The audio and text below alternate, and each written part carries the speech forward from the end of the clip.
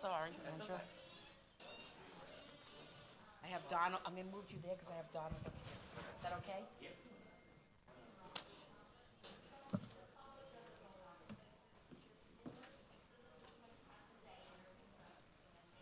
Back up there? Where?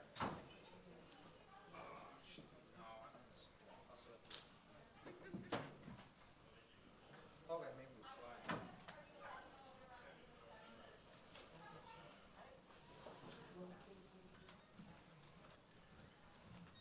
Oh, my Lord. Yeah, you think that's gonna be the case? Shut off my phone.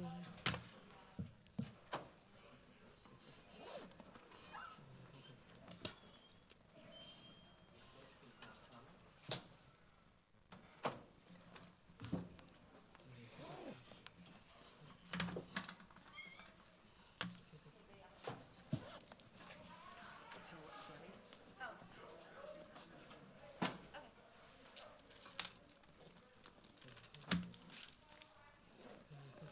So this is the new packet. Okay, I'm gonna look at that. And these are the exhibits that they just handed out.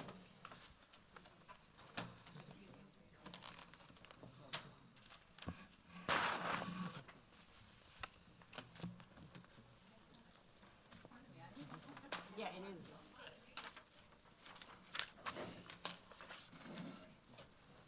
I can't wear the mask with the glasses. Can't do it.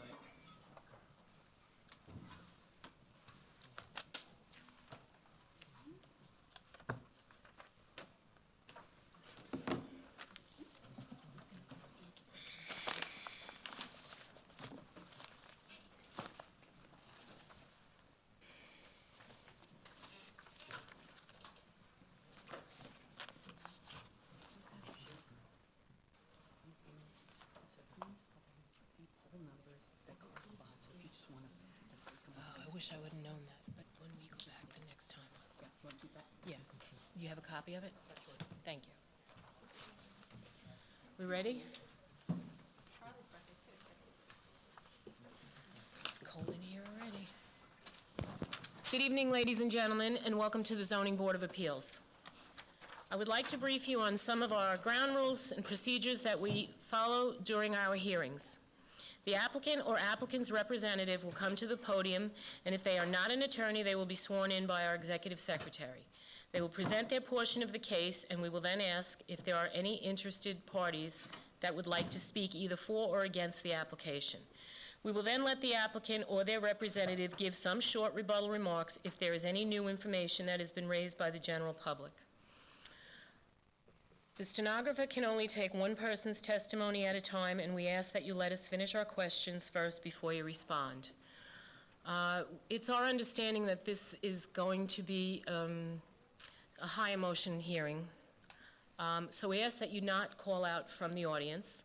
If you want to speak, you can be sworn in and you'll be heard. If you hear something you don't like, we ask that you keep your comments to yourself until you can get up here and be sworn in. Appreciate that. And with that being said, please stand for the Pledge of Allegiance. I pledge allegiance to the flag of the United States of America and to the republic for which it stands, one nation, under God, indivisible, with liberty and justice for all. Of course. You want to call the first hearing? Hearing number 1, appeal number 21-213, Lazarus Francino at 20 Suzanne Lane, Bethpage.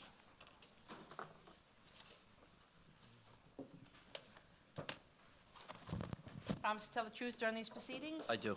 Name and address, please. Robert Schumacher, 1109 Round Swamp Road. Good evening, Madam Chairperson and ladies and gentlemen of the board. Representative Lazarus Francino of 20 Suzanne Lane in Bethpage. I'd like to pass some photos for the board.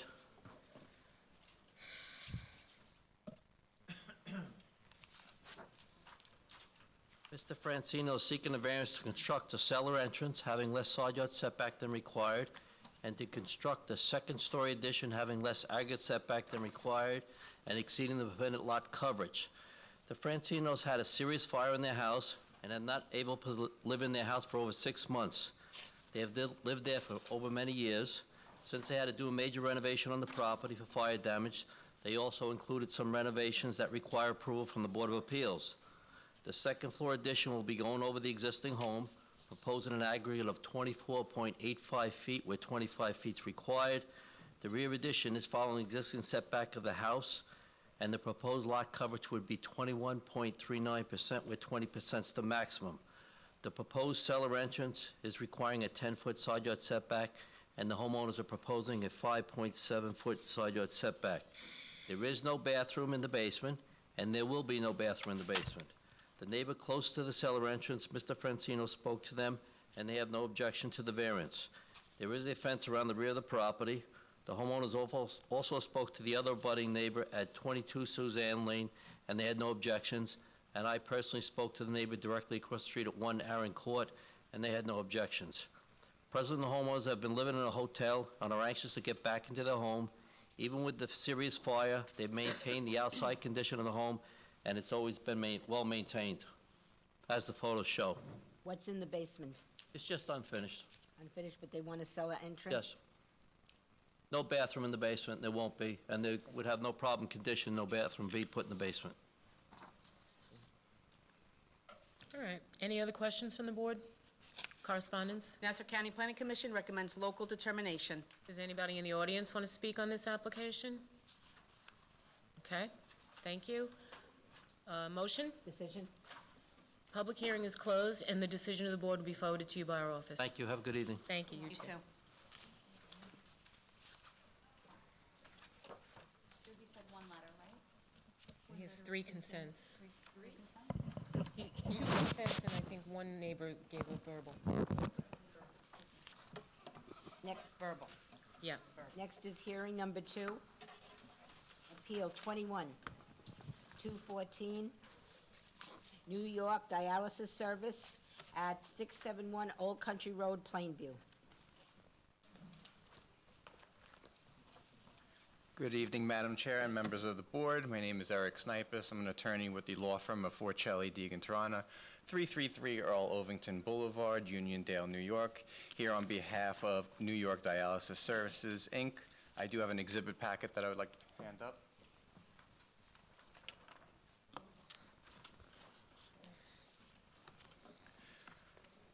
Present with me tonight, I have David Gefsky, who is a partner of Plainview DGJG LLC, who is the current owner of the premises, Dr. Greg Miller, who is the practice owner and chief of surgery for New York Dialysis Services, as well as John Macchio, who is the current architect of record. Tonight, we are seeking variances from the town's parking requirements that were necessitated because the prior owner's contractor constructed the building columns wider than depicted on the plans, which obstructed the parking spaces. The exhibit packet that I have handed up contains an aerial of the property, tax map, a parking analysis of actual parking counts, as well as photos of the existing conditions. Now, New York Dialysis Services, Inc. is a related entity of Azura Vascular Care and Fresenius Medical Care, which is a worldwide leader in kidney care. Azura Vascular Care is a surgical center serving dialysis patients and patients with other vascular conditions.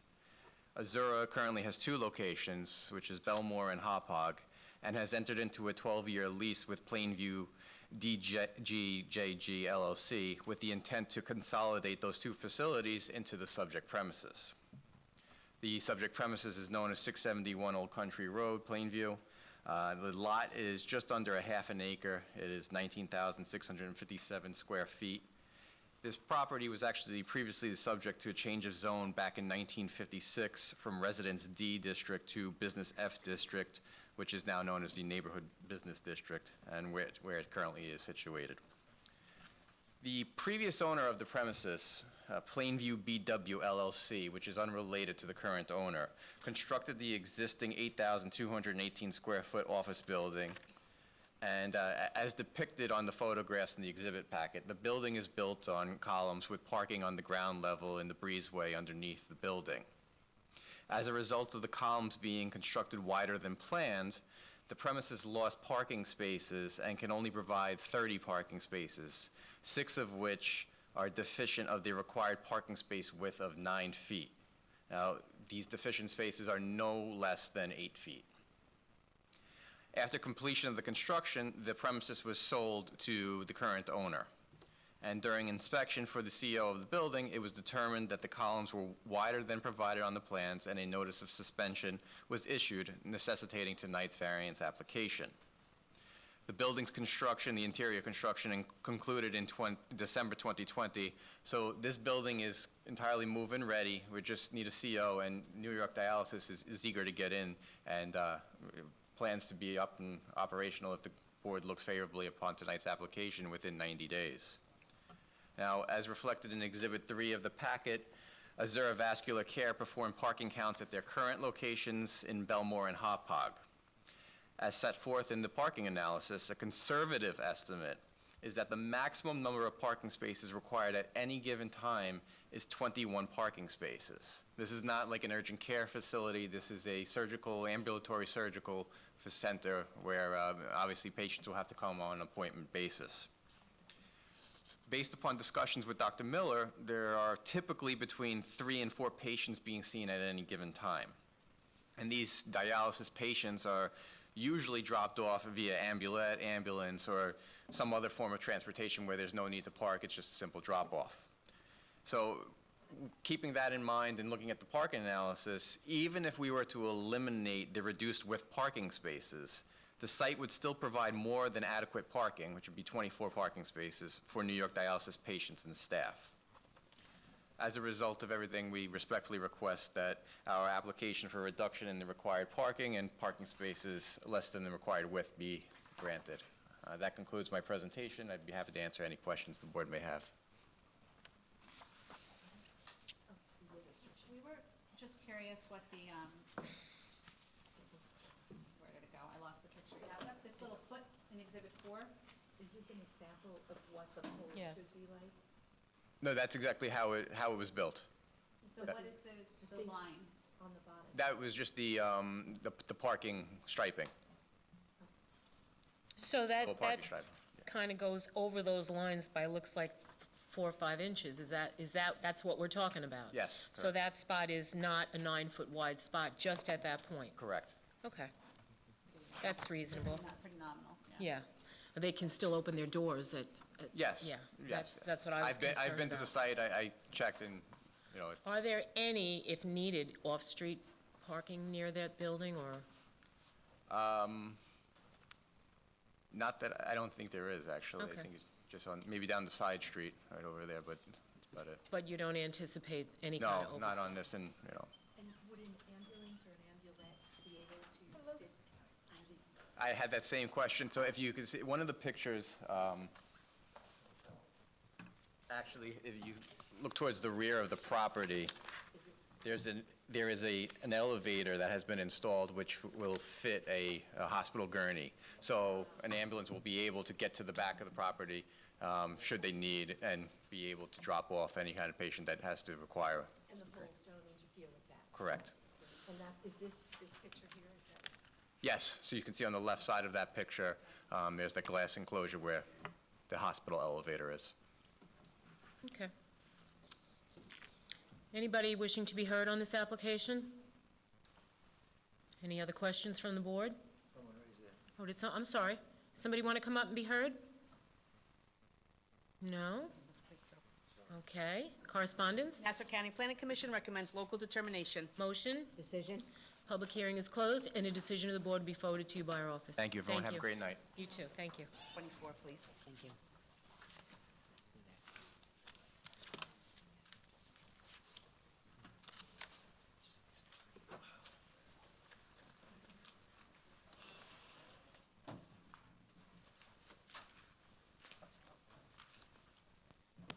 Next hearing is holdover number 24, Appeal 21-143, Anthony Murata, at 74 Commonwealth Avenue, Massapequa.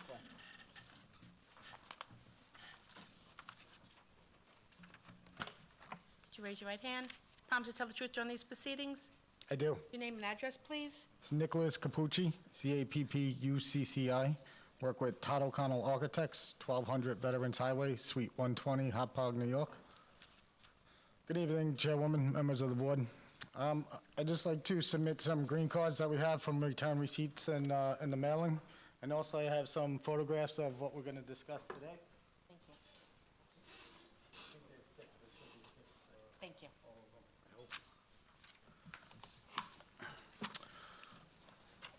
So I'm here before you tonight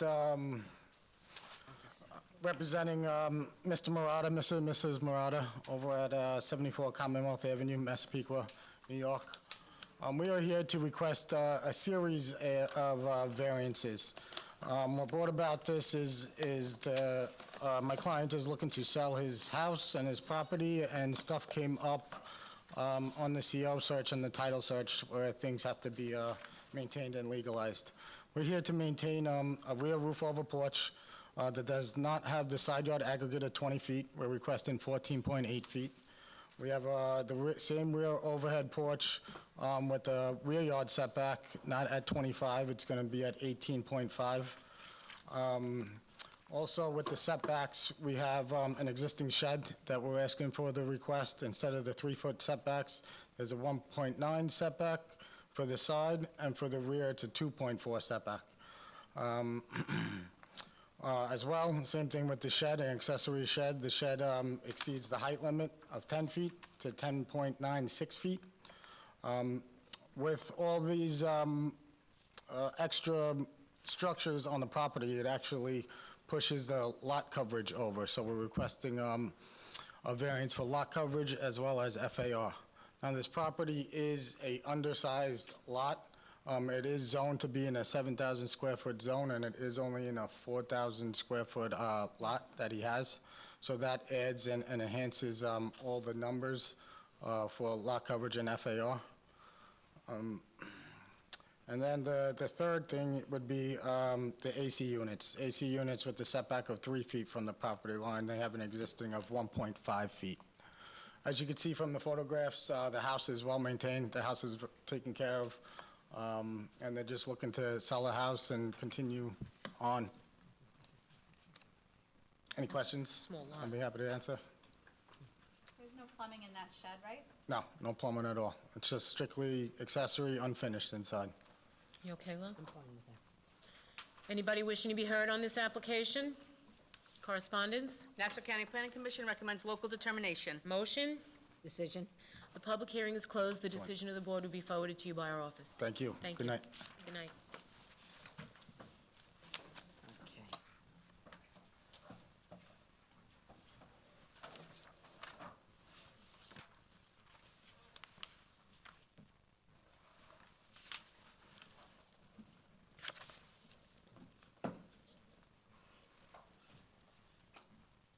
Okay. Our next hearing is holdover 1, Appeal 21114, Crown Castle Fiber LLC, at Clocks Boulevard and north of Lincoln Avenue in Massapequa. Hold number N581.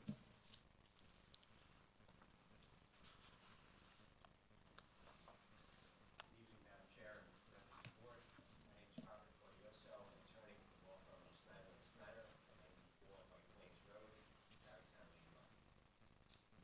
We have a series of 23 applications, which I think is a little bit unusual procedurally, so I'm going to invite you, Madam Chair, with your permission, just give you a little bit of background about how it came about to be here this evening, and then introduce our experts. Sorry. I had the microphone off. Sure. Yeah, I had it off. I forgot to turn it back on. We have to turn it off every time we clean it. That makes sense. It's a whole new world. Yes, it is. So by way of background, since approximately 2009, Crown Castle's predecessor, a company by the name of NextG, had been in communication with the town and had processed approximately 100 of these facilities throughout the town by highway permit. And when I say these facilities, basically it's a small antenna on a utility pole together with a utility box on the utility pole within the public right-of-way, but we'll get into some of those details in a moment. In approximately 2017, Crown Castle, again working with the town, had proposed 24 new locations, had meetings with various town staff, had agreed to reduce the height of the facilities, agreed to relocate 12 of the 24 facilities, ultimately obtained highway permits, and then the town changed the regulations. There was some litigation that's still pending. None of that's really relevant, other than to the fact that there were highway permits issued. Most of these facilities that we'll be talking about tonight are either constructed or partially constructed. So if you hear something that the facility's already there or the facility's partially there, that's the reason. Once the litigation commenced, the construction was stopped by way of a stop work order from the town. That was approximately 2017. Nothing has happened since then. As part of that litigation, as part of the change in regulations, we've now made application to the town for the necessary permits under the new town regulations. As part of those permits, each of the facilities require a special use permit from this board, and ultimately a building permit from the building department. These facilities, as I mentioned, they're not your typical monopole towers or rooftop facilities. They're small antennas at low power on utility poles, and because of that, they operate and cover very small areas, and therefore you need multiple facilities throughout an area to cover the area. We have 3 separate areas that are proposed to be covered in total by these facilities. As I mentioned, there were originally 24. One of the facilities we were able to relocate out of the town's jurisdiction, so we're down to 23 applications before you this evening. What we did submit is we submitted a black binder. Originally, we had submitted site plans, which you should have. In the black binder, we have 2 main reports. We have a report from Ms. Nancy Dune, who's our professional planner. That report includes all of the reports required by your zoning code, as well as an overview of what the facilities are, how they comply with your code, and an analysis under SECR. We also have in your black binder a report from Mr. Richard Conroy. He's our radio frequency engineer, and he'll discuss the need for the facilities, the fact that we actually performed a drive test, we prepared propagation maps, we looked at various data, and showing the need for the facility. So we have Nancy and Rich with us here this evening. We also have Mr. Paul Costa directly from Crown Castle. He prepared some of the exhibits that are in Nancy's report. And we have Mr. Dave Collins. He's an expert from Pinnacle Telecom Group on the issue of radio frequency exposure. The issue of radio frequency exposure is federally preempted, meaning that your decision cannot be based on that, provided that we show that the facilities are in compliance with the federal regulations. And we did submit reports, they're Exhibit I of Nancy's report, that demonstrate that, but Mr. Collins is here anyway this evening in case there are any specific questions on those topics. So with that, Madam Chair, and I understand we're going to have 23 separate applications. I do not intend to have Rich and Nancy speak on each one, because I think we would be here all month. But what I would like to have the opportunity to have them give their presentation once in the beginning, and then we'll be here to answer any questions that either the board or the public may have on any of the 23 applications, if that's okay with you. Yes, we just want to see what we have going on outside before we continue, because there's only a limited amount of people that are allowed in this room tonight, and so that's going to require some repeating of what's going to be said. Sure. What we don't want to do is we don't want to burden you with repeating everything, but if there's certain things that you would like us, we're perfectly flexible. We understand this is a unique time, these are unique applications. Whatever you feel is appropriate, whatever you would like from us as far as presentation, we're happy to accommodate. Thank you. Thank you. I'm very interested in hearing what you have to say.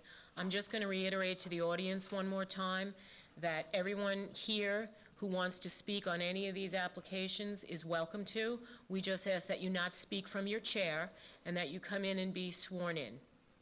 I don't know if everybody heard that before, but that's our procedure, so thank you. And we're going to have to clean that podium every time a new person comes up to speak, so just be patient with us. And you'll turn off the volume And I will and turn turn off it back on. and hopefully turn it back on. We'll work with you to remember that. Thank you. We appreciate that. So with that, Madam Chair, I'd like to first introduce Ms. Nancy Dune. She has about a 20-minute presentation to go through all of the exhibits. You have photo renderings, photographs, plans, all different types of goodies in the package, and she'll walk you through that and explain so that way you understand what the facilities are. And then we'll have Mr. Conroy come up, our radio frequency engineer, and explain his analysis. Okay, very good. Thank you. Thank you. let her clean the podium. Thank you. Yeah.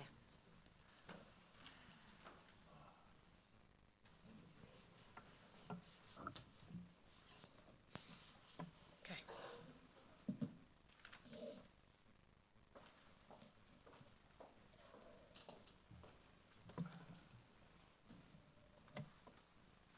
You an attorney? I am not. I will be sworn in. Okay. Promise to tell the truth during these proceedings? I do. Your name and address, please? Sure. My name is Nancy Dune. I'm a certified planner at the firm BHB with a business.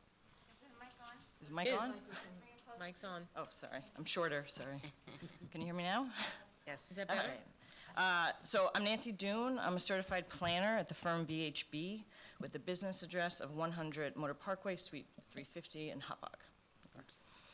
Okay, so good evening, Madam Chair, members of the board. So I prepared the Planning, Zoning, and Environmental Impact Assessment Report, which you now have. So as you just heard, although there are 23 separate applications, the planning report analyzes all 23 proposed facilities collectively. So in my testimony tonight, I'll summarize and really walk you through that report. I'm going to do this in 3 parts. So I'm first going to describe the facilities, talk about the poles and the equipment, and then I'm going to address how the facilities would conform with the relevant sections of the Town Code, Chapter 242, that addresses the approval criteria for these wireless telecommunication facilities. And then lastly, I'll address how the facilities would not have any significant adverse environmental impacts in accordance with the State Environmental Quality Review Act, or SEQRA, and that these facilities would be the least intrusive means of providing the necessary service. Okay, so part 1. I will start by describing these facilities. So again, as an overview, we're discussing applications for 23 distributed antenna system, or DAS, small wireless facility nodes. Again, these are not towers. These are all within the public right-of-way in Massapequa, Woodbury, and Syosset. So in terms of where they're located, there is a figure in the report, figure 1, but there will be 3 in South Massapequa, with 3 of the 4 that are clustered in the Nassau Shores. 15 would be in Woodbury, south and east of Woodbury Road, west of Avery Road, Plainview Road, and north of the Northern State Parkway. And 4 would be in Syosset, to the north-northwest of the downtown business district. So as you'll see in photos in the report, as you just heard, several of the nodes are actually in place. However, the analyses in my planning report, it examines a baseline that assumes pre-installation condition and assesses everything as if it's new equipment and new poles. So I'm going to start with the equipment. In terms of the equipment, each of the DAS nodes consists of really 2 primary components. They're installed on a wooden utility pole. The first component is a stealth antenna shroud canister that contains the antennas, and this would be placed on the top or the upper part of the side of the pole. The dimensions of this antenna shroud canister are approximately 48 inches in height by 14.6 inches in diameter. In 2 locations, one in Massapequa and one in Woodbury, this antenna canister would be side-mounted on the pole instead of the top. So in these 2 locations, these nodes would be placed on existing PSE&G utility poles. And there's existing electrical equipment that prevents being then placed on the top of the pole. So in these 2 side-mounted locations, the antenna shroud canister is actually smaller in height. It's 24 inches instead of 48. Is that the brown box? No, that is, well, so the antenna is more of like a circular canister. On top? Yep, and I'm gonna get to that one. The second piece, which is it's called the stealth equipment shroud, which would be placed generally below the middle of the pole. And this contains the equipment, and that is approximately 47.5 inches in height by 22 inches in width by 12.3 inches in diameter.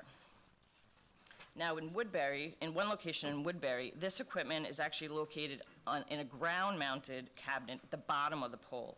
It's kind of an octagon clamshell design, and that is generally, it's an octagon, so it's generally 54 inches high by 31.5 inches in width and diameter. And there's also a third, but really a secondary component, which is the electric meter or the electric pan. And this is PSE&G approved equipment. This has to be their equipment. It's much smaller. It's 19 inches in height by 13 inches in width by 12.3 inches in diameter. Now, in terms of what this all looks like visually, the equipment is camouflaged to blend in with the wood utility poles and the surrounding area. So there are photographic simulations in the report of the equipment and the poles for each of the 23 locations. That's Appendix C of the planning report. So this camouflage includes, we're enclosing the antennas and the other equipment in a canister and a shroud, which is a muted brown color with like a matte exterior finish. And now this camouflaging was intentionally selected based on the character of these communities where they'll be located. So having said that, I really just want to talk a little more about this community character because I know it's important. So overall, it's really defined by two components. There's the roadway right-of-way itself, where the DAS facilities are proposed, and then there's primarily single-family residential uses that are adjacent or outside of the right-of-way. So now Woodbury, Woodbury has the largest average lot size, and it's mostly rural in character. There's extensive tree growth and mature trees and other vegetation. The sections in Massapequa and Syosset, they're more suburban. There's smaller lot sizes, but they also have mature trees, and that also sort of softens the appearance of the development. So there's that part of the community character, the residential nature, and then there's this pervasive presence of above-ground utility poles that are in the right-of-way. The character of the right-of-ways is really defined by this string of wires between poles. There's existing utility equipment attached to the poles, and you can clearly see that in the photographs in Appendix A of the report. These roadway right-of-ways are specifically intended for the purpose of routing utilities. So for these reasons, the camouflage, the proposed camouflage, helps the equipment to blend in with the existing utility poles that are in the right-of-way and the surrounding area. Okay, so this is in contrast, in many cases, to the color and texture of equipment of other utility poles that are in the right-of-way, which are not camouflaged. Electrical transformers and other equipment are typically a light gray color that does visually contrast with the wood, the brown wood color of the poles. So that's the equipment, and now I'm going to talk about the poles themselves. So Crown Castle has tried to mount the equipment on existing utility poles where it's feasible. So of the 23 locations, equipment will be placed on 2 existing electric poles in 2 locations, one in Massapequa and one in Woodbury. And in one other location in Massapequa, there is an existing electric pole that Crown Castle will replace in the exact same location and then install the new equipment. So of the remainder 20 locations, new wooden poles would be installed with new equipment. These new poles would be as tall as a typical utility pole. So I want to note that the town itself did provide input regarding the location of both the poles and the equipment and requested changes to the pole layout in 3 locations. This resulted in 1 pole in Westbury. It's now being proposed along the frontage of a recharge basin or sump. Before it was in front of a residential property. Another location in Woodbury is now proposed adjacent to Cold Spring Harbor Country Club, also instead of a residential property. And the 3rd modified location is in Syosset, and it's now at an intersection where there's existing significant tree buffer from the nearest residence. So in all these 3 cases, the new location was requested by the town to be less visually prominent from adjacent residences. Now, generally, in the area, other utility service providers have many of their poles directly in front of the residents' homes.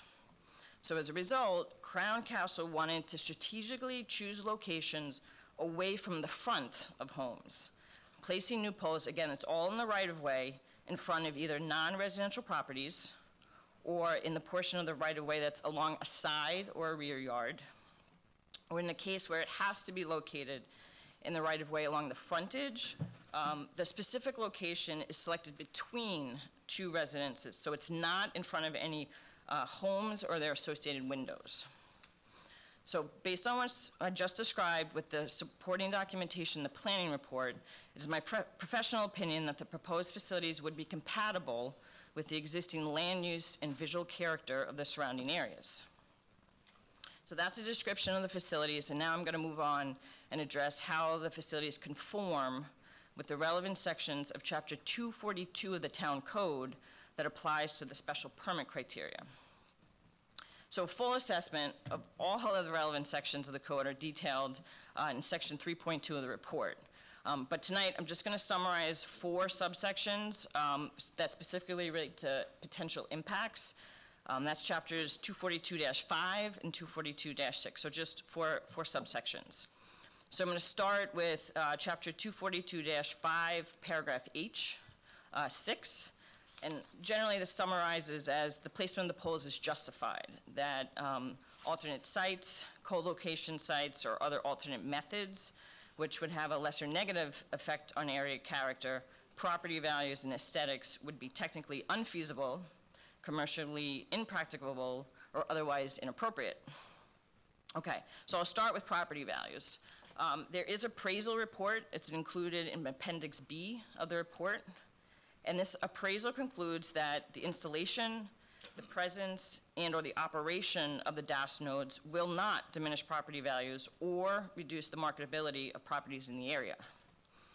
In terms of community character and aesthetics, so I just described how the facilities would be consistent with the existing infrastructure and community character of the area, and they're specifically designed to blend in with the character using camouflage.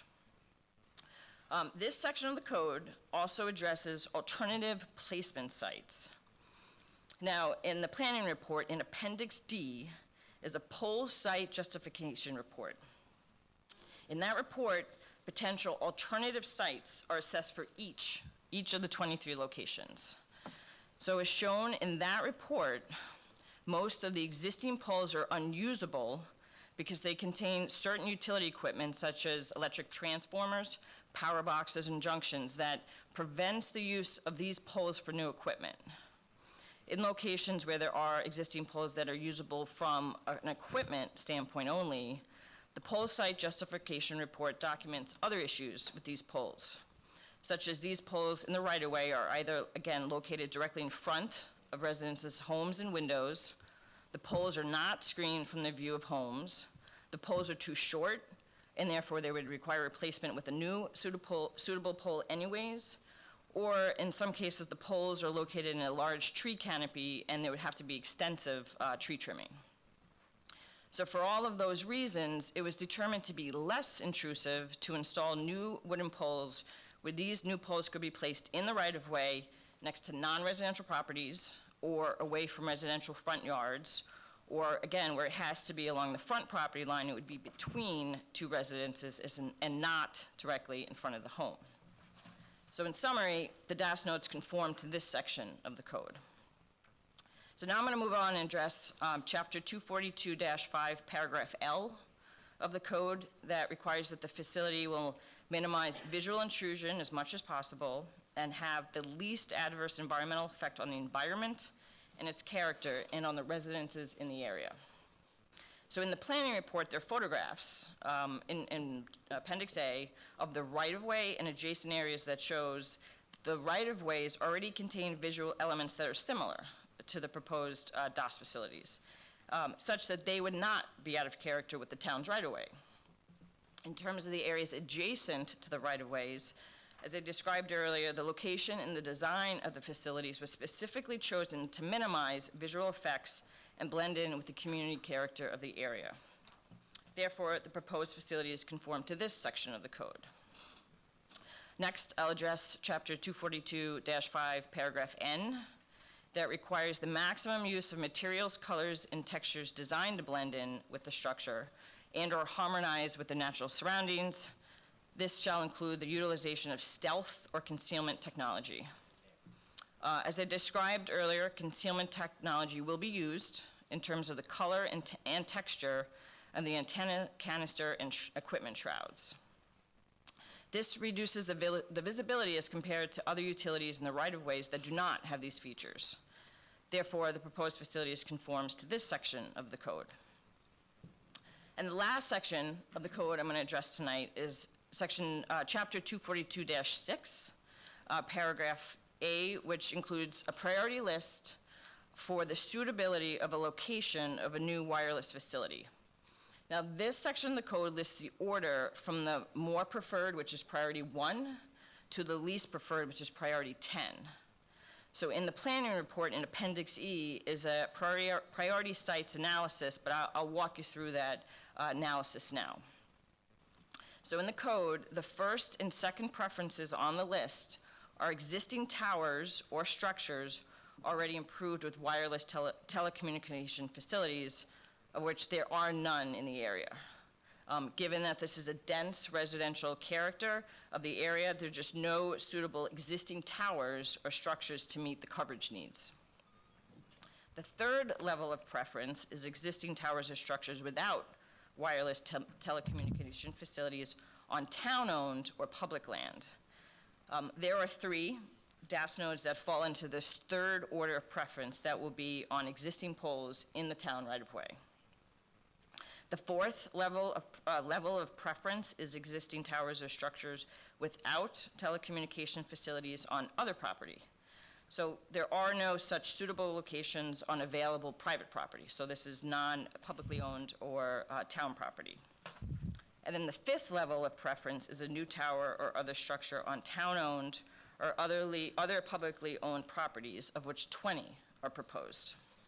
So none of the facilities are a level lower of preference than this fifth priority level in the code. So therefore, in summary, the proposed facilities conform to this section of the code.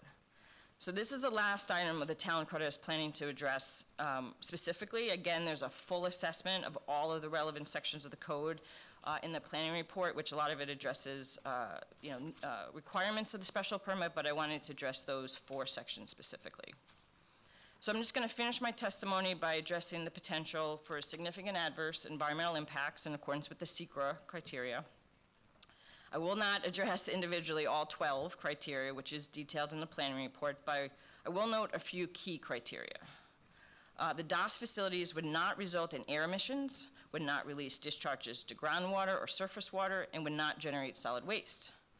The installation of the equipment involves a minimal amount of ground disturbance in public right-of-ways, which do not contain significant ecological or other natural resources. It would not impact any historic, archaeological, or architectural resources. It would not significantly increase the potential for erosion, flooding, or drainage problems. The DOS facilities would generate negligible traffic volumes associated with periodic equipment maintenance. The facilities would comply with the town's noise policy and would not increase sound over ambient levels. The DOS facilities would not result in any congregation of people and would not cause secondary or indirect impacts. So in summary, the 22 proposed facilities would not result in significant adverse environmental impacts under SECRA criteria, would be the least intrusive means of providing the necessary service to the surrounding community, and would conform to the applicable provisions of the town code governing such facilities. So this concludes my prepared testimony for all 23. I'm happy to address questions, and then, again, I know there's 23 separate applications. If you want me to come back up and address each one, I can as well. Thank you. This is an extensive hearing, and I don't intend to belabor the point. In many instances, these are located on the top of a water tower or the side of the expressway with its own individual tower, and many of the companies will have their particular facility on those towers.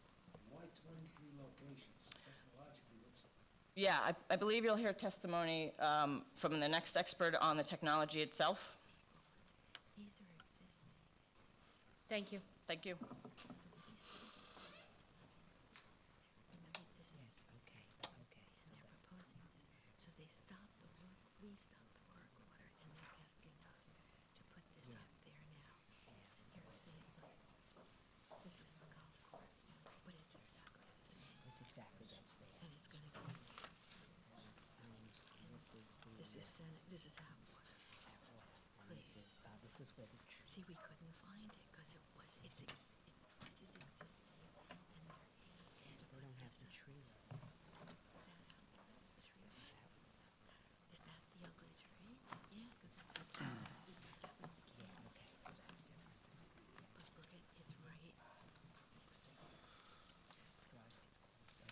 An attorney, sir? I am not. Raise your right hand, please. Promise to tell the truth during these proceedings? I do. Your name and address, please? My name is Richard Conroy with PureCon Solutions. My business address is 63 Beaver Brook Road in Lincoln Park, New Jersey. Thank you. Good evening, Madam Chairwoman, Good evening. members of the board. The purpose of my report, basically, I prepared the RF engineering report. It's titled Radio Frequency Report, Distributed Antenna System DAS Network for Crown Castle Fiber LLC, 23 DAS nodes, Town of Oyster Bay, New York, dated March 18th, 2021. Do you need to hear my qualifications? You can put them on the record. Yeah, Yes. so just by way of background, I have 32 years' experience as a radio frequency engineer. I have a bachelor's of science in electrical engineering. I've testified before hundreds of boards as an expert in radio frequency engineering.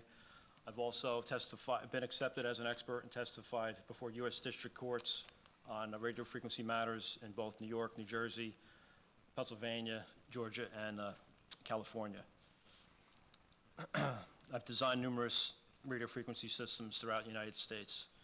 Thank you. So the purpose of my report is basically to review and explain Verizon Wireless's significant gap in coverage and capacity that would exist or currently exists without these 23 DAS nodes. To demonstrate this, I utilized actual drive test data and calculated propagation data, as well as what's known as key performance indicator data, or KPIs. The KPIs that I looked at included voice over LTE drop call rates, basically dropping a call. What's the percentage of that? And I also looked at capacity or utilization. What's the capacity being stressed on the network? By way of background, Verizon Wireless is licensed by the FCC to operate their network. They have an existing LTE network. LTE stands for long-term evolution. That's the current technology, in which they need to enhance coverage and densify in the area of these 23 DAS nodes. Now, for them to accomplish this, it can be done in one of two ways. They could deploy a macro site. A macro site is a typical cell tower, a typical type of site that you would see a carrier install on a water tank, top of a roof, a tall type of structure. It includes their full complement of equipment, the full complement of frequencies that they're licensed to operate, and it also includes a larger type of antenna structure and array, typically configured in 3 or more sectors. Much more intrusive type of facility. This is not always possible for a couple reasons. One, in order for a carrier such as Verizon Wireless, or any carrier for that matter, in today's day and age, to do this, they need to reduce their site-to-site distance. They already have a large number of existing macro sites in operation. And to find another macro site, they need to build that almost like a puzzle piece where the next facility leaves a gap. And there's not that many places left to do that. If you also think about these carriers have building out their network since the early 90s.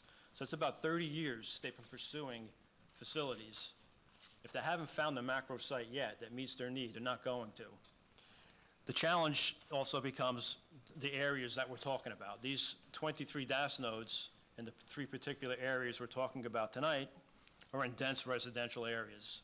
So the ability to locate a macro site in a dense residential area is not practical.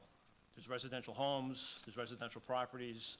You're not going to put a cell site on top of a rooftop of a residential home. In that case, it still will be below the tree line and not cover a very large area. So the macro sites are not always possible to accomplish this coverage and cell densification that Verizon's trying to achieve. The other methodology that can be employed is what's known as alternative technology. An alternative technology is what we're proposing tonight, called DAS, Distributed Antenna System, also known as small cells. A DAS, or small cell network, is what's considered a heterogeneous network. So the carriers operate their system over a macro network. That's their main network that they operate. When they start putting in place alternative technologies like DAS or small cell networks, it creates a heterogeneous network, which means the two have to work and cooperate with one another in order to still maintain their level of reliable coverage. With that, there's some limitations that these DAS networks have. For one, the DAS networks are typically limited to maybe 2 or 3 frequency bands. They're limited in the types of antennas that can be deployed. As was described earlier, there's a smaller type of antenna mounted to the top of these poles. Those antennas do not provide as much energy out of them to provide a greater coverage area, so they provide a smaller area of coverage. They need to work within the macro network, therefore they require a specific design criteria. The design criteria for these small cell DAS nodes is very specific to them in order for it to work properly. And deploying these DAS networks, carriers seek Crown Castles to locate in the utility right away and locate the equipment on new or existing utility poles. To do this, it requires a large number of DAS nodes because they provide such a small area of coverage and a small area of capacity.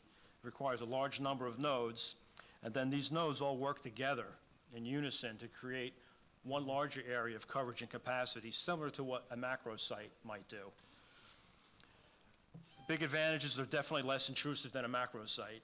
As pointed out earlier, mounted to a utility telephone pole at or about the same height, 35 feet within the right-of-way. It's almost, it's very unobtrusive and not even noticeable as compared to a macro site. So in this particular case, Verizon chose to move forward with an alternative technology and that contracted with Crown Castle to build the DAS network to achieve their service and performance goals within the areas of these 3 DAS polygons.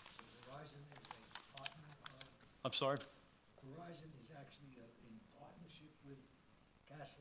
So Verizon contracted with Crown Castle. Verizon is the wireless provider that will be providing the wireless service. If you have a Verizon phone, it would be operating off their network. Crown Castle's building the network, the alternative technology network, that which Verizon Wireless and other wireless carriers would have the opportunity to have access to. My next question, so it's not just for Verizon, others have the same opportunity to, That's correct. Commonly known as co-location. So Verizon's network, let's give a little background on Verizon's network. Their technology, they operate LTE, as I mentioned earlier. It's their 4th generation technology. You hear talk about 5G. 5G is LTE as well. It's LTE. Long-term evolution, that's the new technology that all the systems have been migrated to. As far as frequency bands, they have 4 licensed frequency bands that they operate on. Those bands are 850 megahertz, 700 megahertz, 1900 megahertz, and 2100 megahertz frequency bands. Excuse me. It's important to note that there's coverage and performance differences on the frequency bands that they operate on. For example, coverage is just how far the signal transmits from the tower. The lower frequencies, 700 megahertz and 800 megahertz, provide a larger area of coverage, greater range, than the 1900 and 2100 megahertz bands. But on the flip side, from a capacity perspective, capacity in a wireless network is the ability to support simultaneous user traffic and also throughput. These LTE networks are wireless data networks that support both voice and data, so throughput's a very important factor of it. The higher frequency bands provide anywhere from 2 to 4 times larger capacity than the lower frequency bands. So do you have my report accessible? If I could refer you to page 5 of my report.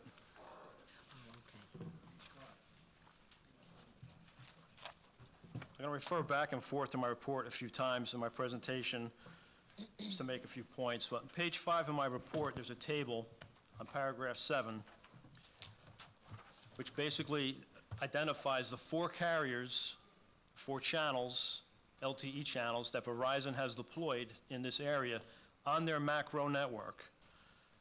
And in the center column, there's this column, Spectrum LTE Bandwidth.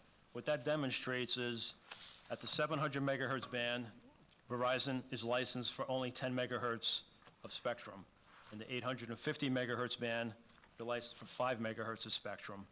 and the 1900 and 2100, they're licensed for 20 megahertz of spectrum each. What that 20 megahertz of spectrum means, the 10, 5, 20, 20, what that means is that's the amount of bandwidth, that's the pipe, if you will, the diameter of the pipe that they have to push data down their network.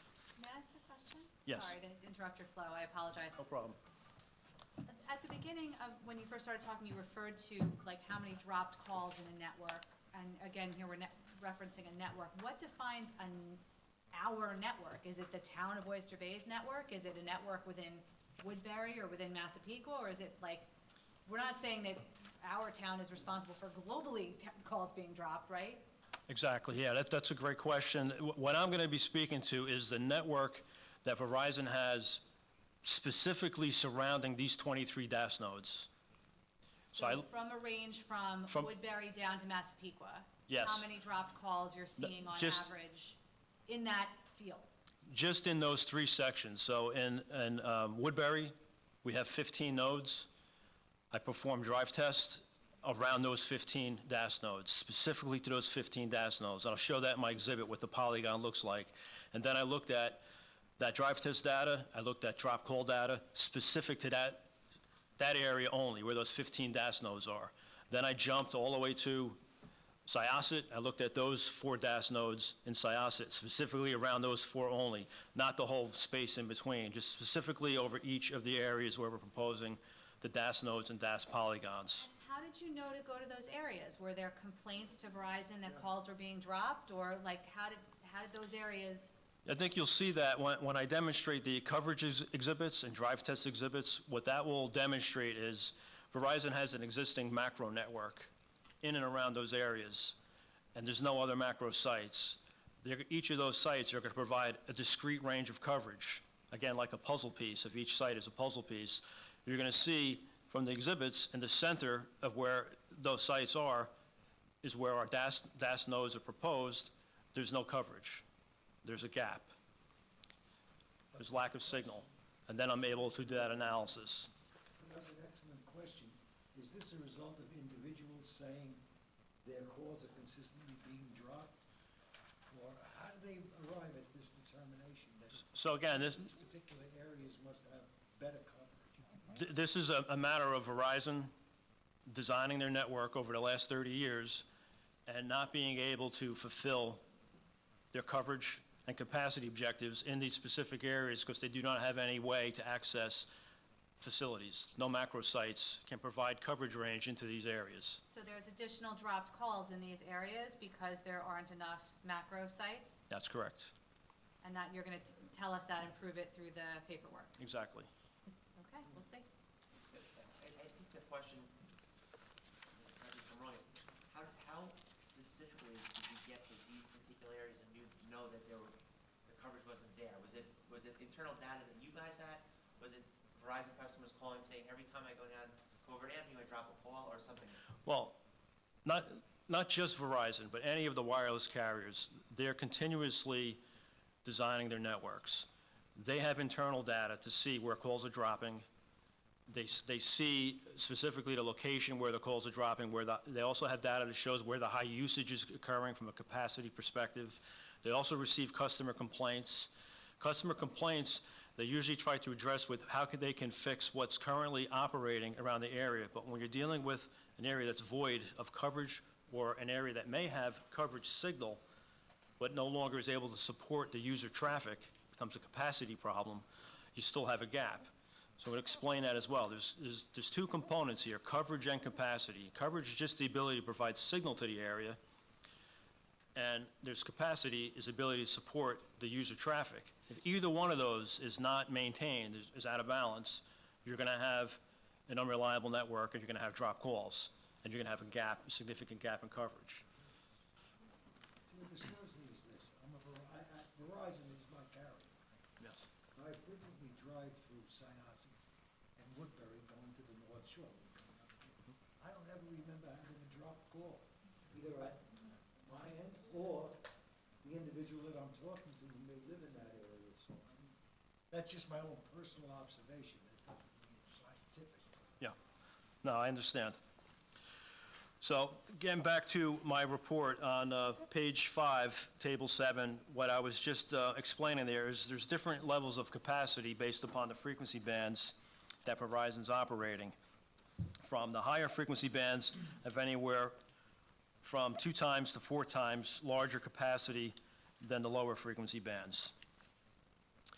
In total, Verizon's macro network has 55 megahertz of bandwidth support user capacity. And what I want you to do is visualize, from a coverage perspective, 4 concentric circles. 700 megahertz being the widest concentric circle, 850 megahertz being something a little bit smaller, 2100, 1900 smaller yet, and then 2100 the smallest concentric circle. And now, if users are accessing a cell tower or a macro site and they're close to the center of that site, they have access to all of the capacity of the site, the full 55 megahertz of spectrum. But as users start going out to the edge, they're going to lose the ability to communicate at 2100 megahertz. They're going to start losing the ability to communicate at 1900 megahertz. They're going to lose 40 megahertz of bandwidth. And eventually, they're going to be at the edge, and they're only going to be operating on the 700 megahertz frequency band, which only has 10 megahertz of bandwidth. And in the LTE network, signal quality is more important than signal strength. And what that means is, as the signal quality degrades in an LTE network, it will still try to maintain a call. It'll still try to keep a user, allow a user to get access to that network and try to maintain that call. But it does that by reducing the modulation. Gets technical, but the modulation basically says, we're to keep reducing the modulation, and to do that, I have to throw away all other features that this system provides. Throughput, capacity, all the things that allow the system to operate as a high-capacity network start going further and further down, and the system becomes very unreliable. So when we talk about service and performance goals, the carriers such as Verizon, they are trying to achieve good service and performance goals. They're trying to achieve good customer experiences. When a customer connects to the network, they want to be able to connect on the first try. For voice calls, they want to be able to carry that call without it dropping. Those are good positive experiences. A negative experience would be the call drops. They can't get access to the network, or from a data perspective, it doesn't provide the data rate that the network should provide, or doesn't provide them access at all. Can I ask one other question? If a call, actually, I'm probably gonna have a lot more questions. I shouldn't say, can I ask one more question? Can I ask one more question now, is what I meant. If a call drops because it switches over to a wireless network, because we all know there's a lot of wireless networks now everywhere. I mean, sometimes you drive down the street and you like pick up someone's from their house, or there's Optimum all over. So if a call drops off of, let's say, Verizon's network, but gets picked up onto a wireless network, does that still count as a dropped call? Like, are we maybe counting phantom dropped calls here? So there's Verizon's network. Each carrier has their own network, and they manage their drop calls from their frequency bands on down. So as I was mentioning, the concentric circles, if there's users on the 2100 megahertz band and they're starting to go outside that range, their call gets handed down to the 1900 megahertz, stays on Verizon. As they go further, it gets handed down to 850 megahertz, stays on Verizon. Then it goes to 700 megahertz. And then if there's nothing else that it can go to beyond 700 megahertz, because there's no more coverage left or there's too much capacity, the calls start to drop. I understand that, but that's just cellular. That's cellular. Is what happens, how are we factoring in Wi-Fi into this equation at all, which is that sometimes calls are made over Wi-Fi and can be made over Wi-Fi. So, and maybe you're not the right person on the team to direct this to, and if it's gonna be somebody else, that's fine, you tell me. But my question is the need is part of the test, right? Is the need being mitigated in some way by the proliferation and availability of Wi-Fi as a basis to make phone calls as opposed to cellular service? It does not take into account Wi-Fi. The Wi-Fi is separate from the cellular network. Wi-Fi is what you would consider a best effort type of network. It doesn't have the same reliability and standards that a wireless network would have. It's based on an internet connection that could come from anyone's home, that could drop out, could drop in, so it doesn't have the same reliability factor that a wireless network is built to. So it's not counted in a Verizon or any carrier's network. They would not count those as drop calls. Is the problem strictly coverage, meaning that the areas that these circles cover? Or is it because in the 850 megahertz circle, there's 1,000 people using the phone as opposed to 200 people using the phone? It is a combination of both.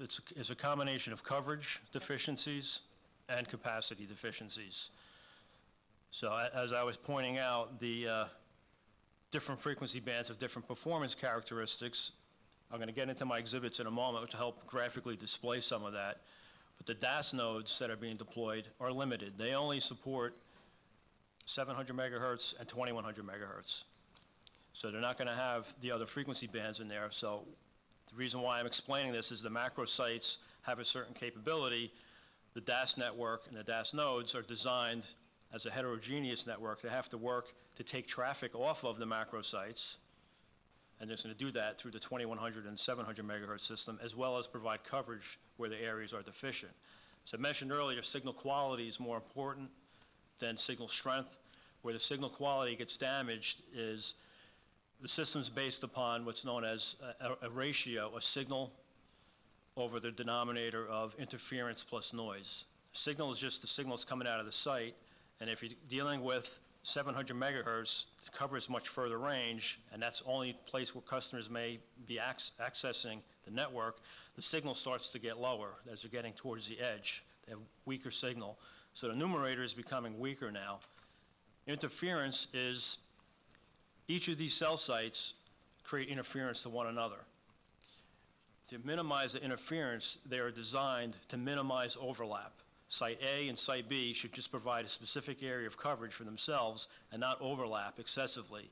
Where they overlap, they create interference. So when we're dealing with these areas that we're going to display, there's no dominant signal. Basically, there's just weak signal coming from multiple sites, creates a high level of interference. The noise aspect is the usage. Every user, it's kind of a good analogy is the cocktail party. You got 2 or 3 people at the cocktail party, not a lot of noise chatter, but then it fills up with 100 people, there's a lot more noise. The noise comes from the usage on that particular site, it's creating a lot of noise. Now, if you have a situation where there's no dominant server, which is the case in many of these areas, you have weak signal over high interference and noise, the signal quality gets degraded, and it starts causing drop calls. It reduces the capacity, reduces the throughput, and it causes negative experiences. Does that mean the call is no longer clear, or there's interference in terms of signal? Combination of a poor quality call, poor throughput, drop calls, and capacity constraints. The systems, LTE systems are very high capacity network, but once the signal quality gets reduced, the capacity starts getting reduced in concert with that. Linearly, it starts dropping off, so now you can no longer support the same number of users that you may have been able to support at a later time. The service and performance goals are in page 6 of my report. I already discussed them about positive experiences and unreliable causes. Again, unreliable causes is lack of signal, poor signal quality, lack of capacity, or lack of throughput. What I'd like to do is refer to page 7 of my report, talk about a couple of the FCC telecom acts and rulings. I'm not going to read them. I'm just going to summarize a couple of points that are really relevant in the analysis of the gap and how to fill this coverage. Number one, Verizon here is attempting to fill coverage gaps, densify their network, and improve their service capabilities in the area of the 23 DAS nodes.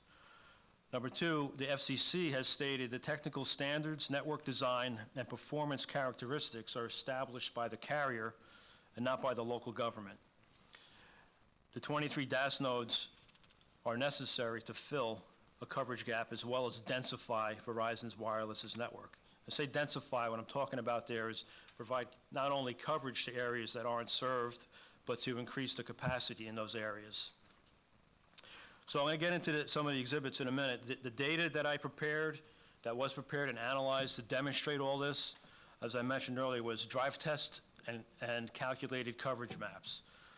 The drive test is also known as a scan test. That was performed by Crown Castle February 9th of this year.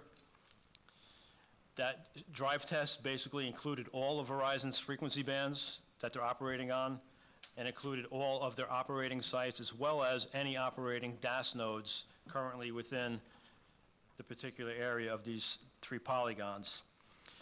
Calculated coverage is propagation maps. That's a predictive coverage plot, excuse me, from the macro sites that was prepared by myself utilizing Verizon's propagation software called ATOL. ATOL, A-T-O-L-L. I also looked at KPIs. Those are the key performance indicators. 2 KPIs in particular I looked at. One was the drop call rates. I call it VoLTE, V-O-L-T-E, stands for Voice over LTE, drop call rates. And I also looked at utilization capacity charts, that demonstrates the capacity of the network. Looking at the data for drive test coverage maps, KPIs, looking at that together helps demonstrate the gap. What I'd like to do now is walk through those exhibits. Graphically, we could see some of them. Maybe as we're going through them, you have some more questions, or maybe it's clear. The first one I'd like to go to is Exhibit A.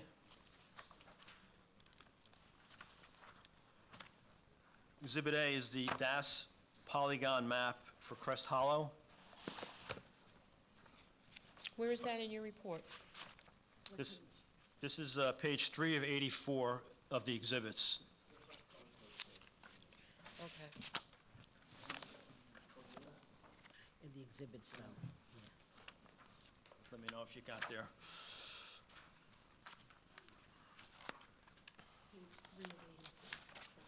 You have that It's past A. A is his It's in the CV. back. Yes, in the back. in the back? Got it. Okay.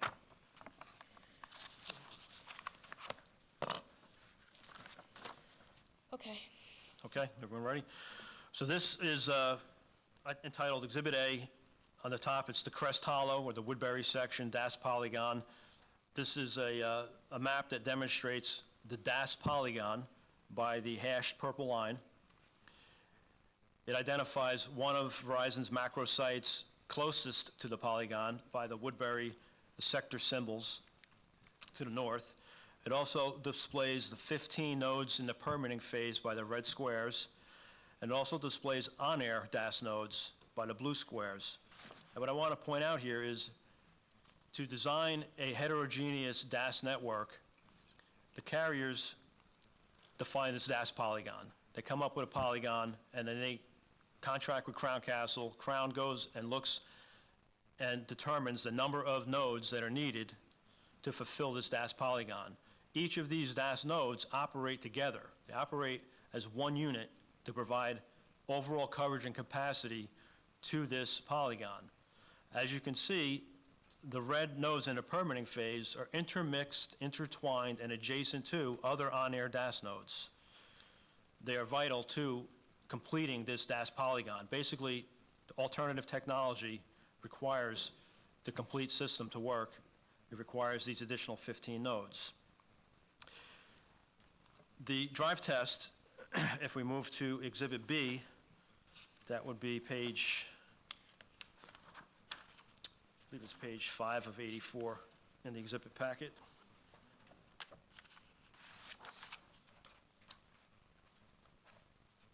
So I'm going to walk through these drive test maps by frequency. This first drive test map I'll explain, but all of the colors and legends are going to be the same of all the other ones, so I'm not going to repeat myself on the rest of them. Exhibit B represents the 2100 megahertz LTE on-air macro coverage and on-air drive test data. It also demonstrates the 15 DAS nodes by the red squares. It identifies Verizon's existing macro sites by the dark blue pie-shaped symbols. Woodbury's facilities to the north. Anchorage Drive is to the left side of the page. Stargas Partners to the bottom of the page. Stargas Partners. To the right of Stargas Partners is the Plainview Relo. It's a little bit off the bottom of the page. And you see the roadways that were driven by the drive test surrounding the DAS nodes.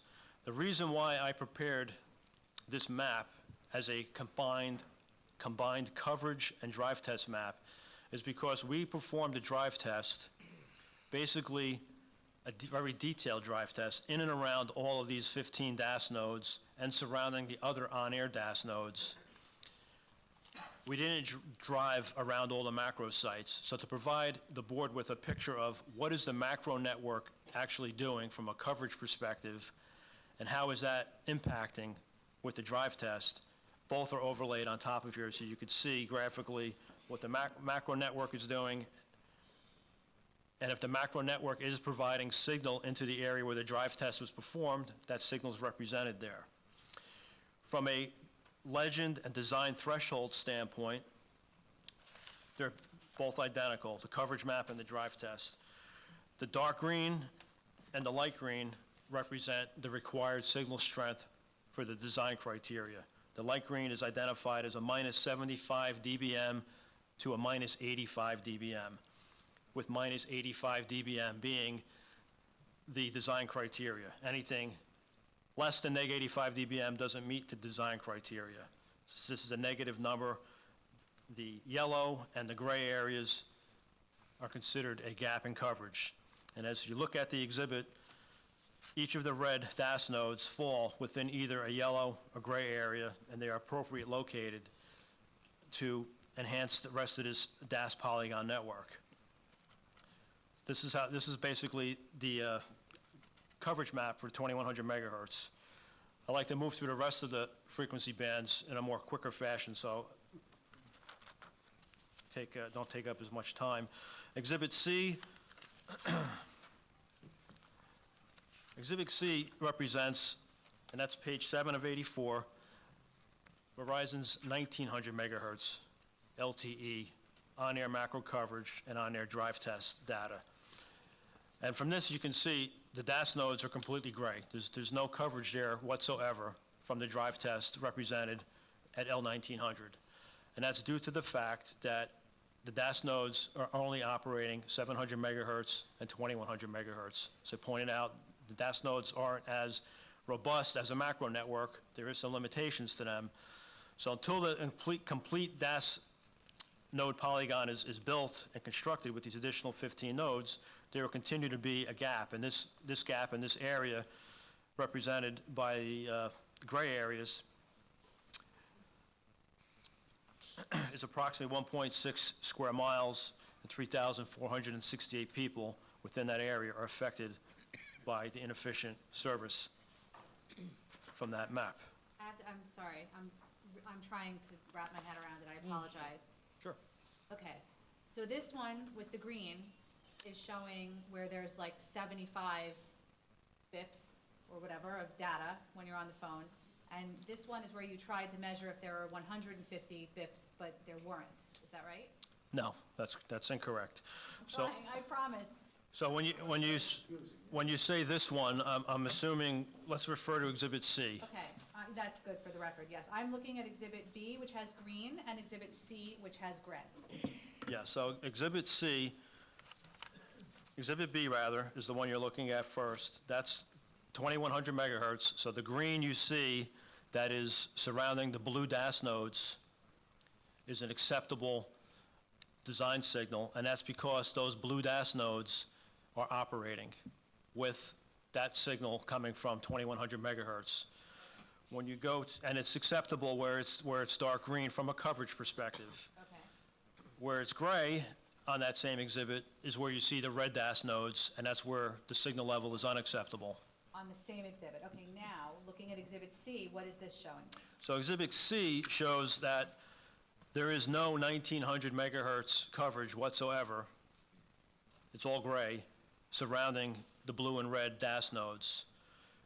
It's all very poor signal because the macro sites cannot provide coverage. And 1900 megahertz is better than 21 megahertz? No, not necessarily. So 1900 covers a little bit further in range than 2100 megahertz, and they both have equivalent bandwidth from a capacity perspective.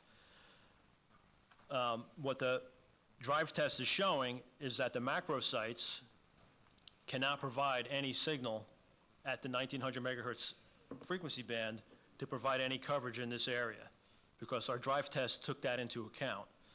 So the drive test is showing, even with 1900 megahertz on these surrounding macro sites, it does not provide any signal to this area of the DAS nodes where we're proposing to build out these additional 15 nodes, and therefore the gap would be 1.6 square miles, affecting 3,468 people. Why is that possible? And I'm probably misunderstanding it before also. So you said the smallest circle would be 2100, correct? Yes, And then you'd go out, 1900 would be bigger and so on. yes. So how come 2100 covers this area and the 1900 doesn't cover that area if they're both coming off, I'm presuming, the Woodbury macro site? So the only difference is on the Exhibit B, the blue squares, the little blue squares Yes. are on-air DAS nodes that have 2100 coming out of them. So that's why it's showing you that, yeah, the 2100 can't make it there either from the macro sites, but since we build those DAS nodes, it's getting there, and if we're able to get the other 15 approved, we can complete this polygon and provide seamless, ubiquitous coverage through that complete polygon at the 2100 megahertz band. It's confusing. I get it. I get where you're, So the where that would on-air- confuse you. The on-air ones for the 1900s still aren't sufficient enough even in those dry areas. Exactly. Yeah. Can I ask one question? No. Strictly as a layperson. Because a lot of this is very confusing. Yeah. And this is not my forte. I am not an electrical engineer, and I don't pretend to be, but we have a radio station just north on the LIE. It's up on a hill. And it's really would be the border of Woodbury and Plainview, basically. You go a little further north, it's Woodbury. Part of it is probably in Woodbury. A single cell tower would not be able to satisfy the requirements of type of service you would want. A single or maybe two cell towers might, And the reason I but say we, is it's nowhere near a residential area, it's hidden, it's basically in the woods, kind of thing. so, as I was explaining earlier, this particular polygon, which was Exhibit A, would require the site to be in that polygon, not away from it. It has to be in it. These sites are already, the Woodbury site, the Anchorage Drive, they're already a short distance away. These cell sites don't provide a large area of coverage. Even though they're taller facilities, they provide maybe, 0.7 of a mile for in-building coverage. It's not a very large coverage radius at these frequency bands. So therefore, you're either building macro sites in these residential zones, which, as I indicated earlier, is not a practical or feasible solution, or we come up with alternative technology to solve the problem. So you couldn't do outside of the zone, basically, is what you're saying. Outside wouldn't Wouldn't solve. wouldn't solve the problem. I promise I'll go faster. I'll be right back, I go out and warm up. Exhibit D1, It's freezing. I'm not going to spend a lot of time on this exhibit. This is page 9 of 84. This is Verizon's older technology.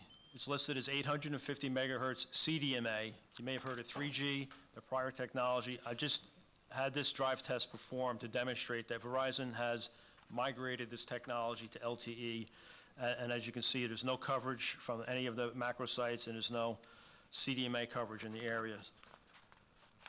D2 is the LTE version of 850 megahertz, which is page 11. And again, similar to 1900 megahertz, there's no LTE operating currently for 850 megahertz. So all that is demonstrated here is propagation. The entire area would then be a similar gap, 1.6 square miles, and 3,468 people would not be served in this particular area at that frequency band. Now, Exhibit E there's going to be some questions on this one, I'm sure. This is the 700 megahertz LTE drive test and coverage map, page 13 of 84.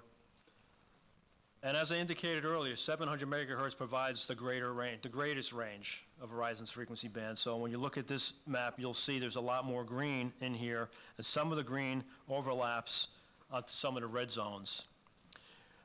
Some of the red nodes are still in the yellow areas and still clearly are coverage deficient. What I'll point out is the 700 megahertz only has half the bandwidth. So to densify the network to support the proper quality of signal, you still need the 2100 megahertz band. And those DAS nodes, those 15 DAS nodes, are in the appropriate location when you refer back to the 2100 megahertz plot, which was Exhibit B.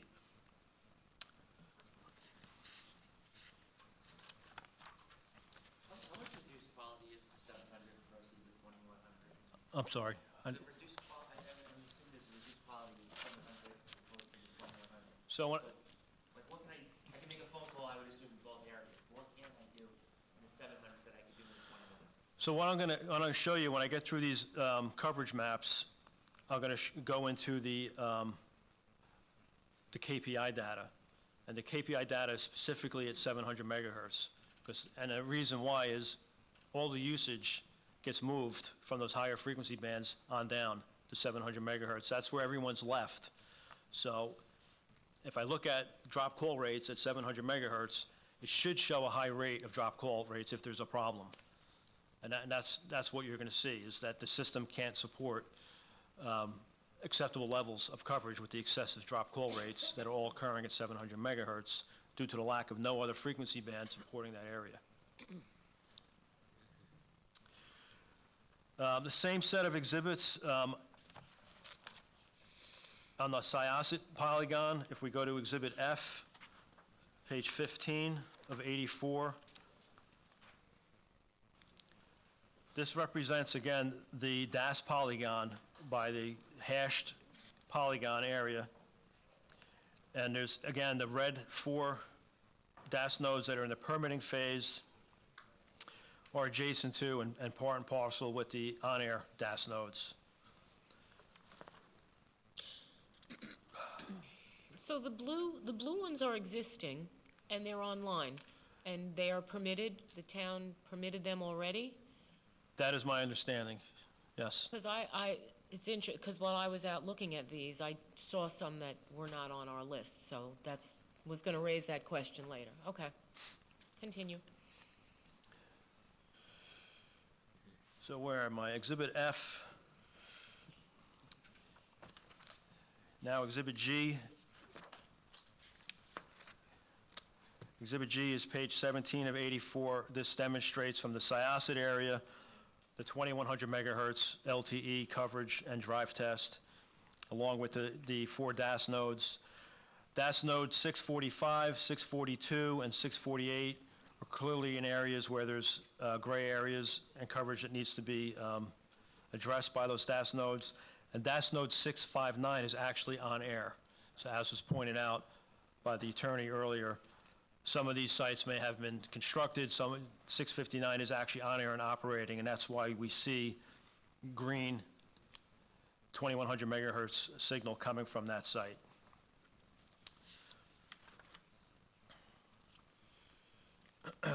Exhibit H goes back to the L1900. Similar to the other 1900 coverage map and drive test map, since the existing DAS nodes do not have 1900 propagating from them, and the macro sites cannot provide signal, acceptable signal to the areas where the red DAS nodes are is insufficient. This area of the polygon is 1.9 square miles and affects 2,315 people.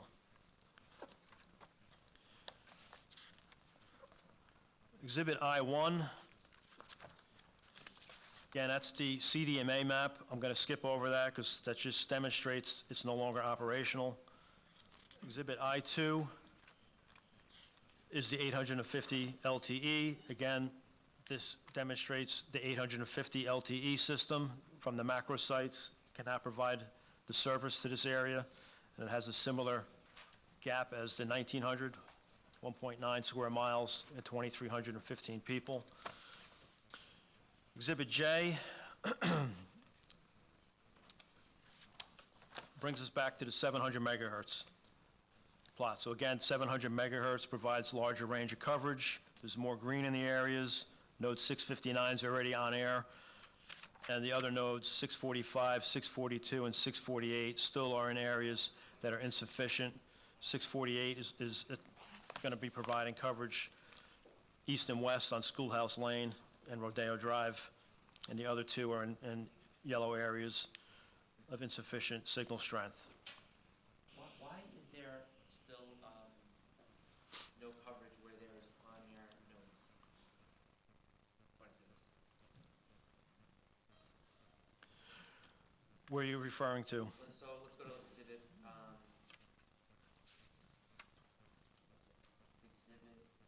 H, which is 1900. If you look at N 650 and 652, those are on-air documents, correct? Let me just get there. Right on the picture. I think, You're on Exhibit H? yes. Right, you see it's Cherry Lane down from Coleston Road. Yes, so Exhibit H, again, is 1900 megahertz, and the DAS nodes do not have 1900 megahertz propagating from them.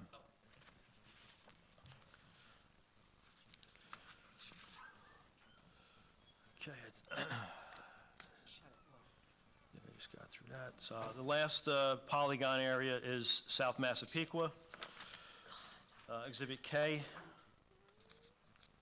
is the DAS polygon map for South Massapequa. That's page 27 of 84.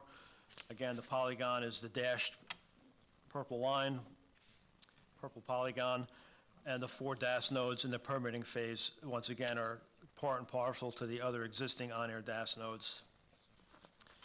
Exhibit L demonstrates the drive test data for 2100 megahertz, along with the macro coverage. And Exhibit L demonstrates, again, the DAS nodes are in yellow or gray areas, and the DAS node 581, which is to the east, is in an area of good coverage, but however, there's a capacity need for that node to be there to support capacity. When I get to the capacity charts, that'll be demonstrated for this area.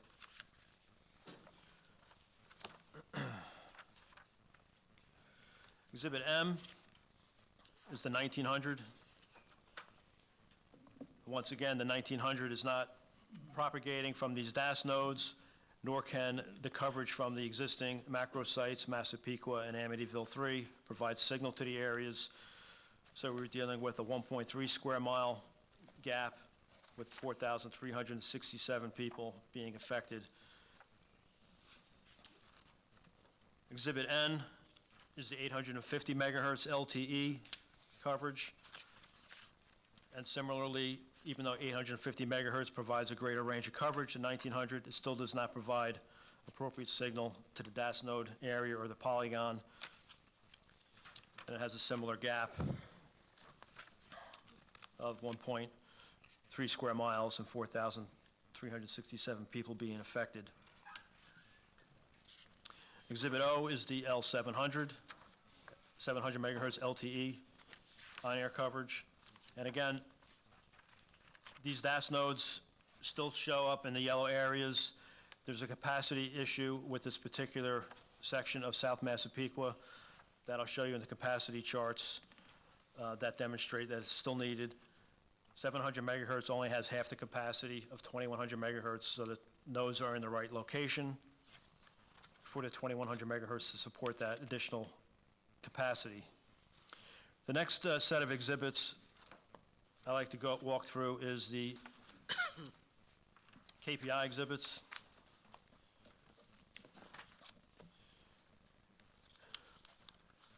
So, a couple key points with the KPI exhibits.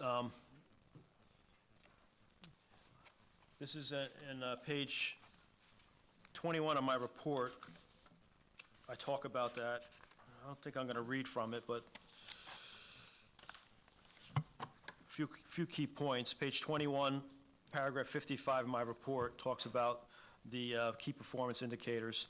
A couple of key points is the drop call rate metric is less than 1%.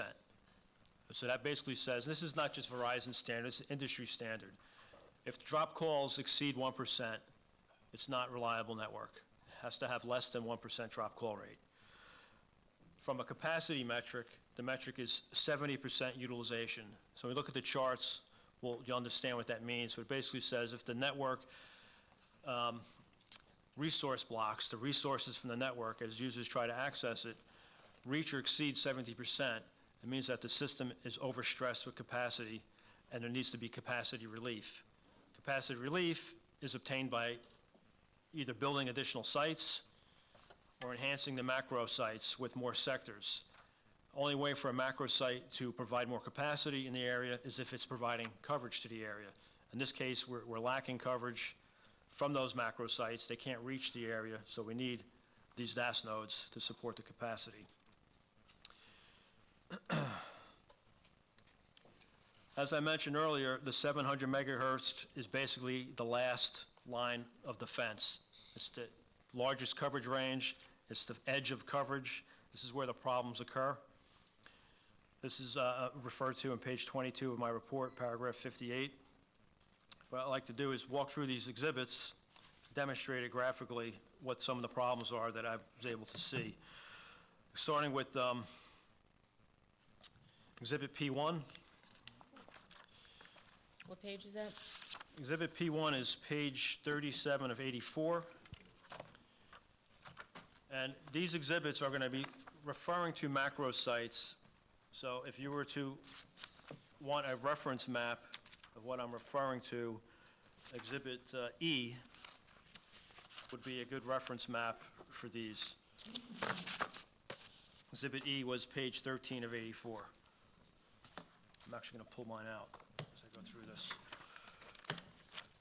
That's Exhibit E, is the 700 megahertz drive test data. And again, these KPI data are all from the 700 megahertz. When Exhibit P, I'll explain this chart, and then I won't explain it again for the rest of them because it'll all be the same. But what Exhibit P1 represents is the 700 megahertz voice over LTE drop call rate. It demonstrates the dates that the data was obtained along the x-axis, starting from November 25th of 2020 to through February 20th, 2021. The y-axis represents the VoLTE drop call rate percentage, and the red line is the 1% drop call metric. This particular exhibit is from Anchorage Drive, the 80-degree sector. That's why I said if you reference this map, you'll be able to see on Exhibit E, Anchorage Drive, 80-degree sector is the sector that's pointing to the east into those area of where the northern section of the DAS nodes are. And what that's telling us is over this 90-day time period, the VoLTE drop call rate exceeded the 1% rate 61% of the time. This is excessive. It's not like we're just exceeding it a few times here and there. It's not really a big problem. This is 61% of the time period we're exceeding the drop call rate, and some of the drop call rates are as high as 20%. Exhibit P2 is the page 38 of 84, is also from Anchorage Drive, and that's the 140-degree sector pointing southeast. And that exhibit chart represents that 22% of the time, the 1% drop call rate was exceeded, with drop calls over 20%. Exhibit P3, page 39 of 84, represents the Woodbury 65-degree sector. Woodbury's to the north. There's a 65-degree sector. I want to point out that Woodbury, if you look at the way that pie-shaped sectors are, there's nothing pointing down. So the 65-degree sector is pointing a bit northerly. There's going to be some of the side lobe that feeds coverage in here, but there is a tremendous terrain change in that area, along with huge tree cover. There's very little signal coming down in that direction, but nevertheless, that is the closest sector to these DAS nodes, and it's representing drop call rate 11%, exceeding the 1%, 11% of the time period, with as high as 50% drop call rates. Exhibit P4 is the Plainview Relo, and that's located on the south side of the map. It's off the map. And the sector looked at is the 355-degree sector, it's basically pointing northerly towards the bottom of the DAS nodes. And what that demonstrates is, this is only 48 days of data because the site was relocated and it came on air January 6th. But during that time period, from January 6th to February 21st, it had exceeded the 1% drop call rate 58% of the time, with drop calls as high as 8%. Those were the KPIs for the Crest Hollow. The KPIs for Syosset, I would refer to Exhibit J, if you want a reference map, similar to what we just did. Exhibit J is the page 25 of 84, and it shows the 700 megahertz coverage and drive test. Exhibit Q1 represents the Syosset 342-degree sector. It's almost pointing north towards those 3 DAS nodes to the northerly side. And what that Exhibit Q demonstrates is 39% of the time period, the drop call rate exceeded 1%, with drop call rates as high as 24%. Exhibit Q2 is again Anchorage Drive, now looking at the northerly pointing sector, 5 degrees sector, pointing towards nodes N659. That demonstrates over the time period, 49% of the time, the 1% drop call rate was exceeded, with drop calls as high as 11%. Exhibit Q3 is the Anchorage Drive 310-degree sector. That demonstrates over 54% of the time period, the drop call rate was exceeded by 1%, with drop calls as high as 7%. And then proceeding to South Massapequa. South Massapequa has additional KPIs because of the capacity problems in this area due to the very high population and usage. Exhibit O is a good reference map for South Massapequa. There's Exhibit R1 represents Massapequa macro site. It's to the north, 170-degree sector. It's pointing essentially south towards the DAS nodes. Shows that the 1% drop call rate was exceeded 56% of the time, with drop calls as high as 4%. Exhibit R2 represents 850 megahertz LTE. This is, this area, Verizon actually deployed LTE on 850 megahertz, also in the same sector pointing south. And even though it's operating another frequency band, it's also demonstrating 51% of the time drop calls exceeding 1%, as high as 16% drop call rate. And then Exhibit R3 is from the Amityville 3 site, the site to the east. Looking at 250-degree sector, essentially the westerly pointing sector. Demonstrates over the time period, 52% of the time, the 1% drop call rate was exceeded, with as high as 9% drop call rates. Exhibit R4 goes into capacity charts. So I'll describe this capacity chart. Before you do that, let me just have a question for you. Sure. So this 1% rate was something that Verizon says is their standard, correct? This is an industry standard. It's not just Verizon, it also comes from the landline telephone system, where they look at call blocking and call dropping, and call performance is typically around a 1%, and that's what's been followed by the wireless industry as well. So it's not just Verizon? Not just Verizon. Is there an industry standard for a drop call rate? 1%. 1%. Still seems like such a small number. It does, but when there's so many calls that are occurring, and the systems are so reliable, that there is areas where it's not exceeded. It's working perfectly within that 1%, It's working very well. And when you think about the amount of 911 calls that these systems take and the amount of volume of calls that are going through, and you look at that compared to the percentages here, there's a lot of instances where critical time could be lost in making a 911 call. Are there statistics on that contained within the study? I mean, do you have a percentage of the numbers of calls that are 911 calls, and then we can I don't have extrapolate that from in- that of 1%? Yeah, I don't have that in my study. With all due respect, I don't know that we want to be, tossing around supposition. And again, respectfully, I'm sorry if that came out sharp, but, you're talking about 1% of all calls, and then 1% of the calls that are 911 calls. I just don't know that without actually having data on that, it's fair to say that this is a safety measure.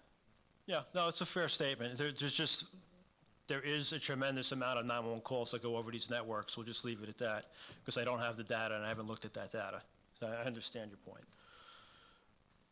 So on these, Exhibit R4, which is page 49 of 84, this is the first of the capacity charts. I only have a couple of these. What this chart is representing, again, the same time period, November 25th, 2020 to February 21st, 2021 on the x-axis based on the daily busy hour. And then on the y-axis, we demonstrate the resource block utilization with the red line at the 70% mark. And what this is demonstrating is the Massapequa sector that's pointing south towards these DAS nodes is exceeding the 70% capacity threshold over 56% of the time.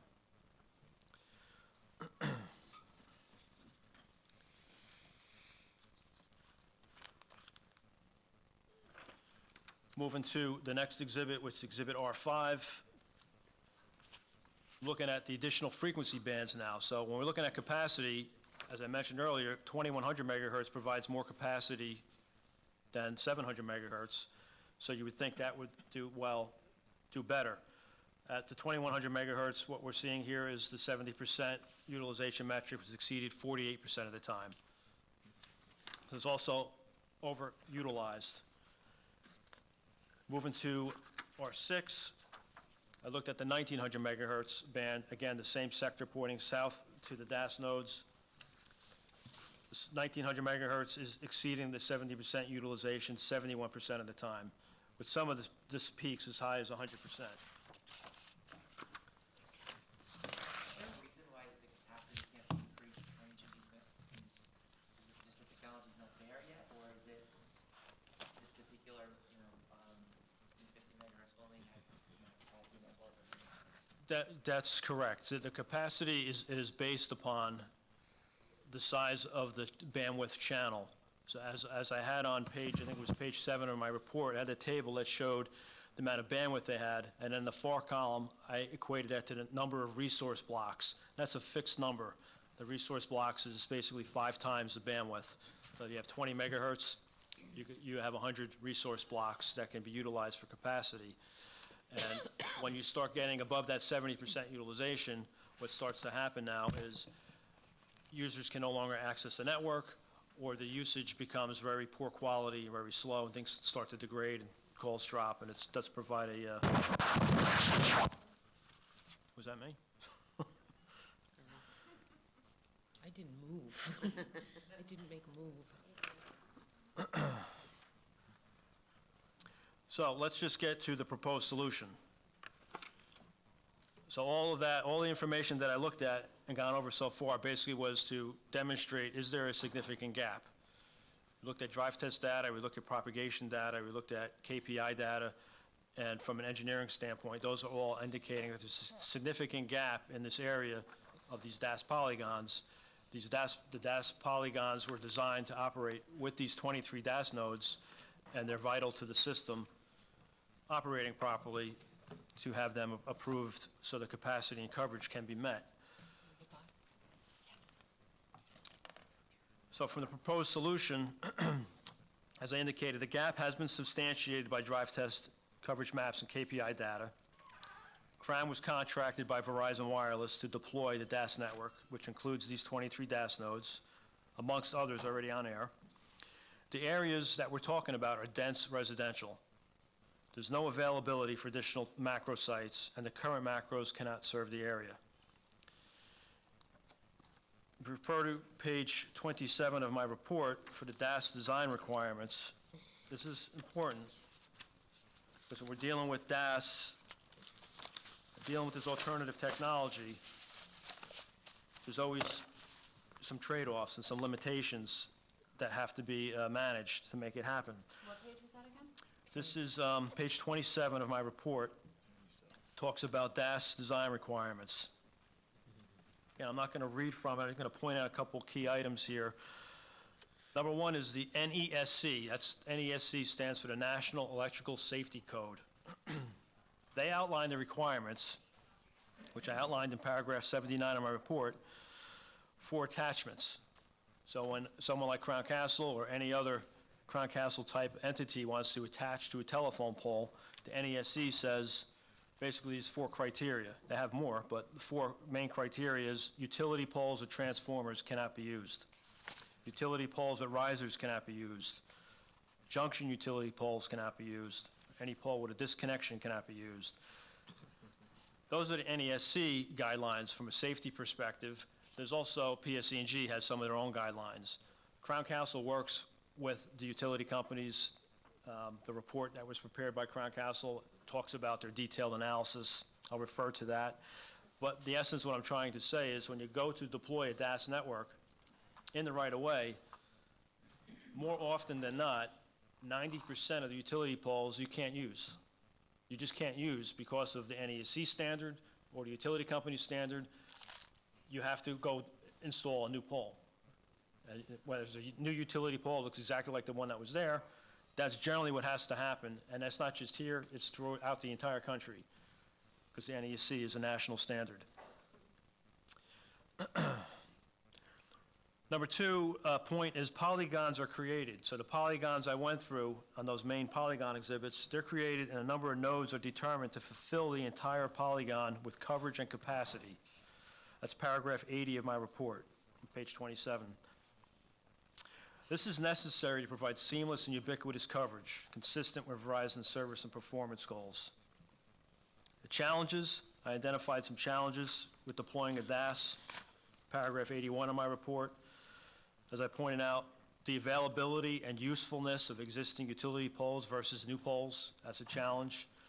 Second challenge is a large number of nodes are needed. Third challenge is these nodes all act together in unison to form a larger seamless coverage and capacity footprint. Therefore, the total design is necessary to be approved. So we're here trying to get approval for 23 DAS nodes that are part of DAS polygons already created, not approving them basically pulls puzzle pieces out of that DAS polygon and creates broken links in the chain, if you will. That alternative technology can't be fulfilled unless those DAS nodes are approved.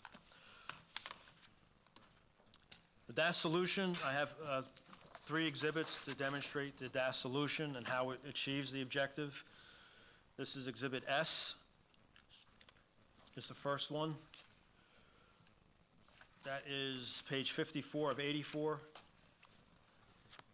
What Exhibit S represents is the 2100 megahertz LTE on-air macro coverage and the on-air drive test data, including drive data from 15 nodes that are in the permitting phase. So if you look at the Exhibit S, you will see in the area surrounding the red 15 nodes in the permitting phase, there is now green areas of coverage, enhancing and fulfilling that DAS polygon and making it a complete uniform and complete DAS node. The 2100 megahertz is the appropriate frequency to demonstrate because it is the higher capacity frequency and it is limited in coverage. That's the one that's displayed here. So this map basically demonstrates that the solution will work to fulfill Verizon's needs in the Crest Hollow polygon where the 15 nodes are in the permitting phase. Exhibit T is page 56 of 84, and that represents the Syosset area.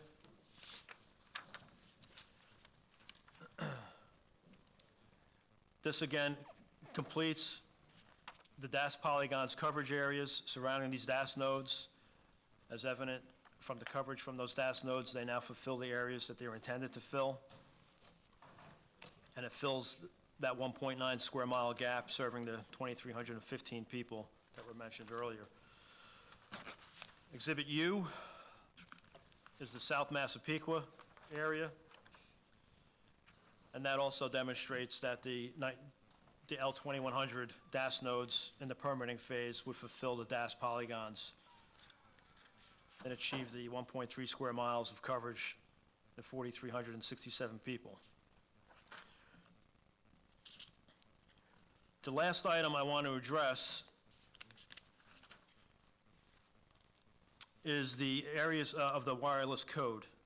Some of this was already addressed by Nancy, so I'll try not to repeat it, but essentially, the few sections of the wireless code that apply to the radio frequency aspect. Page 31 of my report is where I call out the wireless code. The first section that I addressed was paragraph 242-5 of the code, permit and application requirements. Paragraph H, sub-bullet 1. And that basically was looking for the documentation proving the need, essentially, in the town.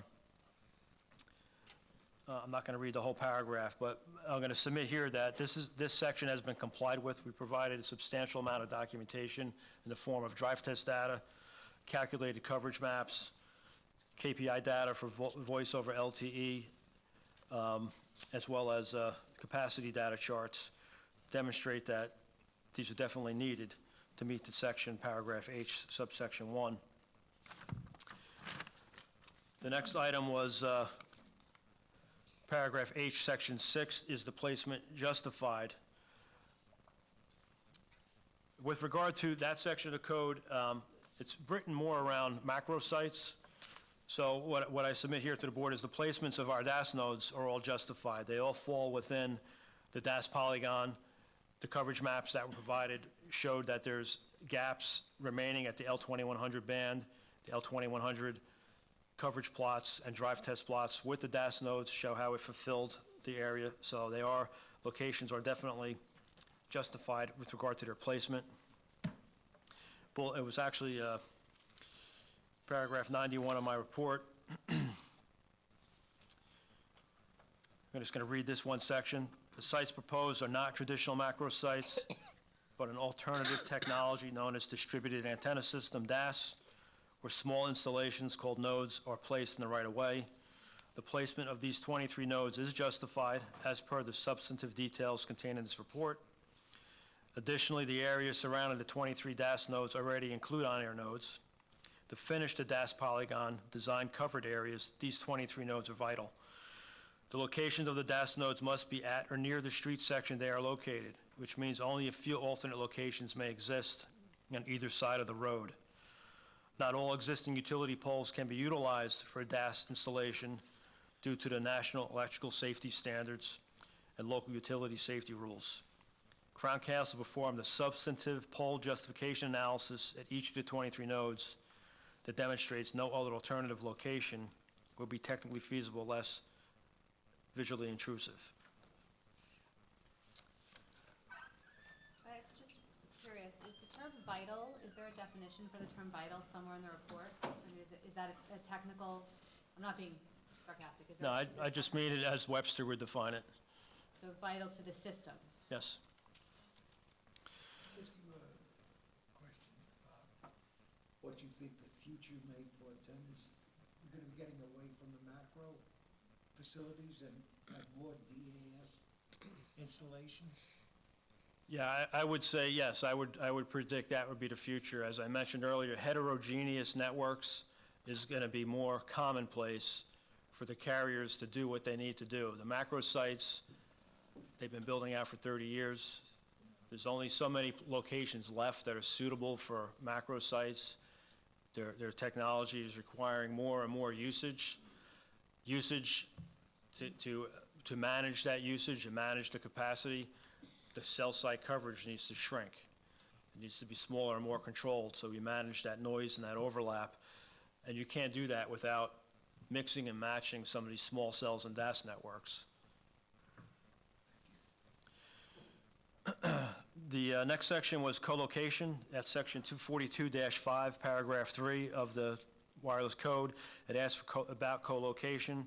And as I pointed out briefly in an initial question, these Crown nodes can co-locate for other wireless carriers, one or possibly two more providers, depending on their requirements.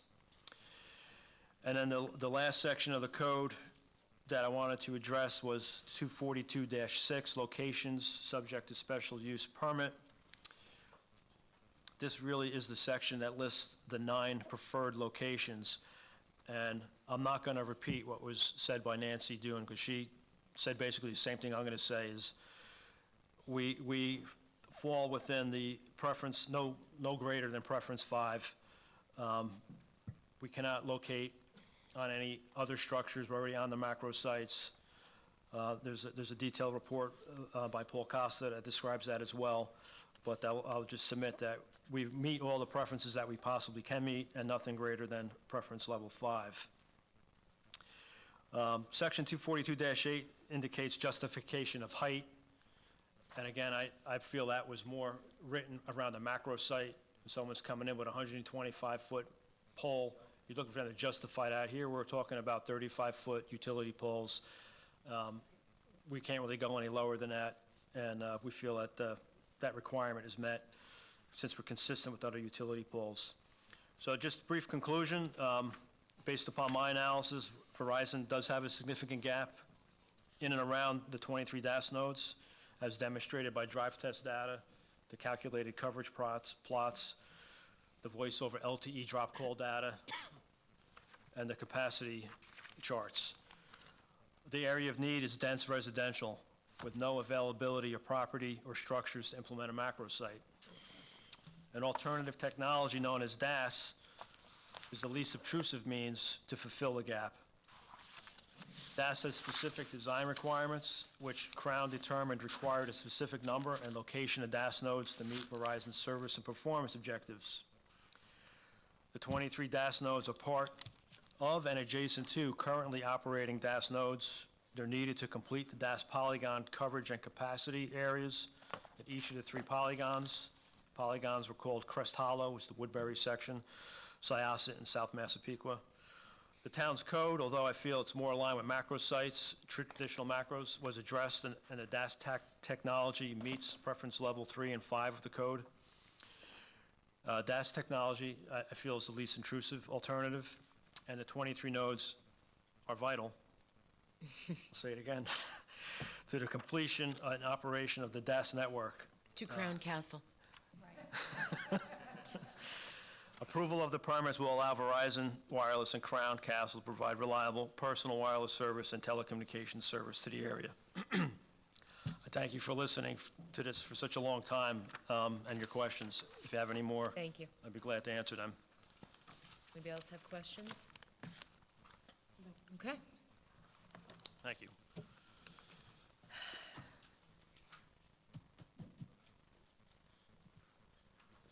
Just give us a second to clean off the po.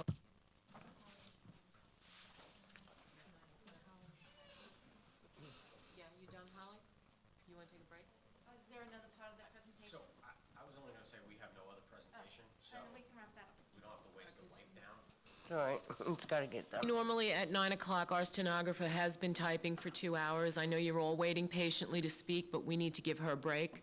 So we are going to take a short 10-minute intermission. Call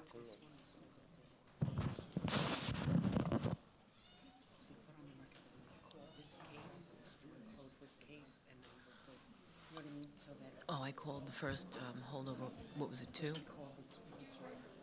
Yeah, the first one. Yes, can we close that one and go exactly? Well, let's wait till we come back and then we'll close it. When? Do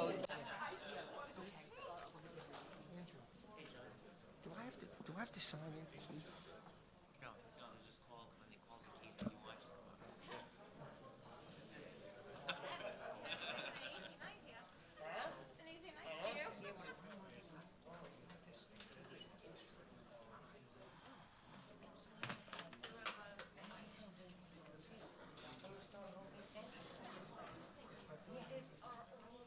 Yes.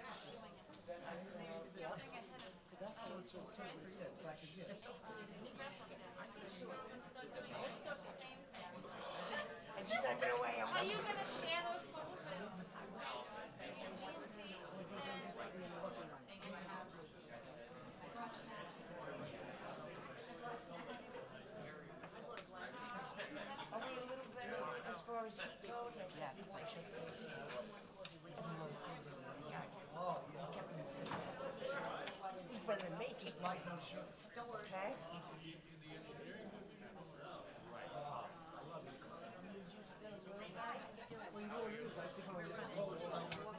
I don't know, it's 9 o'clock. They may not be open. Hey, let's try the deli. Are you on any They don't think Teddy's is open. Yeah, my husband is. I don't know. Yes, probably do. I have masks. Oh, yeah. I pulled my rotator cuff. My shoulder, swear. Did you? How'd you do that? How'd you do that? I think I did too. That's painful. Moving that table. Fall, go fall. What are you talking about? I just went to your house before. I can get money there. And tripped on your sidewalk. So I had to go to all kinds of stuff the last 2 weeks, and it screwed my work schedule up, so I've been jammed up. I didn't know you knew how to shoot. I don't matter. I was out to lunch 10 weeks ago. Gonna get a what? You guys want anything? I'm fine. Yeah, what do you Water. No, she's getting cold. I haven't seen him in 2 years, yeah. Wife and I think his niece. Sound like intermission yoga here.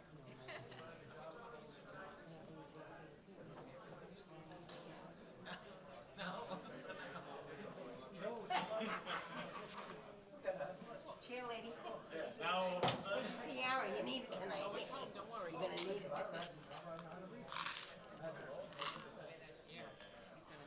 And a bow tie, you got a bow tie? Oh, okay. Sure I do. And you-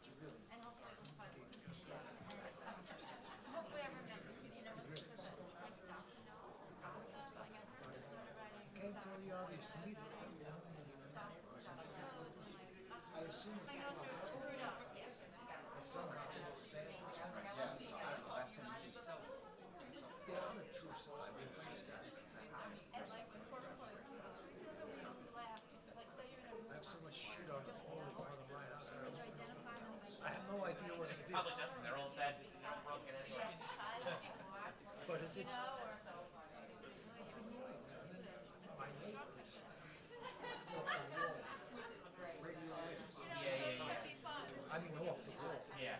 Because, and she's nice, but she means, come on, baby, you're 4 years old. I understand the concern. Right. But the shades are drawn down in this. Oh, okay. That works for you. Yeah. I would be fall asleep, right? I don't know. It's like, hold on, we gotta go to lunch. Yeah, we can. If I told her I had to be in Tabby's house, I'd Moose Avenue. Good old friend, good guy. He's okay. He's happy. Well, okay. Oh, yeah? Yeah, I hadn't seen him since he became an ambassador. So it's funny. And then I wait, you won't move. So we have that bunch of stuff.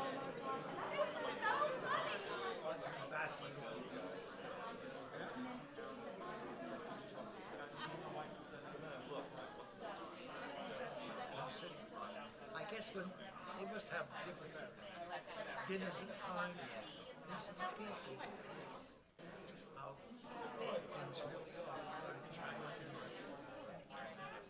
And I'm sure he's probably talking to the other ambassadors. Right. He knows a hell of a lot more than I would know. It's scary. We got an idiot. That's just how they like this guy. I feel badly for him. They put it in front of him. Reminds me of that movie with the. I mean, there's literally a shortcut. Remember the governor? Whatever. Is They she put on in the front of him. Tell her to text me. Really funny. I worry about my grandchildren. I'm not gonna make any difference. Right. I don't actually know. Understand. Tell her to call me. He's not an adult. I will have a knowing. Doesn't he realize that China's ultimate goal is to be the world ruler? So We're gonna start calling each it would be individual more. case, With us, you'd be a little better off. and then you can come up and speak. Because I don't think he believes for a moment the United States would ever concede to him. Okay, do you have a certain pole, a certain location that you wanna speak on? No, is there a certain location? Okay, you can do that, then, not on, if you wanna make a public comment on a specific location. No, general, okay? So as soon as the presenters are done, then they'll ask everyone who wants to speak, and you just raise your hand, you come up and speak. As soon as all the specifics are finished. Yep, then you're gonna ask for public comment. And then you come up, if there's not a specific poll that you want to speak on, then you come up in the beginning. Brown was useless. Okay, very good. The other Susan. alternative is Okay. disaster. Yes. Oh my gosh, I will definitely give her a name. I absolutely will. Oh, you got it. If I can give her something, I'd be, tell her to text me, she doesn't have to call me, just text me and then we'll take it from there. Awesome, okay, cool, excellent, look at me, like, getting other people's jobs. Thank you, Holly. Saying we should be there by 80 we should be. Right. Very incredible model. Even the old greats. That's the way they ran it. Finish my coffee.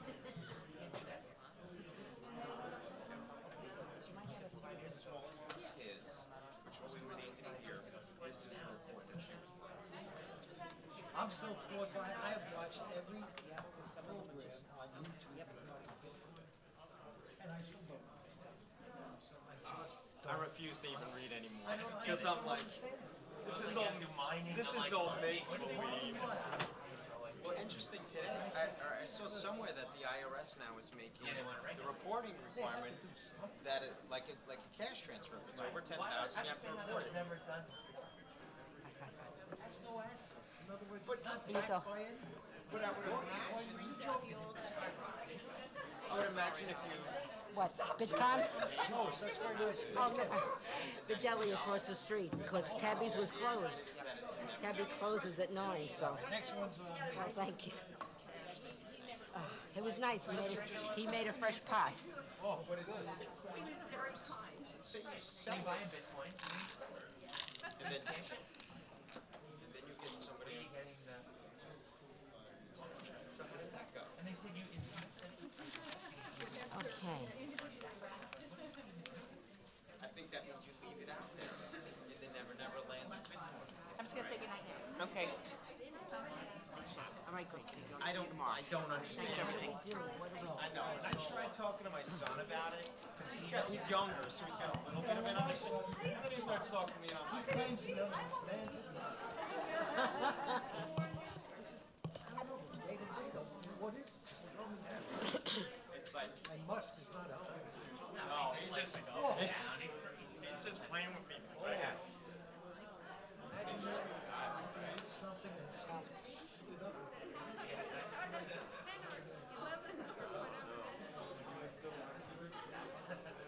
He's an interesting guy, man. He's like out of a movie. Yeah. Right? Yeah, I want to go to the moon. Yeah. I'll make my own rocket ship, right? That guy's had more home runs, right?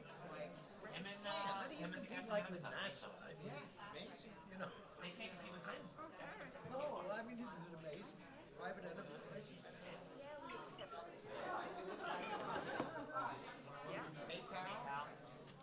Another one, I don't remember which it was. Ladies and gentlemen, if we could take our seats, please. He's got 5 of them. Are we doing that, one tonight? No. No, not yet.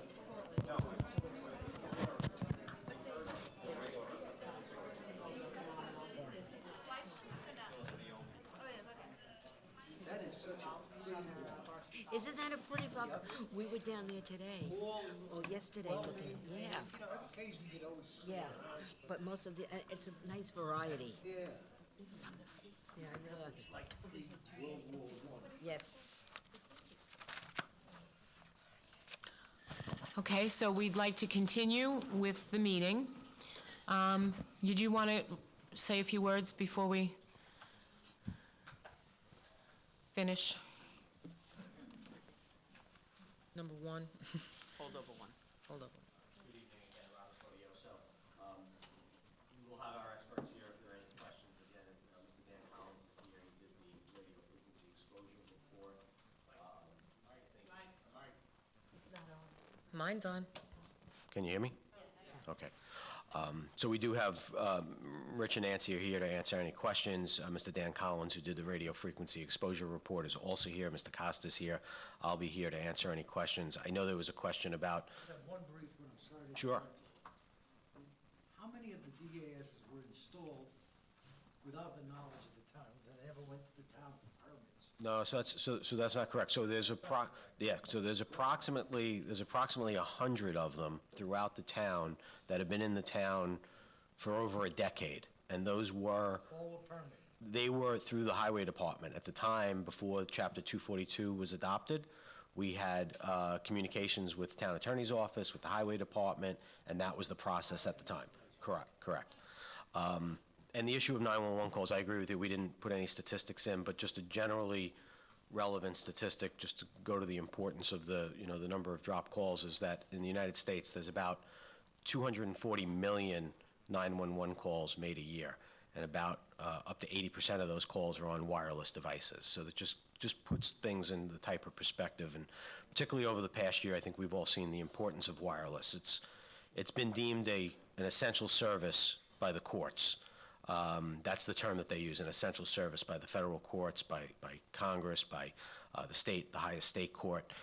We've seen it over the past year, whether it's at-distance learning. My 17-year-old son has been home for the past year learning on wireless. Telemedicine is very important, particularly for our seniors. Things like, E911 calls, as I just mentioned, those statistics, those are all capable because of wireless. And I think Rich's report was very important because not only did he talk about the statistics and the data, he talked about how many people were in those gap areas. And that's just based on census data, people that live there. It doesn't include people that visit or drive through or things of that nature. So that's just the importance of wireless. But again, we're here to answer any questions as from the board or from the public. Yes.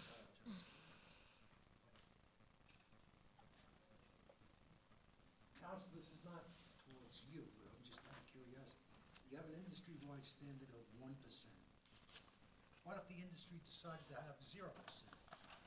So, Then you would need more DAS. so I think that's a great question. So two things about that. One,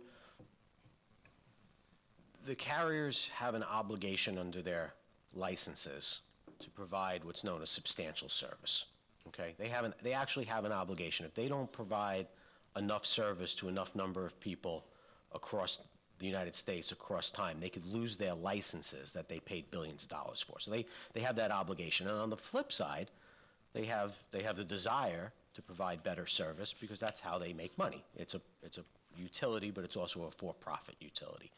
So the 1%, as I think Rich explained, it's not a number that they just made up. It's a number that makes sense, that keeps the customers satisfied, that keeps the systems operating, that's at a reasonable level that, you know, if they tried to be at 0%, that's nearly impossible.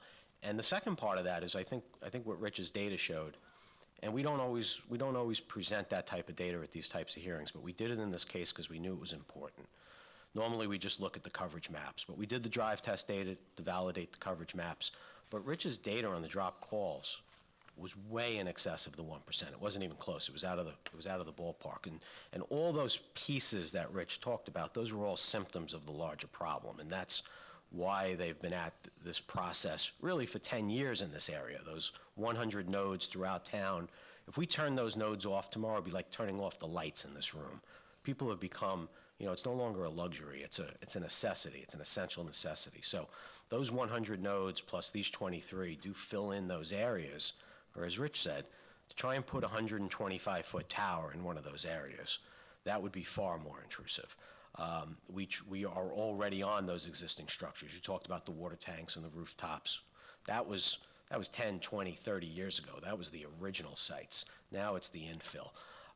So those are really important factors, and we'll be happy to answer any additional questions. When the first 100, you said that were permitted by the highway department, you got a highway permit. So just to clarify specifically, they said that if you were putting something like a new pole in, it needed a highway permit, otherwise you didn't need any permits at the time. So that was the process. Did the town get involved at all with location on that? Did they work with you on it? Did you work with them on it, or you just put them with? It was well before my time. It was Crown's predecessor, NextG.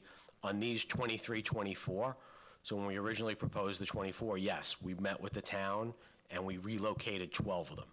And then we relocated 6 more of them again the second round. So on these 24, we relocated 1 onto the county.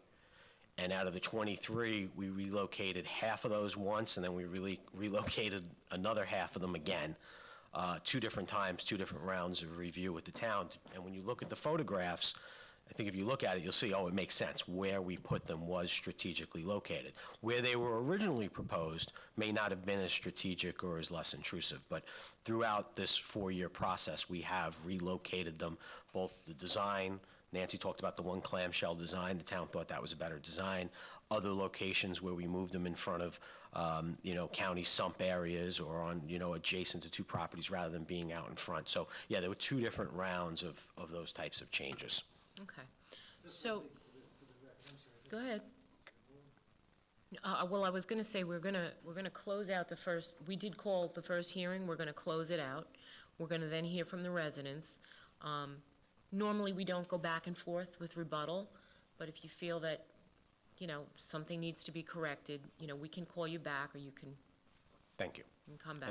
And what we'll say is we'll rely on the testimony for all the hearings, and we put it in writing in the booklet, so we're happy with that as the record, so that way we don't have to, obviously. We also have our own expert here tonight who we're going to hear from. Great. As soon as I close out this hearing. Okay, thank you very much. I just want to point out for the record, the question that I asked, you said was an intelligent one. I appreciate that. But it only came to light by virtue of a conversation I had during the break with Thank you. I'd like to take full credit. You're an honest man. Thank That's you. nice. Thank you. All right, so does anybody want to be heard with regard to holdover number 1 on Lincoln Avenue in Massapequa? Does anybody want to speak on that one? Because that's the only one that's open for discussion right now before I call the next one. It's on Clocks Boulevard in Massapequa, Clocks in Lincoln. Does anybody want to speak on that one? I understand there are some people in the audience who want to speak in general, which is fine. Just pick a hearing and come up and say what you have to say. We do ask, however, that if you're going to repeat something that's already been said, just come up and say you agree with what was said and not tell the whole story again, because we need to get our kids to school tomorrow. Okay? So, also I wanted to say that we have some emails. The town received quite a few emails on various cases. All of those emails are going to be included in the record. They're not going to be read because, again, we'll be here all night, but just know that if you sent us an email, it is going to be made part of the record. Okay, so do we have correspondence on holdover number 1? The emails that were sent, some of them were just for general. There were none specific to this case, and the Nassau County Planning Commission recommends local determination. Do I have a motion? Decision. Okay, the public hearing on this case is closed. The decision of the board will be forwarded by our office. And before we call the next case, I would like to call the town's witness, Al Tagliaferri. He is our wireless consultant, and we'd like to hear from him.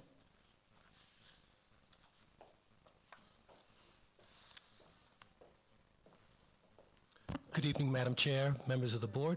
I'm sorry, your attorney? Al Tagliaferri, yes. Oh, you are, I'm sorry, I didn't know. That's okay. I never met you. I would just like to say that I was prepared to speak on behalf of the prior report from Pearcon that we received from the planning department. We hadn't received the updated report that was submitted today, I believe, as part of the ZBA application. We would like additional time to provide comments on that, and so we can provide a written report to the board for the record.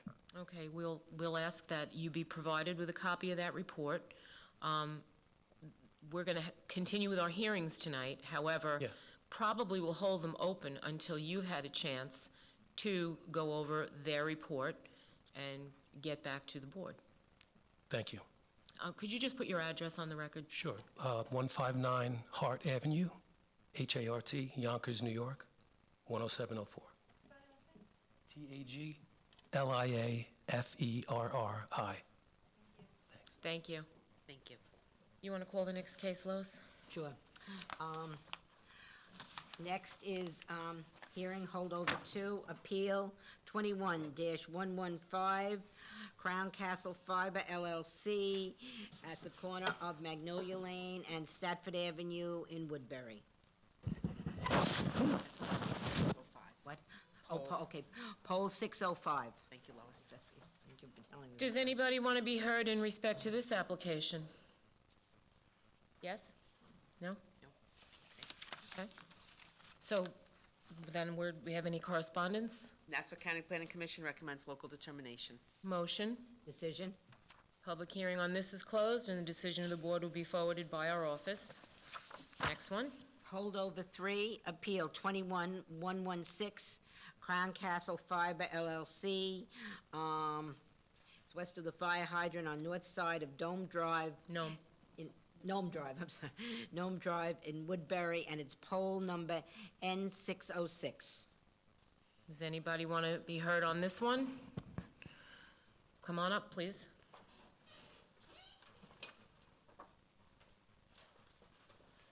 If you're Hello. comfortable, you can remove your mask, if you're comfortable. Okay. Thank you very much. Can I just swear you in? Are you an attorney? No, ma'am. Okay. Could you raise your right hand? Promise to tell the truth during these proceedings? Yes. Your name and address, please. Douglas Matson, 82 Walnut Lane, Hicksville, New York. Thank you. Okay, so I'm opposed to all 23 of these sites. I'm here to support folks who live close to these antennas.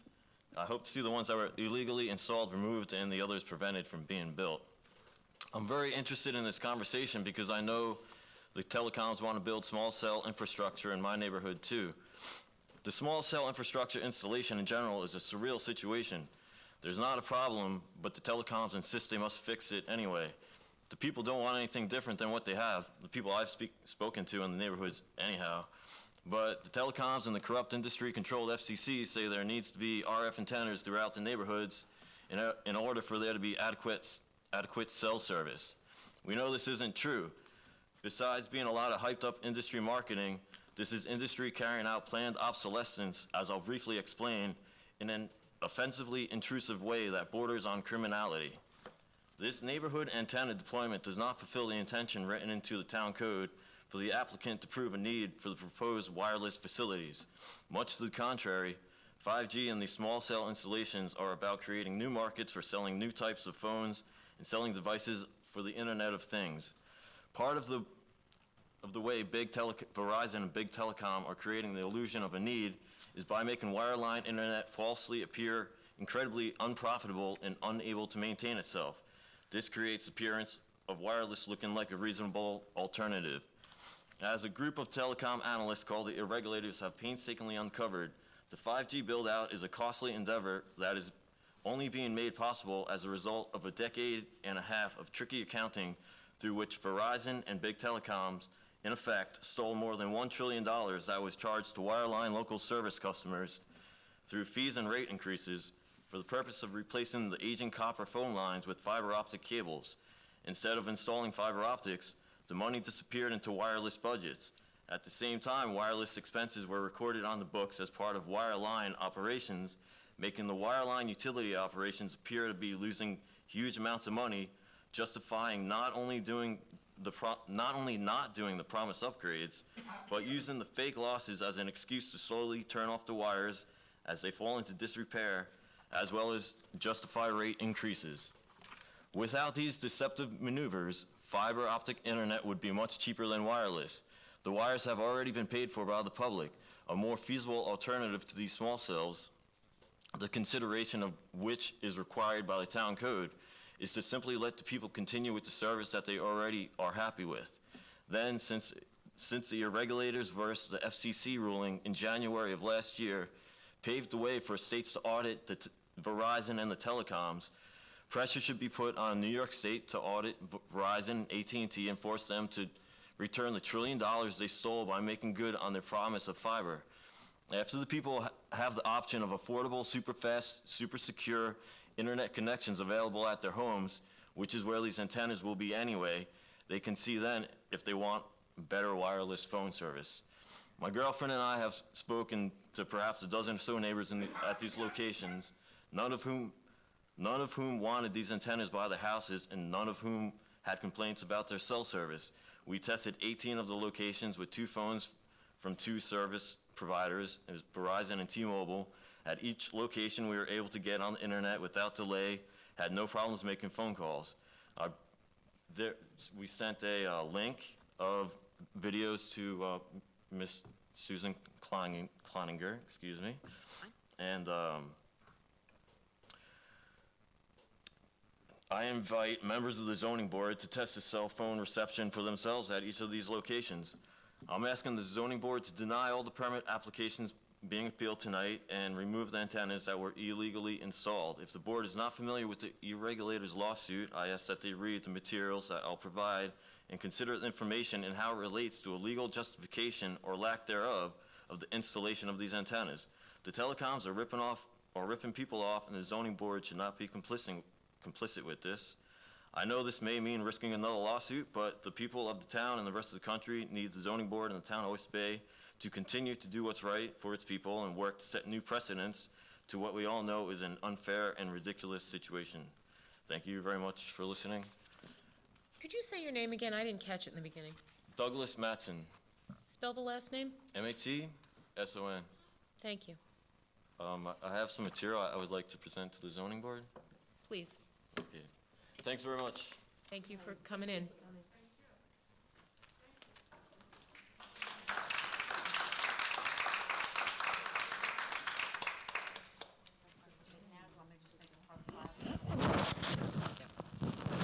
Yep.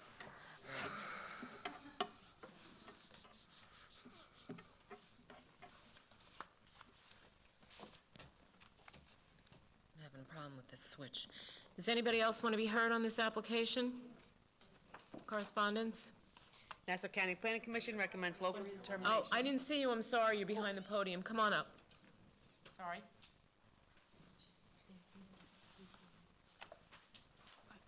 Were you moving on to another subject after this? Am I the last one speaking on this? Just, could you lower the microphone so you can speak into it and give us, and Good be evening. sworn Thanks. in? Thank you for this Can I opportunity. just swear you in, Yes, sure. please?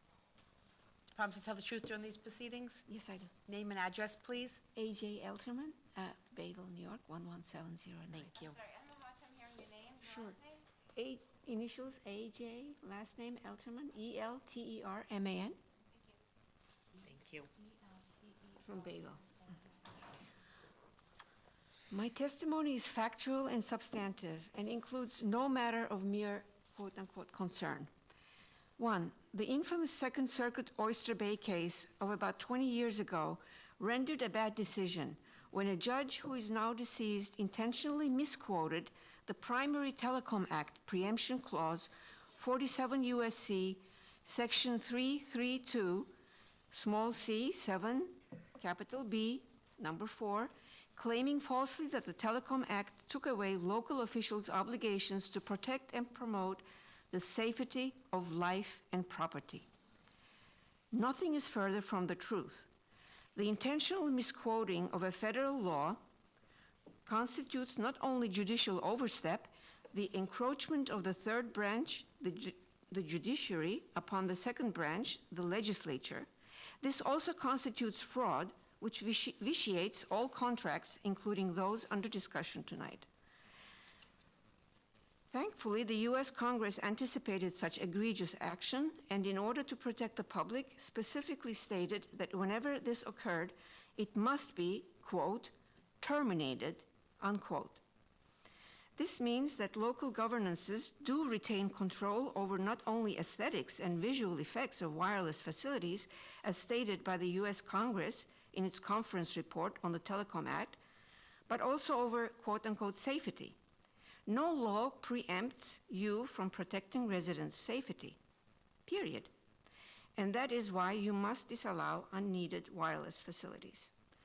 For 17 months, you have just claimed, I mean, when I say you, I mean just the authorities, the government, not you personally. For 17 months, you have just claimed top priority of health, in capital letters, health, even destroying businesses for health, in capital letters. It is top priority, and health is nowhere preempted in any law. If you believe otherwise, please cite it. This is no matter of quote-unquote concern, but rather fact and law in capital letters. 2, with respect to coverage, all that is needed is 0.002 microwatts per square meter to get 5 bars of cell phone reception, which is FCC Title II. Federal law does not provide any right for Title I data, for example, watching movies while walking on the street.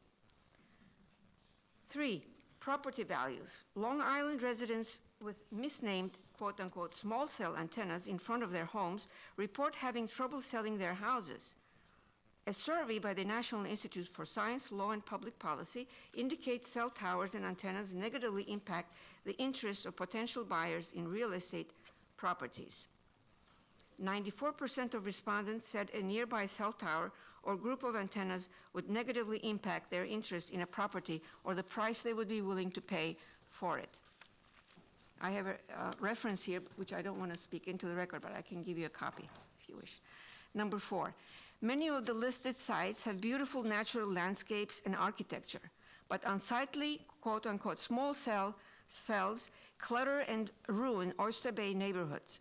The addition of more would further damage aesthetics. Now you have a window of opportunity to please reject unneeded antennas. 5, wireless companies use small cells to deploy 4G LTE and 5G beamforming, highly concentrated radiation that kills birds and bees. This network consumes and wastes huge amounts of electricity, all without need, since if the backbone of the 5G network, fiber optic cable, is run all the way to the premises, there's no waste. At this stage in Earth's history, and given the vulnerabilities of the electrical grid, this is no time to be placing a new energy-intensive wireless grid upon the electric grid. This is a matter of national security as acknowledged by CIA directors. Moreover, these new deployments create materials waste, using up resources that in production and disposal have terribly detrimental consequences for the environment. Already, there are not enough mineral resources for the chips that are claimed to be needed for the next few years. So this must be stopped. And I have a reference here from jsis.washington.edu/news/what-will-5G-mean-for-the-environment. Number 6, people incurred higher costs to pay for devices and technology geared to wireless instead of fiber optic services, which have already been fully paid by customers for the past approximately 30 years, as my colleague, my friend Douglas already mentioned, the huge manipulations of accounting. Per the Irregulators versus FCC, billions of dollars are due back to New York State for the cross-subsidization fraud in which the wireless companies engaged. What is called a quote-unquote service is really not very good. And finally, I look forward to the day when we, the people, will not have to spend our days taking hours of time away from our families, personal and business affairs, opposing bad industry laws. Thank you. Thank you very much. Thank you. Anybody else want to be heard on this application? Correspondence? Nassau County Planning Commission recommends local determination. Motion? Decision. Public hearing is closed, and the decision of the board will be followed by our office. Phone. Next is hearing holdover 3, appeal 21, what, no? We're on 4. 4. Oh, 4, I'm sorry, please. this was 6. Sorry. 4. That's the last one. Holdover 4, appeal 21-117, Crown Castle Fiber LLC at Sunset Road and Peconic Drive in Massapequa, poll number 542. Does anybody want to be heard on this application? Correspondence? Nassau County Planning Commission recommends local determination. Motion? Decision. Public hearing is closed. Decision will be forwarded by our office. Next. Next is holdover 5, appeal 21-118, Crown Castle Fiber LLC, the southwest corner of Bering Court and Juneau Boulevard in Woodbury, New York, at poll N613. Would anybody like to be heard on this application? Correspondence? Nassau County Planning Commission recommends local determination. Motion? Decision. Public hearing is closed. Decision of the board will be forwarded by our office. Next, holdover 6, appeal 21-119, Crown Castle Fiber LLC at the Elm Street and Pine Drive in Woodbury, poll N600. Does anybody want to be heard with regard to this application? Correspondence? Do have 2 emails from Sandra Pendrick and Brian Pendrick. Both are opposing the application. What is their address? Um, They give it. 15 Elm Street, Woodbury. 2 separate emails by All same right, those last name. emails will be entered into the record. And then Nassau County Planning Commission recommends local determination. Motion? Decision. Public hearing is closed. Decision of the board will be forwarded to you by our office. Holdover 7, appeal number 21-120, Crown Castle Fiber LLC, Orchard Drive and The Rise in Woodbury, poll number N614. Does anybody want to be heard on this application? Correspondence? Nassau County Planning Commission recommends local determination. Motion? Decision. Public hearing is closed. Decision of the board will be forwarded to you by our office. Next, hearing holdover 8, appeal number 21121, Crown Castle Fiber LLC, Seneca Place at West Shore Drive in Massapequa, poll N541. Does anybody want to be heard on this application? All right. Both of you gentlemen can be sworn in at the same time, and then you can speak one at a time. Number 6, 7, We're on 8. 8. 9, 10? I know. Dennis Hearn. Hi, could you just raise your right hand? Say it again. Good? Can I just swear you in? Do you promise Oh. to tell the truth during these proceedings? Yes. Name and address, please. Dennis Hearn, Hearn, 139 Whitewood Drive, Massapequa Park. Thank you. I'd like to know what these camouflage poles look like. I'm sure any pictures the company are going to show me are going to be to their advantage, but I'd like to see some of these poles, have addresses of them, and I'd like to find out what kind of complaints they are from people who already have the poles in front of them. I'm hearing a few here from people tonight, and I want to know how much noise it makes. These poles are existing. Say it again? Okay, there No, is- this is Massapequa. Yeah.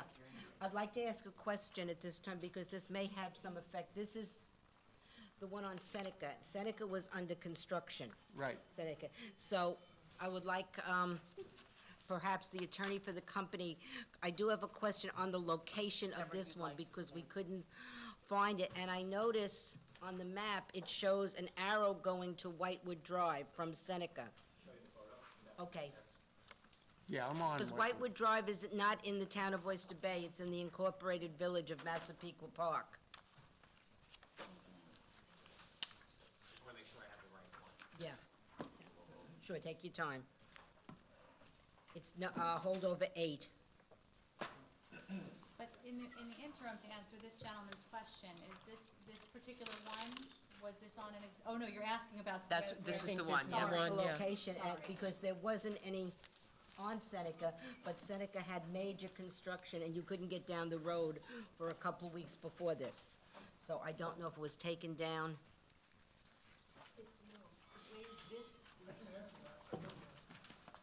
Okay. I said enough, right? Yeah. Hey, Sue?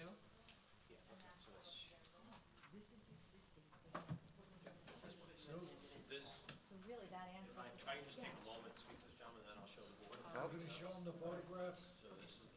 Yes. Just give us 1 second. But they had to clean that too, so. It she already did. But the attorney may want to get up again, so. Want to put it on the record so this other gentleman can hear? Say it again? Do you want to have him answer on the record? so I that- do want to have him answer on the record. Here is existing. Right. We were there, but It's there's not no there. can It's not there. It's not there. proposed, Right, I know that. and it's I know gonna that. probably be in front of this man's house. Okay, that's why I want to get the exact Can we location. show him his He's gonna come, let's see. if Thank it- you. That's one, Thank you, okay. thank you. So what does that have to do with the arrow pointing across to Whitewood? Does it have anything to do with that? It's old information. Okay, I'll show They you. have to come up. I know we do, but that's, Okay, sir? Mr. Gaudioso, I meant, the attorney, The right? attorney, okay. Who's going to speak next? Did you want to answer the question on the record, sir, Mr. Gaudioso? I think we could, point to the photograph where it is in the report on the record. okay. Please, if you could come up to the podium and put it on the record. This is what he's talking about. It's in this book. So this is existing. The point is not on it. That's why it And then goes. Lois, any other questions you have for Mr. No, Gaudioso? I just want to know the location. This is proposed. They're going Can I to make a suggestion? I saw the one with, Perhaps whenever the applicant, because he's gonna be getting up most, we could have him use that microphone, and that way it doesn't have to be clean, this microphone right here, and Sure. then By he the wouldn't phone. have to be Thank you. cleaned every time after That's he speaks. awesome. Rebecca, you're worth I your am weight in just gold knocking tonight. it You're out of the killing park it. today. You're just killing it. Would you call my husband and tell him? He's watching. He's watching. Oh my God. Putting patio business. For the record, Robert Gaudioso, in the report from Nancy Dune, we have Exhibit Appendix D, and on page 3 of Appendix D is a photograph of the pole and the location, and then on the right-hand side is actually a computer-generated visual rendering showing what the proposed facility would look like. Okay, Okay, thank you. okay. Thank you for clarifying that. And we have another speaker. Yes.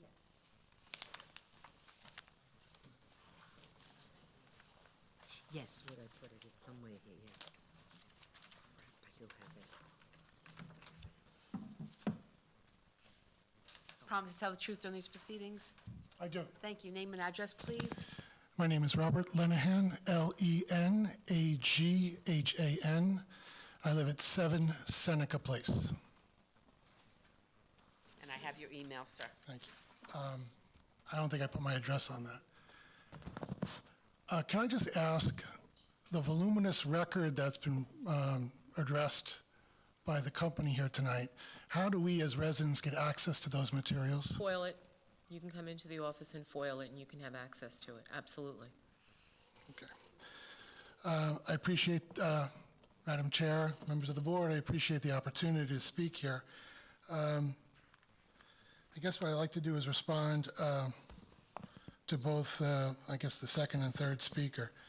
I heard that there's a lot of care being done so that it was not being put in front of residents, or least intrusive.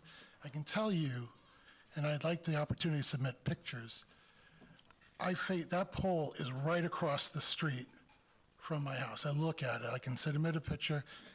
The gentleman back there, he lives across the street from me. It's right there. It's not unobtrusive.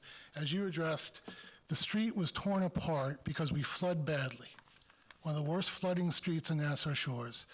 So finally, after years and years, it hopefully has been addressed when they raised the street 8 inches. But there are 0 trees on our street, none. So there's nothing, Nothing hiding it. We went there, I saw that. yeah, Absolutely. there are no trees there, so I don't know if they ever looked at the street. So 1,000 feet behind us, right across the water, is Burns Park. There's light towers, poles, there's all kinds of stuff. I'd like to know why this couldn't be put over there. Why it has to be put at the end of a dead end where there's only 5 or 6 houses that are affected?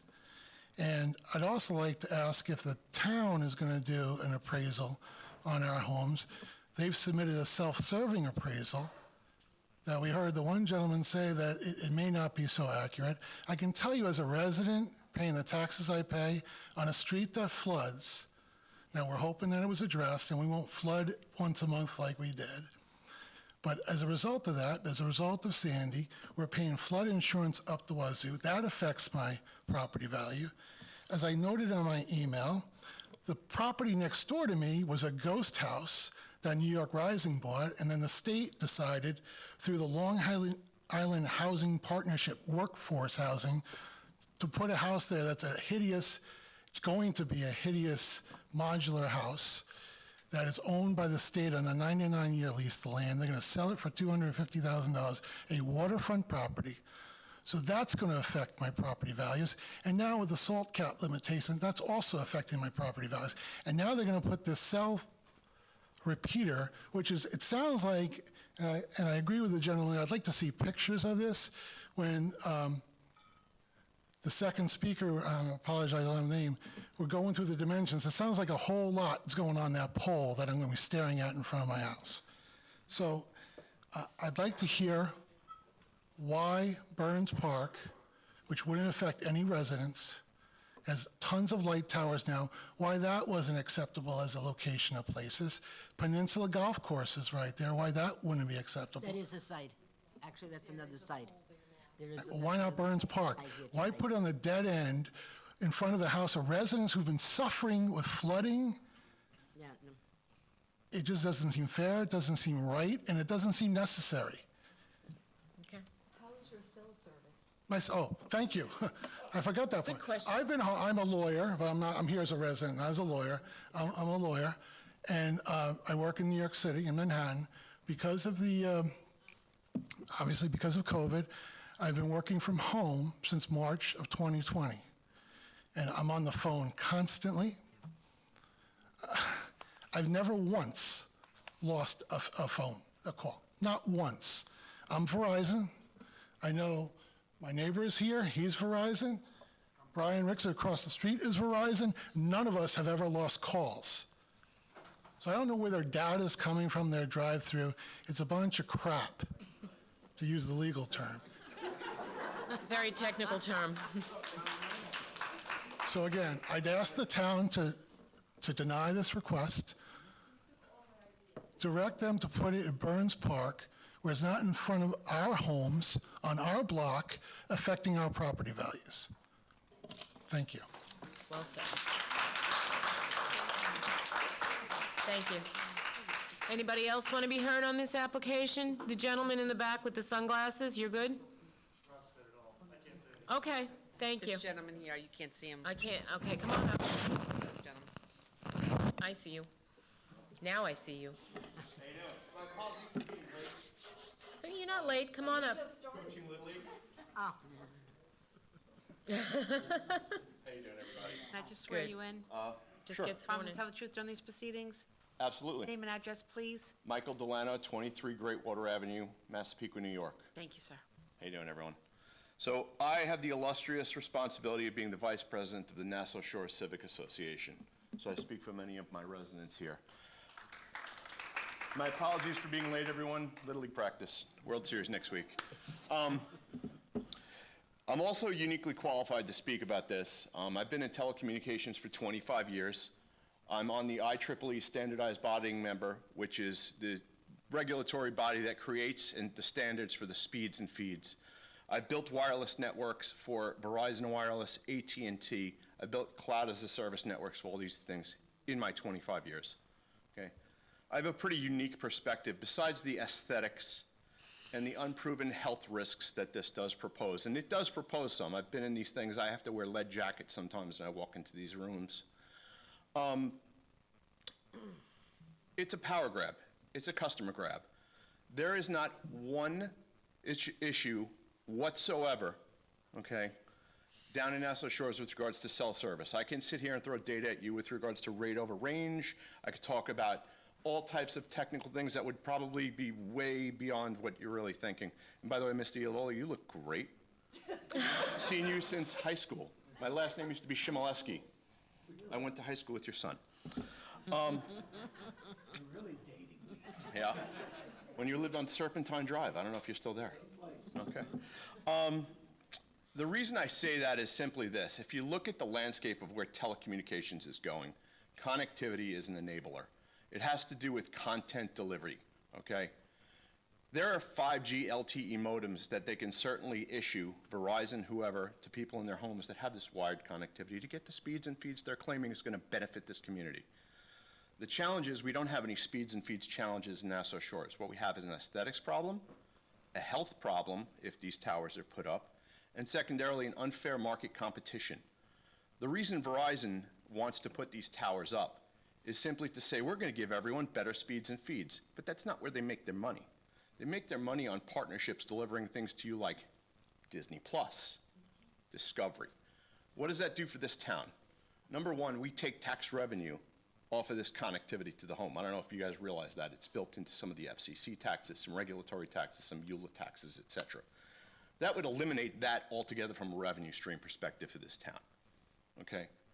The second thing it would do is give them unfair competition, because what happens when Cablevision wants to be able to do this? Are they going to put their 5G cell phone towers up right next to Verizon's? No. They're going to have to piggyback on their network and pay them what they call last mile fees for equal access, okay? Equal access under the law does say that they can use their network, but they charge them for it, okay? So I come to you as a resident. My home I lost in Sandy, like many here. I've spent my life savings rebuilding this. I pay $30+ thousand a year in taxes for a non-waterfront home. Okay? These cell towers are egregious and disgusting looking. Does it affect the value of my home? Sure it does. As a technologist, do I understand some of the technical impacts of this stuff? More than most, unfortunately. And I wish I could sit here and give you guys a lesson in physics and electromechanics, but I can't because that would take quite a while for you to kind of wrap your head around what I'm talking about. But the bottom line is they want to be able to deliver faster content to these so they can make money piggybacking off of subscription services from all these other vendors that they partner with. It's an unfair competition grab at its core. It has nothing to do with giving beneficial service to our neighborhood. We have absolutely crazy 4G LTE speeds. As some of my neighbors have professed, there is no problem working from home. I've been working from home now for a year, with absolutely zero problems. If I want 5G LTE service, I can ask for a 5G LTE modem. Why wouldn't Verizon want to deliver that? Well, let's see. If we put this thing up on the pole, we can give it to everybody. We sidestep that little tax revenue that they get. And oh, by the way, we don't have to foot the bill to only manage, maintain, and deliver everybody a 5G LTE modem. Okay? It's a cheap way to do what they're doing, and they claim it as a benefit to the community. It's a bunch of crap. Okay? So I know I've spoken about this in the past, okay? And again, I'm here for my neighbors. I have one down the block from me. I have one up the block from me. I don't have one in front of my house. But I know that the guy I coach baseball with lives on Brightwater Avenue, pays $51,000 a year in taxes. They want to put one on his pole in front of his house. What do you think that's going to do to his property value? Beautiful waterfront home, looks like a castle. He's got gates. And look, we live in a wonderful neighborhood, but we pay to live in that wonderful neighborhood. And if there was some benefit to this community with regards to speeds and feeds, I would say, you know what, it's probably worth a second look. But there is no benefit other than to Verizon here. And it's a money grab, and a power grab, and a client grab at the expense of my residents and some very loyal tax-paying citizens that lived through enough with Sandy. Okay? So I come to you speaking on behalf of my residents. We're 3,600 voting block, 3,600 member voting block. We're 5,000 plus members in our community, and all we ask is that they find a different way. We don't need it in our neighborhood, okay? If somebody wants 5G LTE, they can go buy a 5G LTE modem, plug it into the fiber connectivity to their house, and then have that equal access whether they want it from Cablevision, AT&T, Verizon, and it keeps the competition playing field level. So I thank you for your time today, and I hope you will deny this. Can I just ask you one question as President of the Civic Association? Vice President. Vice President. President's on his way. For all of Nassau Shores, there is one proposed at Sunset and Peconic, which is on the golf course. It's by the golf disgusting. course. Have you seen Okay. it? Yes, it is, yes, Okay. okay, yes. So, but we just wanted, you know, so you would oppose, I would oppose that as well. And the only reason I would oppose it is I get 160 megs of throughput over my LTE feed there. Amy Meyer Italiano, who lives on that corner house right there where it kind of forks up, she's got a heart condition. Sunset and, yeah. Yeah, these are things that I think about with my neighbors when I see something like that. And they put these things up in the dead of night. At the end of my block on Greatwater Avenue, they put one up on this pole. They didn't activate it, but they put one up. Now they want permission to activate these things and put more, because if you're familiar with 5G technology, WiMAX, as they call it, unless it's every 300 to 600 yards apart, it's useless. So now you're talking about peppering every other block with one of these abortions on our pole. Excuse my language, but that's what they are. They're hideous looking. And there's actually no benefit to any of the speeds and feeds we get today, because you know what? Every phone that you have here today can't use 5G right now. Okay? The radio receivers aren't designed for it. That's 2 to 3 years out, okay, before it becomes commonplace. That's why you see pockets of it all over the place. 4G LTE is more than sufficient unless we're creating an internet service provider in our home. Maybe you could argue that you'd need those kinds of speeds and feeds. Maybe you're running some type of adult content website and you have 50 different streams coming out of your home. You might need that. You don't need that for residential use. Okay? Thank you very much. I appreciate your Thank you time. very much, yes. Thank It you. was a pleasure seeing you again. You look great. What you say is absolutely true, in my opinion. Here's the problem I have. I find it a very troublesome application. As I said earlier, when the applicant made their presentation, I drive through Syosset and Woodbury all the time when I come to the North Shore, probably a few times a week. I have never had a dropped call. Ever. No, I never have. Ever. Maybe I'm one of the fortunate ones, I don't know, but I never had. No? Nor has the person I was speaking to ever had a dropped call. No? In terms of our conversation, anyway. Yep. I have a, I'm sorry, go ahead. No, that's okay. What bothers me is, now we're gonna have all these DAS locations throughout the entire town of Oyster Bay. What I find really particularly troublesome, we're dealing with a major corporation here, it's Verizon. Yes, I know. I built their wireless network. Verizon as well. So now, they're gonna have all of these DAS locations, right? Which requires capital. Yep. You have to expend money to do the things they wanna do. The only thing I can see in the future for a person like me, I'm not happy with my cell phone bill now. I think it's gonna get even higher by virtue of what they're intending to do. They are. And I don't see where that's of any benefit to me It's not. or any of the residents of the You know, town of Oyster Bay. they're going to come in and they're going to raise their hand and say, the federal government, the FCC, says we're entitled to deliver, all that, and I'm sure you reviewed that. And you know what? That's true. That's if there's a need. There is no need. I have a 9-year-old and an 11-year-old. I have a brand-new Ford Explorer with wireless in it. They watch videos on it.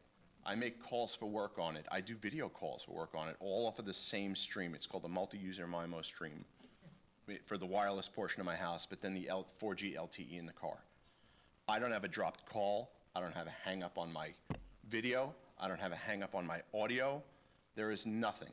Now, Verizon could start playing some games and doing something what they call rate limiting, which I've seen done. So if you think about when everybody wanted to replace your iPhone because they put the software code in that made your battery go slower, or actually go faster, they could rate limit the port speeds at the central office, okay, and say, oh, you're not getting the performance you used to. They might do something like that, and by that I'd subpoena some of their documents to see if they can do it, because I built the systems that do it, so I know it's capable, okay? That's the reason I bring this to your attention. It's well beyond just aesthetics and health, okay? And I want this body to have a clear understanding of what it's all about. If you think big picture, they don't make money on the transmission lines. They don't make money on the connectivity to the home. They make money on who can get you the content the fastest and who can monopolize packages for you to get content. And then they make money on the back end through these partnerships, okay? And if they can provide the fastest service, guess what? People are going to subscribe to that because they want the fastest service. They can do the same thing by putting LTE modems in your home, okay? You can get the same speeds doing that. Here's why they won't do it. I have to hire 100,000 people to manage the customer service line when that router doesn't work, and I'm sure we've all been there, right? Wi-Fi's not working, I gotta call the cable That's an expense. That's an ongoing expense, okay? If you start to think about this, the cost of the actual end device, it's not cheap. I work for a company called Fortinet right now. We sell fabric extenders with 5G LTE for manufacturing. Because if you put something like Wi-Fi in a manufacturing facility, you can't really get good coverage because metal acts as a Faraday cage, which basically means it bounces the signals all over the place and you get crosstalk or cross-contamination, so you can't get a good feed. But at the end of the day, it's doable.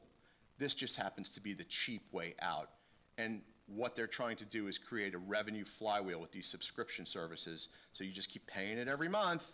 It was that one-time cost to put it on the pole. They circumvented all the maintenance to having to go to your house. They circumvented the call centers to have to manage it.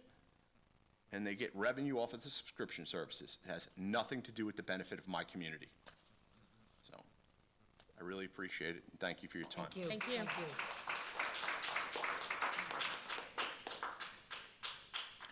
Anybody else want to be heard with regard to this application?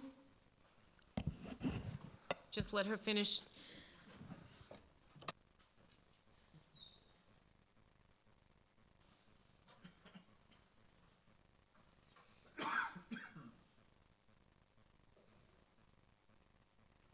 you, Patty. Come on up, sir. How you doing? Can I swear you in? Tim Seck, S-E-C-K. And you promise to tell the truth during these proceedings, right? Yes, I do. Thank you much. I'm just another resident in Nassau Shores. I live on Seneca Place, right across from the pole that they're proposing. Rob kind of said it all for everything for that, and I agree everything with what's going on, and I don't know, I've had Verizon for 20-plus years and never had to drop a call. I mean, how many people have problems with their phone? So it's just, Thank you. that's about it. Thank you for coming in. Thank you.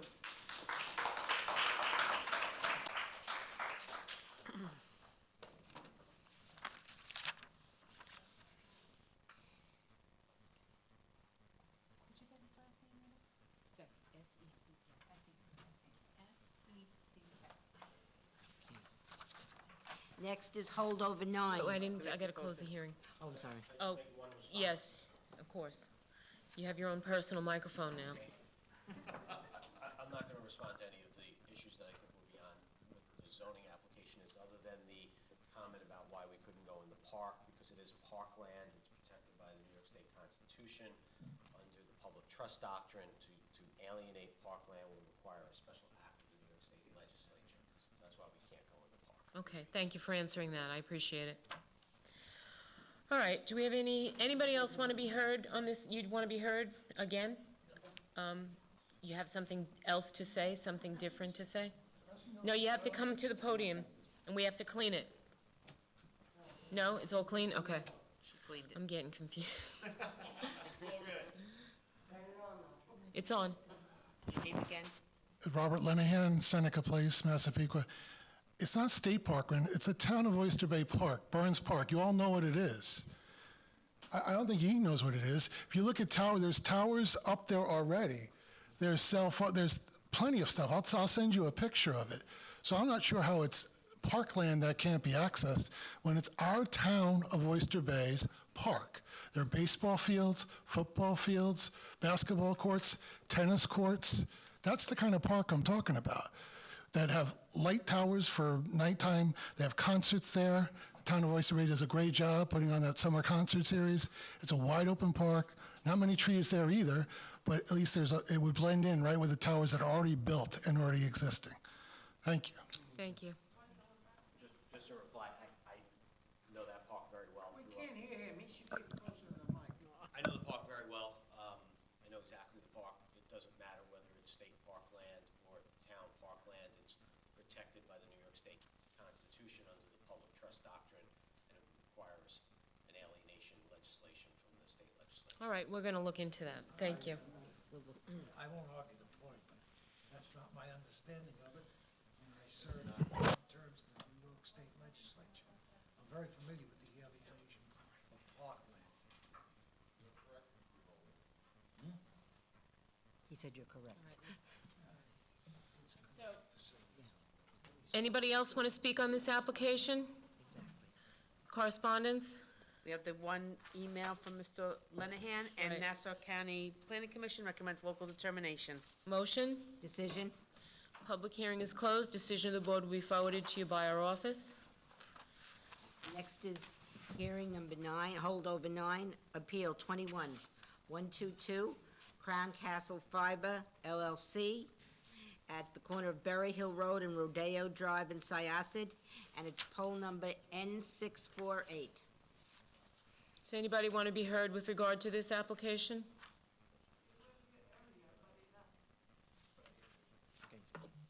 I'm sorry, ma'am, if you want to speak, you can come up and be... They were here earlier, but they left.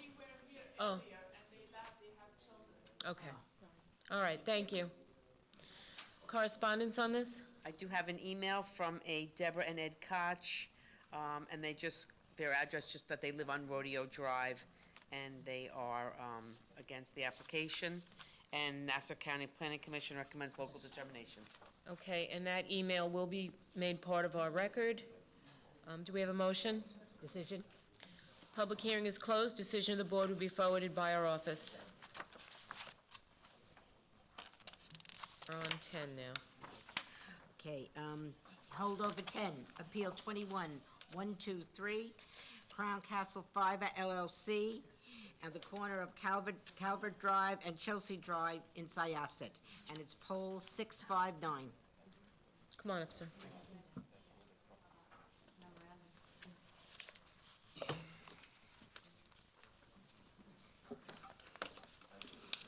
You want to swear him in, too? An attorney? I am an attorney. Okay. Good evening, Mr. Chairman, members of the board. My name is Andrew Campanelli. I'm an attorney. My address is, I'm with Campanelli Associates, PC, 1757 Merrick Avenue, Suite 204, Merrick, New York. This evening, I'm representing 6 homeowners: Andrew Lowett, Ellen Lowett, both of 12 Calvert Drive in Syosset; Sergio Reese, Andrea Reese, both of 14 Calvert Drive in Syosset. I'm going to apologize in advance for mispronouncing my client's last 2 names: Prabhu Shanmugam, 18 Chelsea Drive, and Somaiwa Karthikeyan, also of 18 Chelsea Drive in Syosset. So those are my clients this evening. Thank you. I have a number of objectives this evening. It is of critical import to me, having a job to do on behalf of my clients, to persuade the board to deny the application for poll number 659. Of critical import is not just to persuade you to deny the application, but to ensure that the application is denied the proper way and for a legally permissible reason. For those of you who don't know me, I handle cell tower cases across the entire United States. I've done it for more than 2 decades. I also handle federal litigation under the Telecommunications Act of 1996 across the entire United States. I'm admitted to federal courts in 23 states, 9 of the 13 United Circuit Courts of Appeal, and the U.S. Supreme Court since 2000. So I know every possible way a local board can screw up an application and violate the Federal Telecommunications Act. So it's not enough for me to get you to deny this application. I want to make sure that I guide you so that if you choose to deny it, as I respectfully submit should happen, you do so the proper way. And I don't mean to be condescending in the slightest. It's just an obligation I have.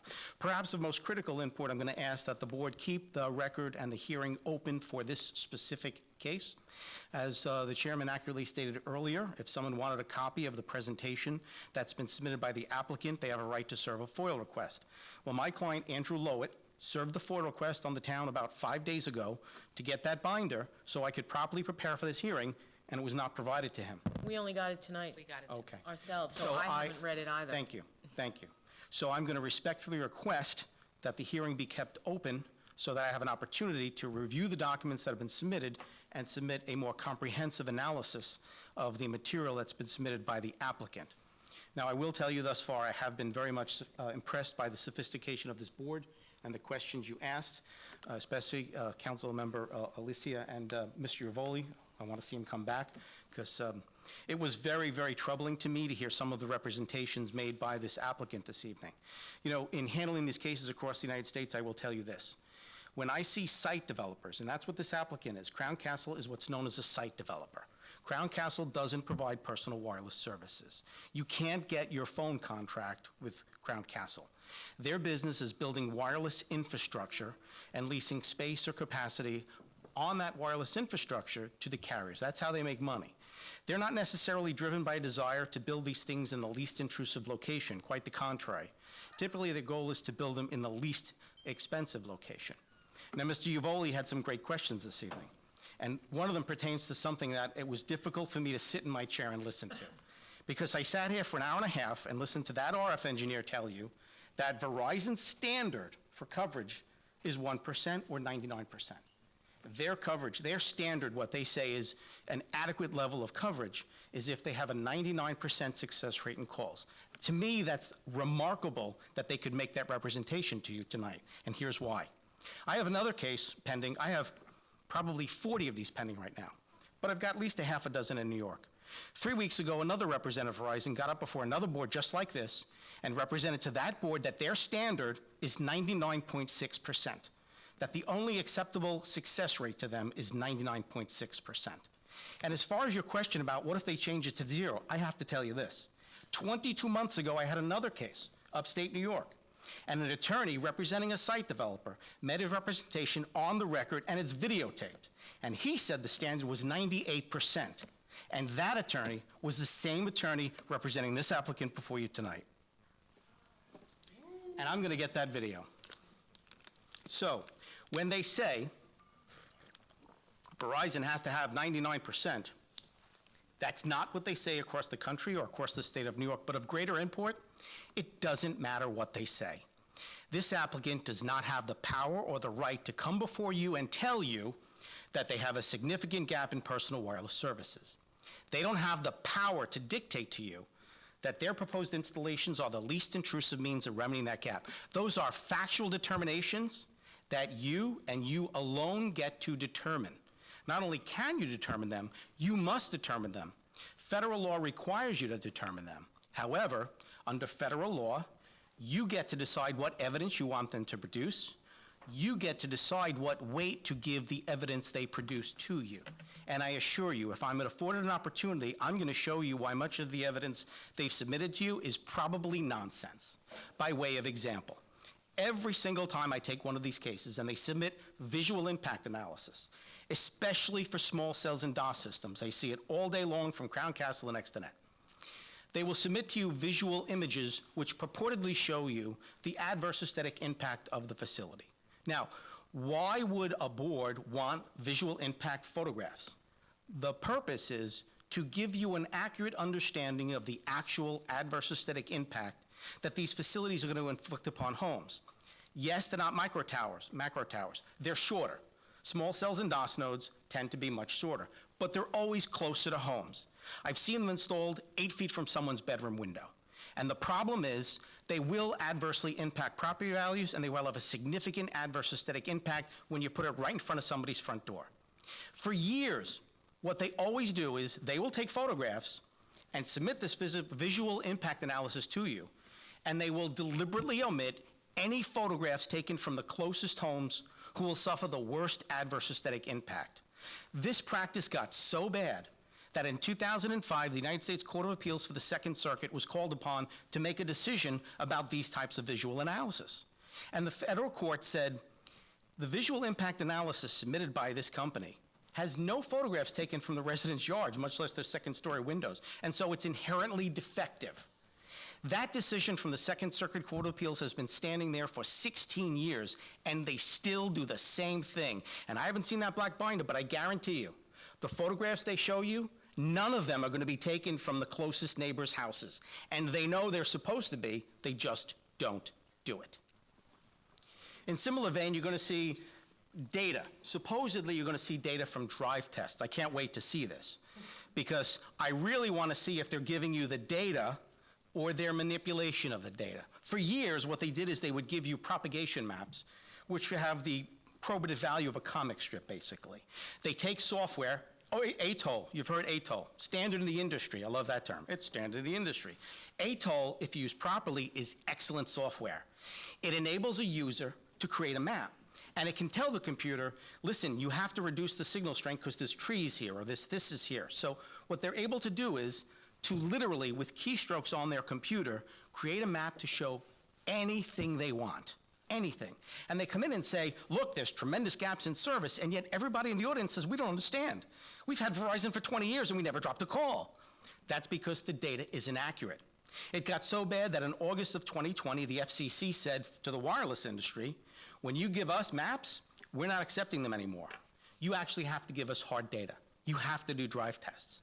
So now what they'll do is they'll do a drive test, but they won't give you the actual recorded data. Why is that important? Since 1996, when Congress enacted the Telecommunications Act, and by the way, the first paragraph of the act, which the wireless companies will never tell you about, is subparagraph C7A, and it says, and I'm paraphrasing, except as otherwise provided below, local governments retain full power to control the placement of wireless facilities in their jurisdiction. The paragraph is entitled General Authority. It's never been changed since 1996. That's why I litigate these cases all day long, all across the country. Smart governments, using that power, draft smart planning provisions. Everybody knows you love your iPads and your cell phones, and so what smart planning provisions do, they're designed to achieve 3 objectives. First, you want to enable carriers like Verizon and AT&T to provide wireless coverage. But at the same time, number 2, you want to minimize the number of facilities you need to provide that coverage, and of equal import, you want to avoid the greatest extent possible any unnecessary adverse impacts on residential homes and residential facilities. That's why you want hard data. Hard data will show you if there's claiming there's a gap in service, hard data, the actual data will show you if there's a gap, where it is, and where the geographic boundaries of it are. Then and only then can you figure out if what they're telling you is accurate, and if it makes sense, if not necessary, to put the facility where they want it. Now, Mr. Uvoli asked another great question that I see all the time. Why can't you just use macro towers? I had a case in Tennessee about 2 weeks ago, and there was a developer who wanted to put in 3 towers to cover the entire town in Tennessee. They were going to put one in a landfill, one in a junkyard, and one in the woods. Nobody'd see them. The applicant didn't want to do that. It would absolutely cover the town, but they didn't want to do it, and here's why. Instead, they wanted to put in 83 DOS nodes. Why? Because if you put up 3 towers, they collect once a month, rent once a month for 50 years on 3 towers. If you put in 83 DOS nodes, they get a check every month for every DOS node for 50 years. That's what this is about. This is a site developer who doesn't provide personal wireless services, who wants to build these things to make money. This applicant cannot claim they have a gap in service because they don't provide any personal wireless service. And with respect to Verizon, according to Verizon's own database, and a submission I sent to you earlier, Exhibit C is their coverage map. According to Verizon, Verizon has no gaps in service in the precise locations where they want to build these facilities. So who's telling you the truth and who's not? That is up to you to decide. So I apologize for taking time. Oh, well, I have to go into the specific noted issue. The noted issue in this case, at least from my perspective, is pole number 659. This is not built on an existing utility pole. This is a self-standing pole. It's 45 feet. There is no question, if anybody looks at the color photographs in the file, this will adversely affect my client's property value, and it's going to have a significant adverse impact aesthetically. Now, I just want to talk about that quickly. One of the constraints that the Telecommunications Act imposes upon you is that it says any denial of a wireless facility must be based upon substantial evidence. This scares me because I have to teach local boards what that means, and ironically, I teach local boards. I teach with the New York State Association of Towns. I've been doing so for 17 years. When people say, I have no trouble with Verizon coverage, you can't base your decision upon that. When people say, I've had Verizon 20 years and I've never dropped a call, Mr. Gaudioso will be the first one to get up and scream in federal court that that is what's called anecdotal evidence. I've seen his papers on this again and again and again. You must analyze their submissions and make a factual determination as to whether or not they proved, number one, do they have a significant gap in personal wireless services? And number two, are their proposed installations the least intrusive means of remedying that gap? Now, why must you make those determinations? Here's why. Another one of the limits that the Telecommunications Act imposes upon you, it says that local governments cannot prohibit or effectively prohibit the provision of personal wireless services. What does that mean? Well, first, you can't ban all wireless facilities. That's a direct prohibition. What's an effective prohibition? For years, and this one's a battle too, well, let me back up. In 1996, when the act was adopted, every single carrier, when they filed an application, every time it was denied, they said, aha, that's an effective prohibition, I'm bringing a lawsuit. It took only 2 years to get up to the United States Court of Appeals for the Second Circuit. And the Second Circuit adopted a test, which was basically embraced by all the circuit courts across the country. And the test was this: to prove that a denial of a specific application would be an effective prohibition that violated the Telecommunications Act, the applicant has the burden of proving 2 things. Number one, they have to prove that they have a significant gap in personal wireless services. Again, Crown Castle can't claim it because it doesn't have wireless services. It would have to prove on behalf of Verizon.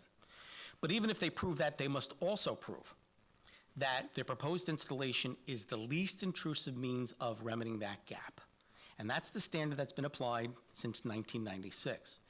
Now, in 2018, the wireless industry, using hundreds of millions of dollars in lobbying efforts, got the FCC to come up with a new interpretation, and that's a battle raging right now.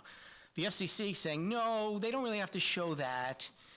They really only have to show that they need the new facility to provide a new service or to approve an existing service. Well, thus far, that issue has only been addressed by one federal court here in New York, and it was addressed by a judge in the Eastern District in Central Islip. And that judge said this: it's not up to the FCC to put words in the Telecommunications Act that aren't there. So if someone was to say you haven't proven some significant gap, you haven't proven least intrusive means, we're going to deny the application. And an applicant like this one were to bring a federal lawsuit, the federal court would be bound by the ruling of the Second Circuit Court of Appeals and not the FCC. And by the way, just so you know, in case you don't, maybe you do, because I know there was previous litigation, even if somehow you violate the Telecommunications Act and they sue you, they can't get damages. They don't get attorney's fees, they don't get compensatory damages. So these cases are, from my perspective, the cheapest federal lawsuits there are. And I've been handling federal lawsuits for 28 years. I've handled thousands of them. In any event, with regard to this particular tower, because it would bring down property values and have a severe adverse aesthetic impact, and it's not actually the least intrusive means of remedying whatever gap they claim to exist, this board should deny this application, consistent with your code. In the brief that I did submit, your code said in deciding whether or not to grant a special use permit, you have to determine, or I should say, it has to be shown that the proposed installation will not adversely impact the value of adjacent properties. And based upon the evidence I've submitted, I submit to you it would. Now, as far as significant evidence of adverse aesthetic impact or property values, the reason in Exhibit A attached to my brief, I've submitted letters from the homeowners giving personal accounts of the adverse aesthetic impacts they will suffer. This evidence is recognized by federal courts to be substantial evidence. Specifically, federal courts have said, basically, the person's in the best position to know and understand both the nature and extent of an adverse aesthetic impact are the property owners themselves. So Exhibit A attached to my memo is significant evidence of the adverse aesthetic impact that this tower would inflict upon my clients' homes. With respect to the adverse impact on property values, I've given you professional opinion letters from real estate brokers. Once again, the United States Circuit Court of Appeals for the Second Circuit has recognized these as substantial evidence of reduction in property value. We don't need appraisals. And I can't wait to see the appraisals submitted by the applicant, because they usually submit appraisals who compare properties that are in other jurisdictions that you have no way of knowing if it has any relevance to this whatsoever. So that being said, I thank you for your time. If you have any questions, I would be thrilled to answer them. As I said, I actually teach local boards how to handle these cases. I've been doing it for 13 years. But I do implore the board to keep the hearing open for this case, so I am afforded an opportunity to review the binder and prepare a more formal recommendation. Also, one final note, I don't know if anybody mentioned this before, but under the Middle Class Tax Relief and Job Creation Act of 2012, if these facilities go up, once they're up, this site developer can increase the height of them by up to 20 feet without your permission. And that's because of the Middle Class Tax Relief and Job Creation Act of 2012, which provides that once a facility is built, the owner of the facility may increase the height of the facility, the power output, and the amount of equipment, so long as this increase in size does not significantly increase the overall size of the facility. The FCC has interpreted that to mean they can go up to a maximum of 12% of the height of the facility, plus the height of a new tower, plus a 10-foot separation between the existing antenna and the new antenna. So I know it's 20 feet for a normal macro tower. It may be limited to 13 feet or so on these towers, but the maximum cap is 20 feet. But the point is, once it's up, they'll just go build it. And one final note, because it's NextG, because NextG blows my mind. Because I have to tell you, when they started putting them here without permits, and you heard the applicant's attorney tell you, yeah, well, we had a highway permit. Well, NextG, my first inkling dealing with NextG, I view them as the worst of the worst, and here's why. I had a couple in Mount Sinai, and this is relevant to this because I want you to take a hard look at what they submit to you. There was a young couple in Mount Sinai with 2 kids, and they came home one day and found 2 people working on their front lawn. And I'm not talking 6 inches on their front lawn. These workers were working 15 feet inside their front lawn. And so the guy approached them and said, guys, what are you doing? So the workers said, well, there's a public right-of-way across your front lawn. So they're going to put a new street light in front of your house, and so they're putting the wiring for the street light under your house. And the guy said, oh, okay, I guess so. 2 days later, the couple came home with their children and found a 40-foot cell tower on their front lawn, 15 feet into their front lawn, not a few inches. And fortunately, the town of Mount Sinai said, by the way, you guys didn't even get a permit. What the hell is this? And made them rip it down. Go onto Google, do a search, and it was NextG. Do a search for Mount Sinai couple find cell tower on their front lawn. It was 10 years ago. You're going to find it. It's the same company that installed these facilities here with no permits. This is what you're up against. So I ask you this, I say this not to just badmouth NextG, okay? They're no worse than anybody else. I say this to implore you to take a hard look at the evidence that's been submitted to you. Don't accept what they take you as gospel. You have an obligation to your constituents to make sure if they've got to put a tower somewhere, that it's not irresponsibly placed, that it really has to go, despite the fact that it's going to adversely impact the homes that are right next to it. So thank you for your time. If you have questions, I'll be happy to answer them. And I implore the board, please keep this hearing and record open. Thank you. Does anybody have any questions? This board has been presented with this evidence tonight, same time as tonight. So we have an expert who was not able to review it. We haven't really been able to review it, only what was read to us. So I just want everyone here to know that while I say the public portion of the hearing is closed, the records will remain open for additional correspondence. So this is the only time you're going to get to speak and come into this room and talk about this, but the records will remain open until we go through all the data. So anybody else want to be heard on this application? Anybody who wants to be heard, come on up. I'll swear you in.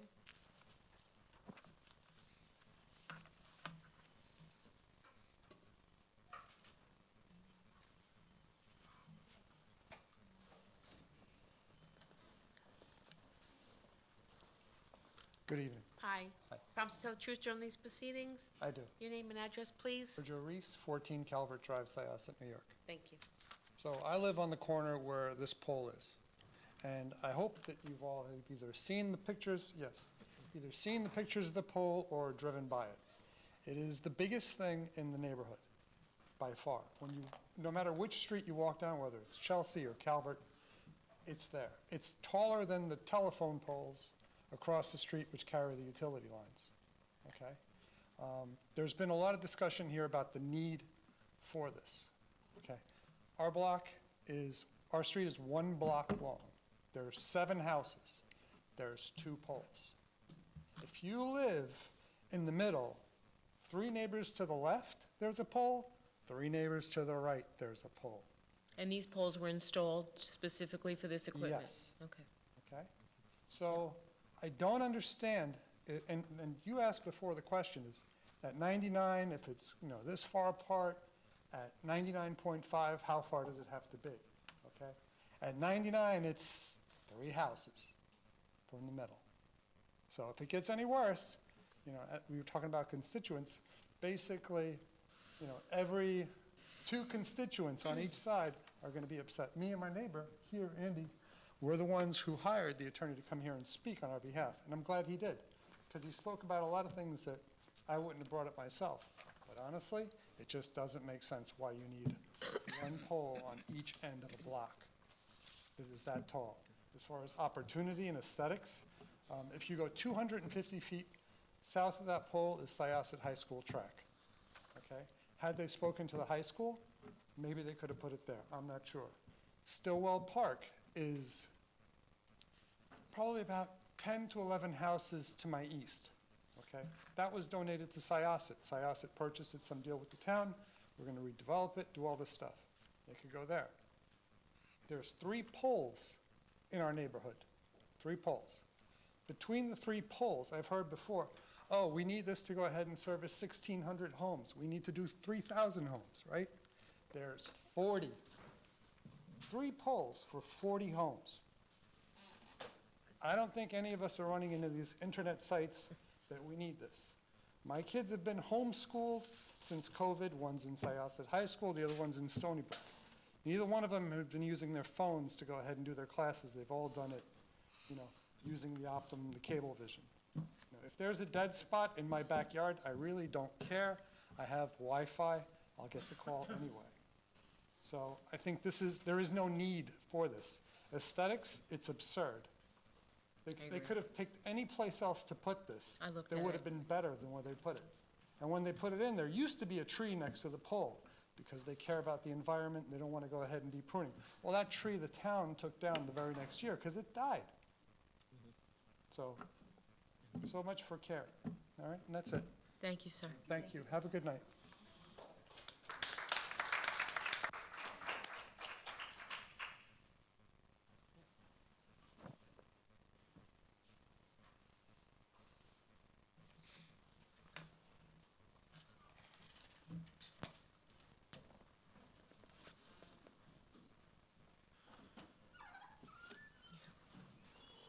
Hello. Hi, can I just Sue. swear you in? Yes. Promise to tell the truth during these proceedings? I do. Name and address, please. Andrew Lowett, 12 Calvert Drive, Syosset. Thank you. Hi. I would just like to agree with everything that Sergio and Andrew said. Andrew said on our behalf. Just a couple of quick points I wanted to make. I did submit a FOIL request in 2017 when this pole went up without permits. I received nothing back from the town. I also just recently submitted another FOIL request, which no information was provided by the town. I did approach the zoning board. They did provide the file to me, so I appreciate that, but we would like to see the records of these. This I had not received yet, Right. Mr. Lowett, when I met with you the other day. Okay, so thank just you. so you So know. we'd like to review that as soon as possible. Certainly. Okay. And the only other point I would like to make is that the cell phone tower is 44 feet, 4 inches tall. It could be seen from everywhere in the neighborhood, like Sergio said. However, what was not mentioned was that this pole is currently tilting at a 5-degree angle across Calvert Drive. So if you take a look at that pole, my concern is that any type of storm or windstorm could take that pole down and endanger everyone in the neighborhood who could be passing by. So considering it was installed without a permit, we don't know what codes were adhered to when it was installed. I just think it's a danger and it should be removed. Thank you. Thank you.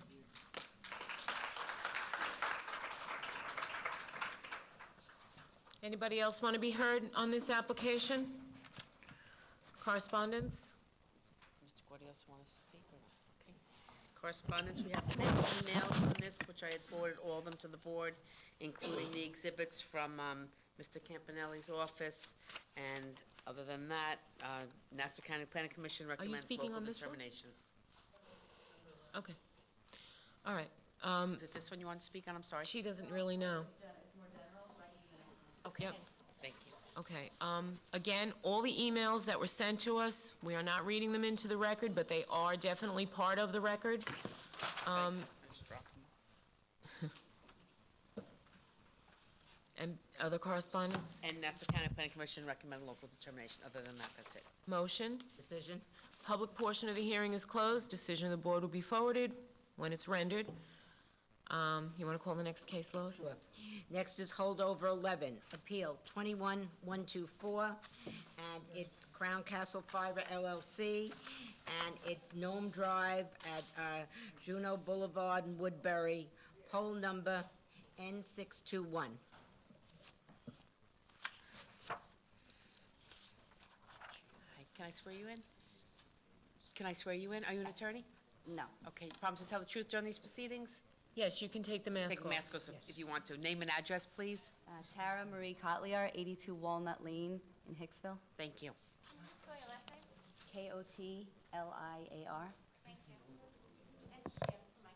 Kotliar. Hello, my name is Tara Marie Kotliar. I very recently moved to 82 Walnut Lane in Hicksville, but my family will not be staying long if this small cell equipment, like the antenna arrays in question, are deployed aggressively in residential neighborhoods in close proximity to homes. Thank you to the Zoning Board of Appeals for listening. I hope some or any of my ideas on how to reduce the number of locations will be listened to. Referencing Chapter 2, Section 242-5H1 of the Oyster Bay Town Code, the applicant must demonstrate that there is a need in order to install new installations for wireless telecommunications service. My boyfriend and I have visited, as he spoke before, so I won't repeat it, but we visited all of the locations, and we actually took video, and we had no problems getting on the internet and making phone calls. We also spoke with several of the neighbors in these communities, and they said they were quite satisfied with their current service. It seems that the need that exists is that of corporate profit. The corporations are forcing an intrusive technology on residents that do not want it, while bringing with them the problems of cybersecurity, vulnerability, and surveillance. If it's not for cellular and data service, is it for artificial intelligence or the Internet of Things? Factories, hospitals, science labs, they might need this, but many of us who live on Long Island want to keep additional unsightly equipment out of our neighborhoods and constant radiation out of our homes. So I have some additional questions. Will there be... It's going to make one comment on the record, okay? In considering our decision, we cannot consider radiation. I am aware. Okay, continue. So we can keep it at the unsightly equipment. So here are my questions. Will there be periodic third-party safety tests to demonstrate that the emissions of each of the antennas are within the FCC guidelines? That's one of my questions at the end when the attorney comes back up to rebuttal all the residents who have spoken. Great. Crown Castle and the telecoms have a reputation for not checking these, and there's a requirement for power levels and radiation exposure limits.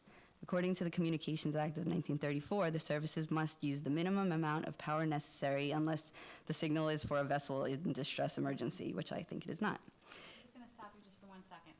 The stenographer has to take down everything you're saying. Okay, I'll speak slower. You don't realize it, but you're going Yeah, super fast. sorry. So just a little bit slower, am I right? Definitely. It's almost midnight, so I'm a little. So just a little bit Yeah, we're slower, gonna just take so she another can break. get it down. We're gonna have to have Thank you, we another break appreciate for it. her. Okay. So, safety must be a prime consideration. Given the mass proliferation of wireless antennas in the town, this infrastructure will consume massive amounts of energy. Can we know how much? 5G is expected to consume up to 3 times the energy it takes to power the LTE networks, according to the IEEE. Well, yeah, that.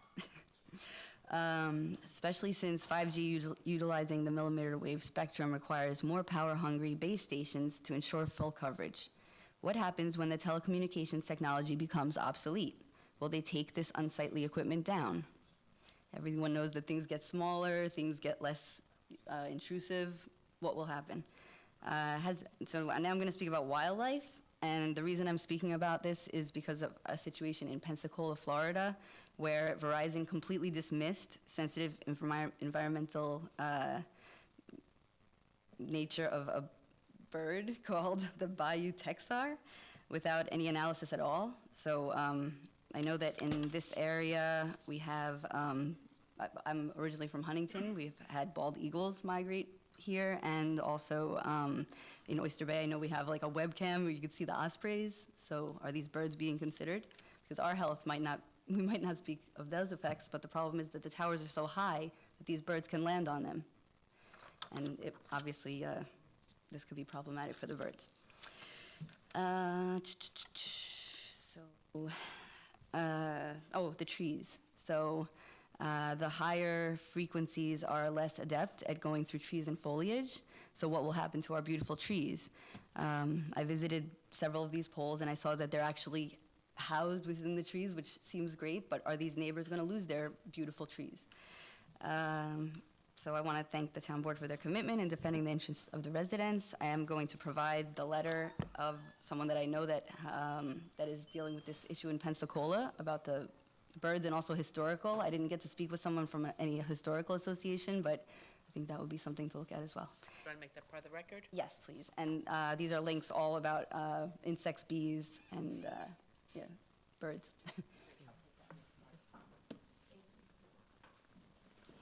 Thank you very much. Want to make that part of the record, too?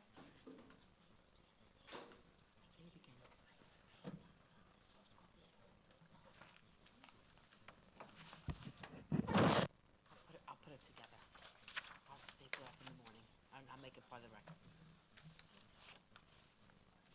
Okay.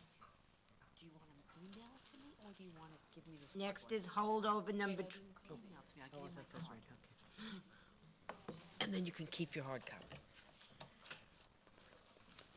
Okay? You're welcome. Does anybody else want to be heard on this application? Sorry. Correspondence?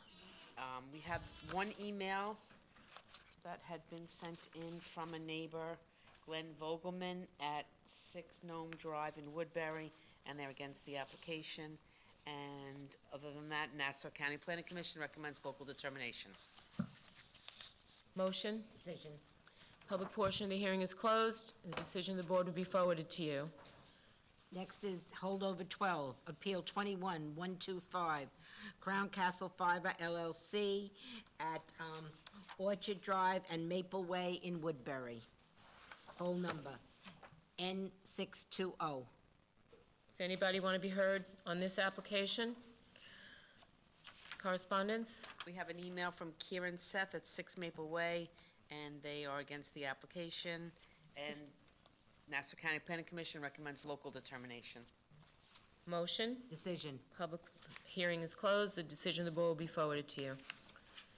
Next is hearing holdover 13, Appeal 21-126, Crown Castle Fiber LLC at Atwater Place and West Shore Drive, Massapequa. It's poll N550. Does anybody want to be heard on this application? Correspondence? I have 3 emails from Danielle Calaspetta, no address, against the application. Brian Menino, they live at 256 West Shore Drive in Massapequa, against the application. And the Vitello family, and they live at 24 Atwater Place, all against the application. Do they say in the email why? I'm going to read them, I'd but like to see them, I'm sorry. let me see them real quick, yeah. Certainly. Different reasons. Yep.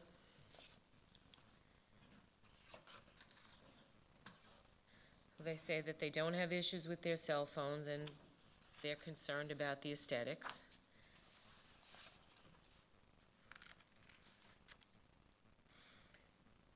Again, they have no problem with their phones. AT&T, Sprint, again, concerned about the aesthetics.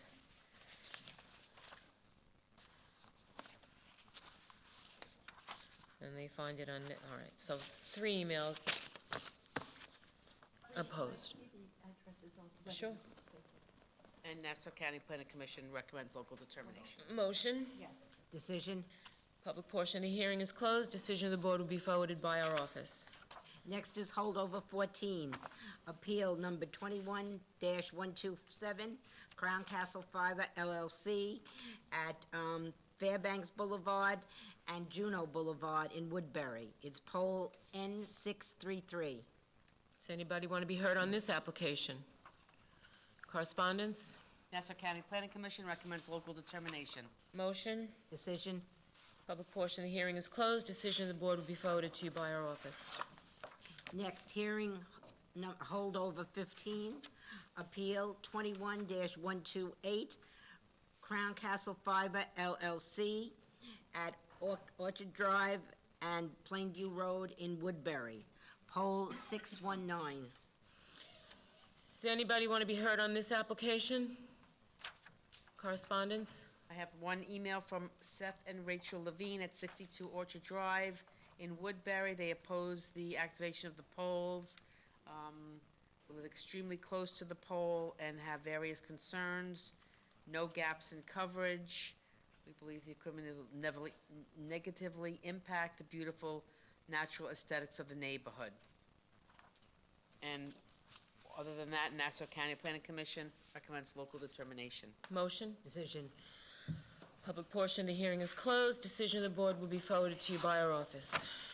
Holdover 16, Appeal 21-129, Crown Castle Fiber LLC at Seward Drive and Juneau Boulevard in Woodbury, poll number N611. Does anybody want to speak about this application? Correspondence? I have an email from Robert and Arlene Saxon, and they live at 10 Seward Drive in Woodbury. The company installed it without authorization. They now attempt to use reverse logic to state they are looking for authorization and will keep the cells placed pending this hearing. Company should not be rewarded for its improper installation.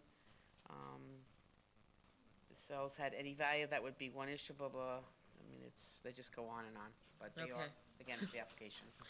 Okay. And the Planning Commission? Sorry, Nassau County Planning Commission recommends local determination. Motion? Decision. Public portion of the hearing is closed. Decision of the board will be forwarded to you by our office.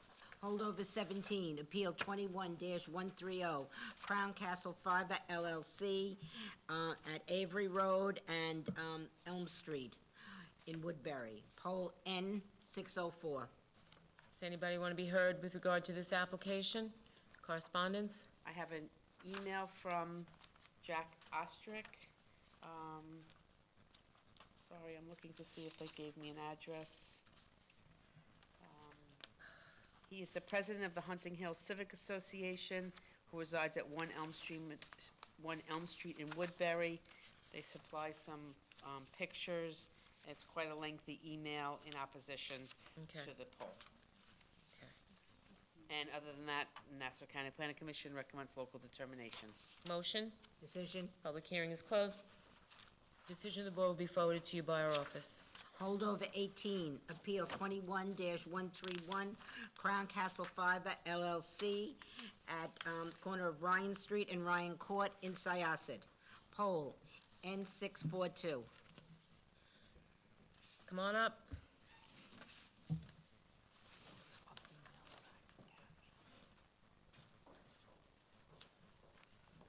Hi, how are Could you raise your right hand? Okay. Do you promise to tell the truth for Yes. these proceedings? Can you Yes. state your name and address for the record, please? I'm here for my house, which is on 21 Ryan Street, and also 21 my dad on 2 Ryan Court.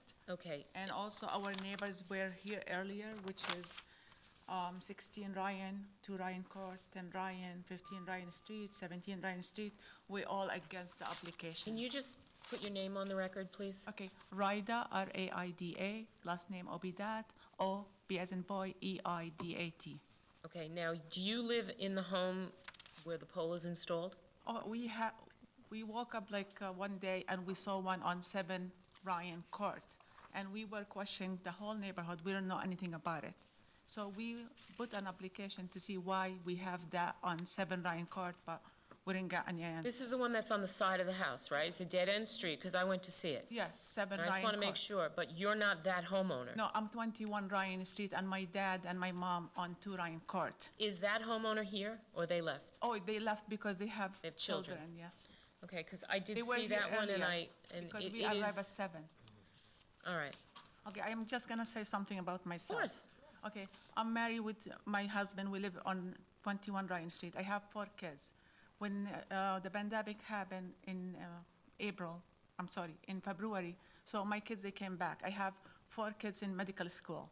One came You from... have 4 kids in medical school? Yeah, God bless one you. came from Grenada. One came from Grenada because they closed the island. Yes. So now I'm a real estate agent also. So I work in Syosset and I'm on my phone 24/7. As a real estate agent, you get all these calls. And my kids, 4 medical school, and they all working from home and they taking all their patient, all the comments, all the stuff. So we have internet, we have computer, we have phone calls. We never have any problem. So now the kids, they went back. My son, he's in the Bronx Hospital in Grand Concourse. My daughter, she's in Syosset. We still used all the internet. I never asked even for additional internet in my house. And I'm at the end of the Ryan Court because I'm number 21. But it's not fair to kill all the good stuff just to have the pole all over the street and the court. And I live where my mom and my dad cross each other. I'm in the street, they are in the court. If something like this happen, so I will decide to make the move with my family because we don't want something like this to be in the area. And I live in Syosset for more than 27 years. Okay. Thank you for I listening. thank you for your patience. Yeah. I want to ask a follow-up question, because where you don't just live there, you've been a realtor with Homes by Mara a long time, right? Yes. What, I mean, you have your finger on the pulse of the neighborhood. Do you think that people would be happy Oh, buying? no, because you see, I have, Not this Yeah. one. Not this one. I have all the addresses from our neighbor because we, like dead end, we have the court and the street. So they all said, we want to fight for that. We want to give our voice to the town. So that's why we waited from 6:30 until now. Thank you. Thank you so much. Thanks. Thank you for your patience. Thank you. Anybody else want to be heard on this application?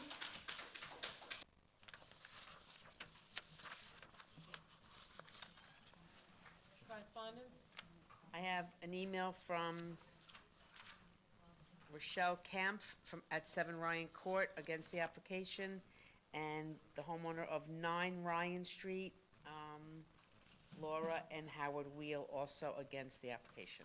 Do they say why, or instead you don't have to read the whole thing? Yeah, just, there's no direct benefit to the street or the block, unlike a lamppost utility pole.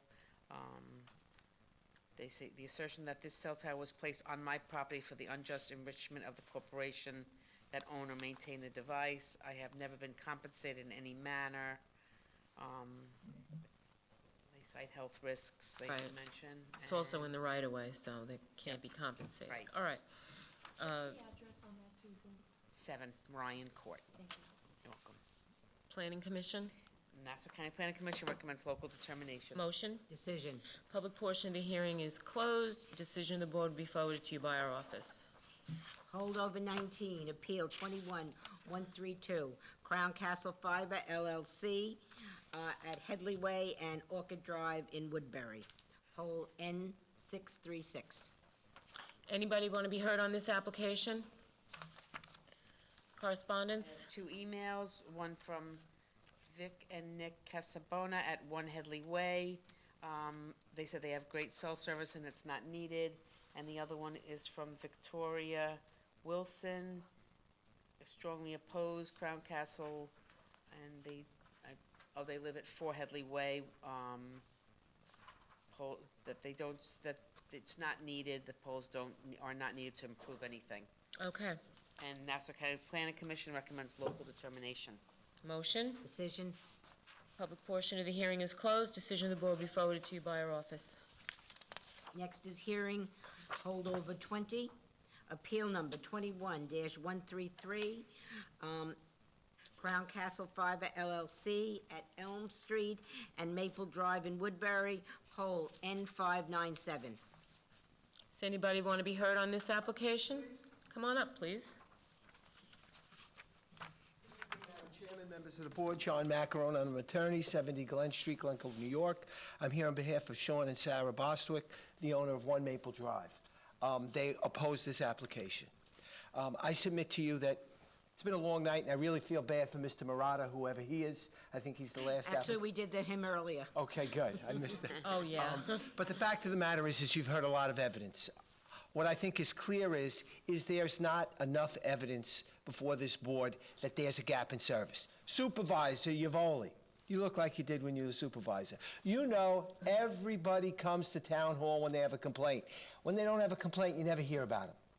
If there was a gap in service, we would have read about it somewhere, either in Newsday, we would have seen it in a Facebook neighborhood page.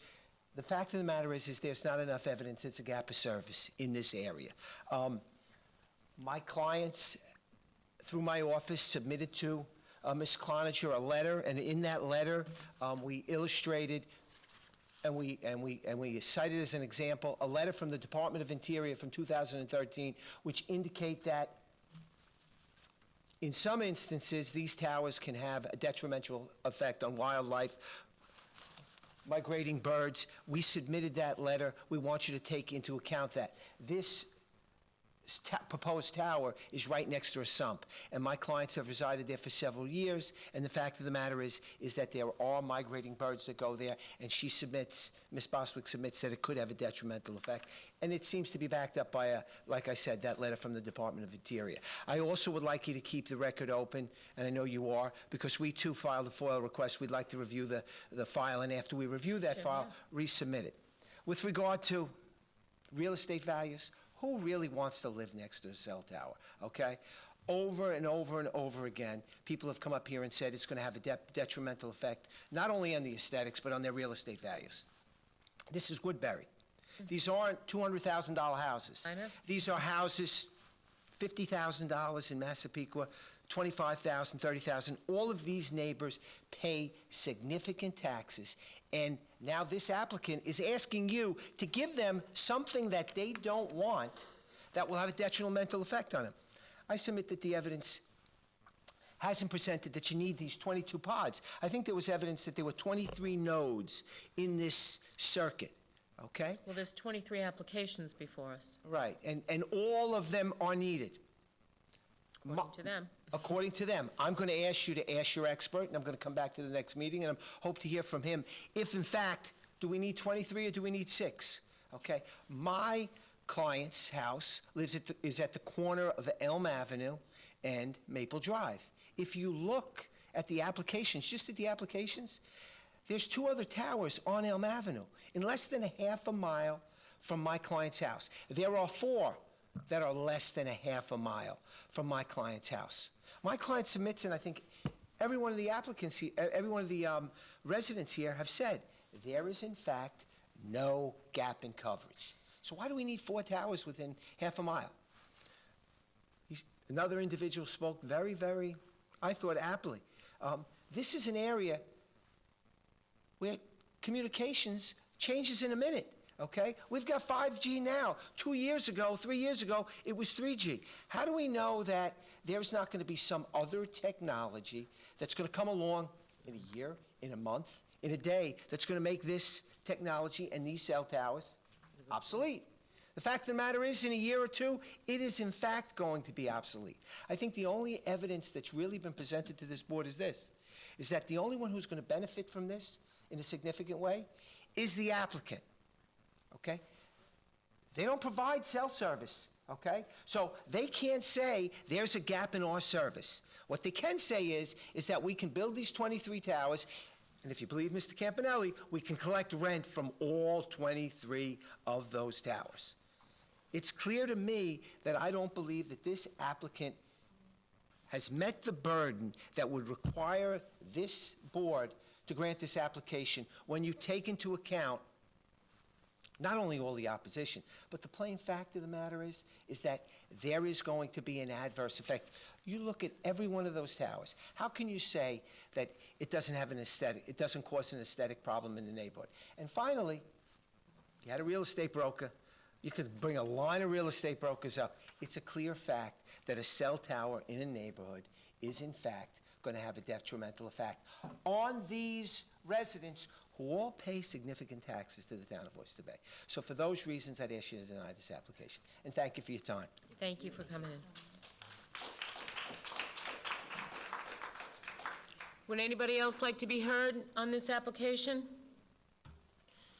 Correspondence? I have the email and the letter following it from the office of Mr. Macarone, which I had forwarded to the board, and Nassau County Planning Commission recommends local determination. Motion?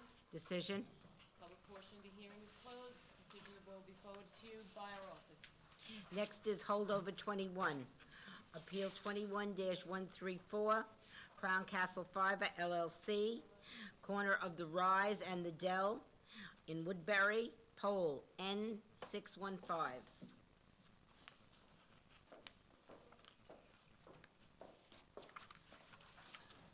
Good evening. Good evening. Thank you for taking the time to listen to what we have to say. Are you an attorney? No, I have to swear you in. Promise to tell the truth during these proceedings? I do. Name and address, please. My name's Bonnie Niosi, N-I-O-S-I. Thank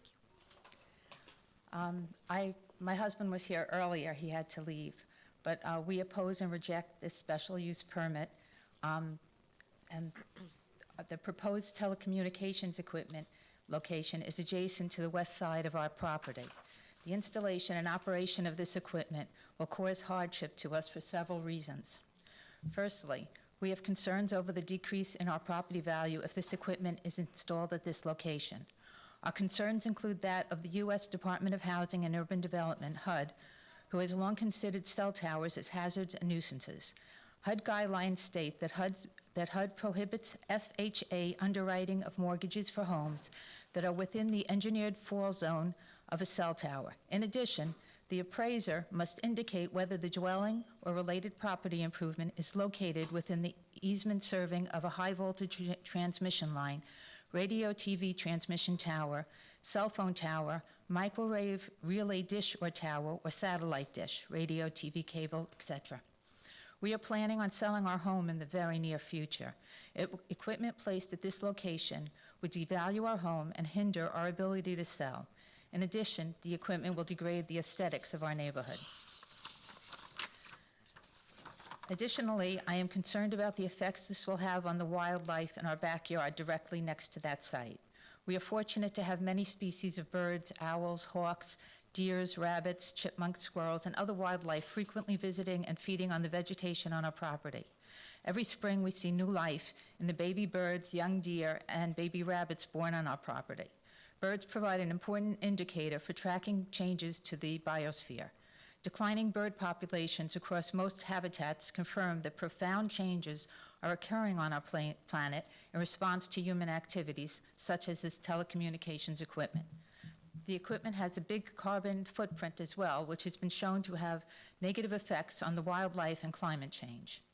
Being that we have not experienced gaps in coverage, it does not make sense to take the financial, health, aesthetic, wildlife, and climate preservation risk this equipment brings. Therefore, we strongly oppose and reject Crown Castle Fiber LLC's request for a special use permit to install and operate and maintain wireless telecommunication equipment at the above-mentioned site. Thank you. Thank you. Nice job. Repeat what you had said at the beginning. Did you say HUD will not underwrite? That HUD prohibits FHA underwriting of mortgages for homes that are within the engineered fall zone of a cell tower. In addition, the appraiser must indicate whether the dwelling or related property improvements is located within the easement of serving a high-voltage transmission line, radio TV transmission tower, cell phone tower, microwave relay dish or tower, or satellite dish. Do you have a citation for that, or do you know where that information came from? I will get that for you, You yes. can get it, it's okay, we'll look into it. I had not heard that before. No, I didn't hear that either. Thank you for bringing it to our attention. You're very welcome. Thank you for listening to me. Thank May you I for being leave this patient. for? Oh, that'd I'd be love for great. you to submit Yeah, that, would be yes. terrific. I'm sorry, your address? 4 Meadow Ridge Court, Woodbury. Thank you.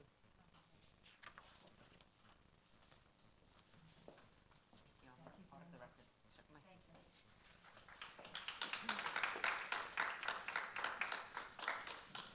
Anybody else want to be heard on this application?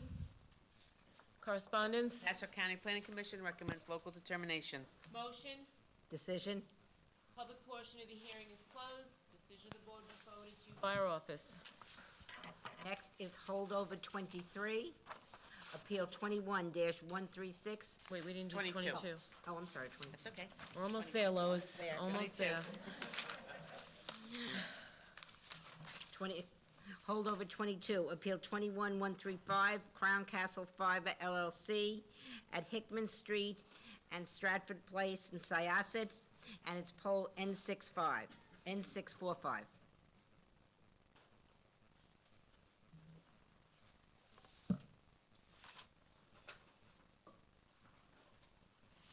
Hi, To tell the truth during these proceedings, yes. your name and address, please. Patty Santella, 35 Hickman Street. Thank you. Hi, so tonight, I just got a whole bunch of information and learned a whole bunch of new things. I don't know where this pole is located, but I am on Hickman, and Stratford is across from me. So we don't have any poles in front of our house, they're all in back, and there's no trees around. So can someone just show me so I just understand a little bit better?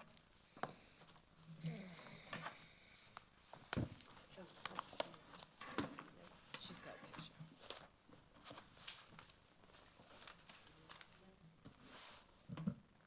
Okay, so I think it actually might be existing, and it's actually, what they said was it's not in front of your house, but it's on the side. This pole was hit, somebody drove into it and actually hit and fell off, and then it had to be put back. So I guess I have a couple questions, like who maintains this in the future? I don't see a need for it, and I'd like to know what the cost benefit is, because I don't see how it benefits any of us at all. None of us have any problems with cell service in my neighborhood. We have 88 homes in Sagamore. During COVID, I had 2 college students, myself and my husband. I'm a real estate agent, and I will tell you, it will definitely directly affect property values in the neighborhood. Doesn't matter if the pole is on the side, across the street, in between neighborhoods, you have to drive past it, and people it will definitely drive it down. We're in a neighborhood on 1 acre, there's 88 homes, and we just don't see the benefit to bring to our neighborhood. Okay. Thank you. Thank you for coming in. Anybody else want to be heard on this application? Correspondence? Nassau County Planning Commission recommends local determination. Motion? Decision? Public portion of the hearing is closed. Forwarded to buyer office. Now, hearing holdover 23, appeal 21-136, Crown Castle Fiber LLC at Cypress Drive and Sycamore Drive in Woodbury, and it's poll N599.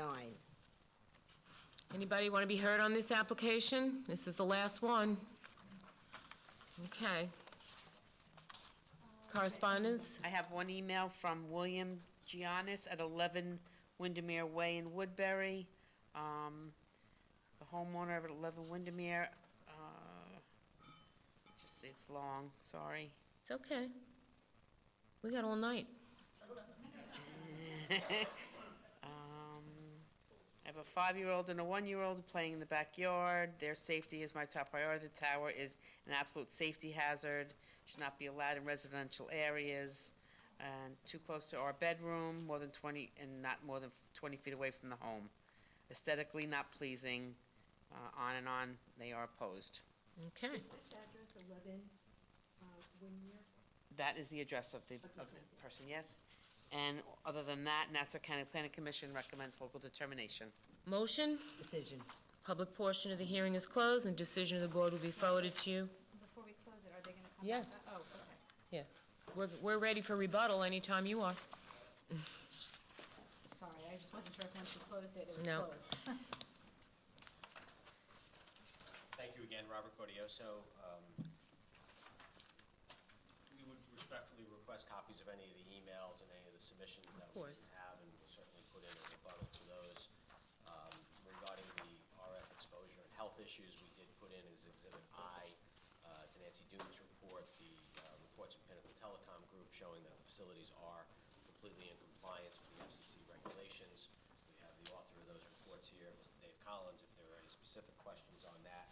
Regarding the impact on wildlife, that is all covered in the EAF and in Nancy's report. There is no impact on wildlife, and that's thoroughly analyzed in the report, both birds, bees, and endangered or threatened species or any other types of species that is included in that report. As far as the property values, the report that we did submit is from a certified appraiser. That methodology is a paired sales analysis where he looks at existing nodes before and after pricing in various different neighborhoods at various different times. That methodology has been upheld by multiple courts, particularly in opposition to real estate appraisal opinions that do not have data. His report actually has the hard data that's in there, and that's been used to support multiple cases in various courts in New York State in light of broker statements without such data. We'd be happy to answer any other questions you have tonight, and as I said before, I'd like to see the copies of the emails. If we don't have any other documents, we'd be happy to. This was also, your documentation needs to be shared with others as well. So we will be keeping the records open as far as correspondence. There's no further hearings. I have a question about the servicing of this equipment. How often is it serviced? Who services it?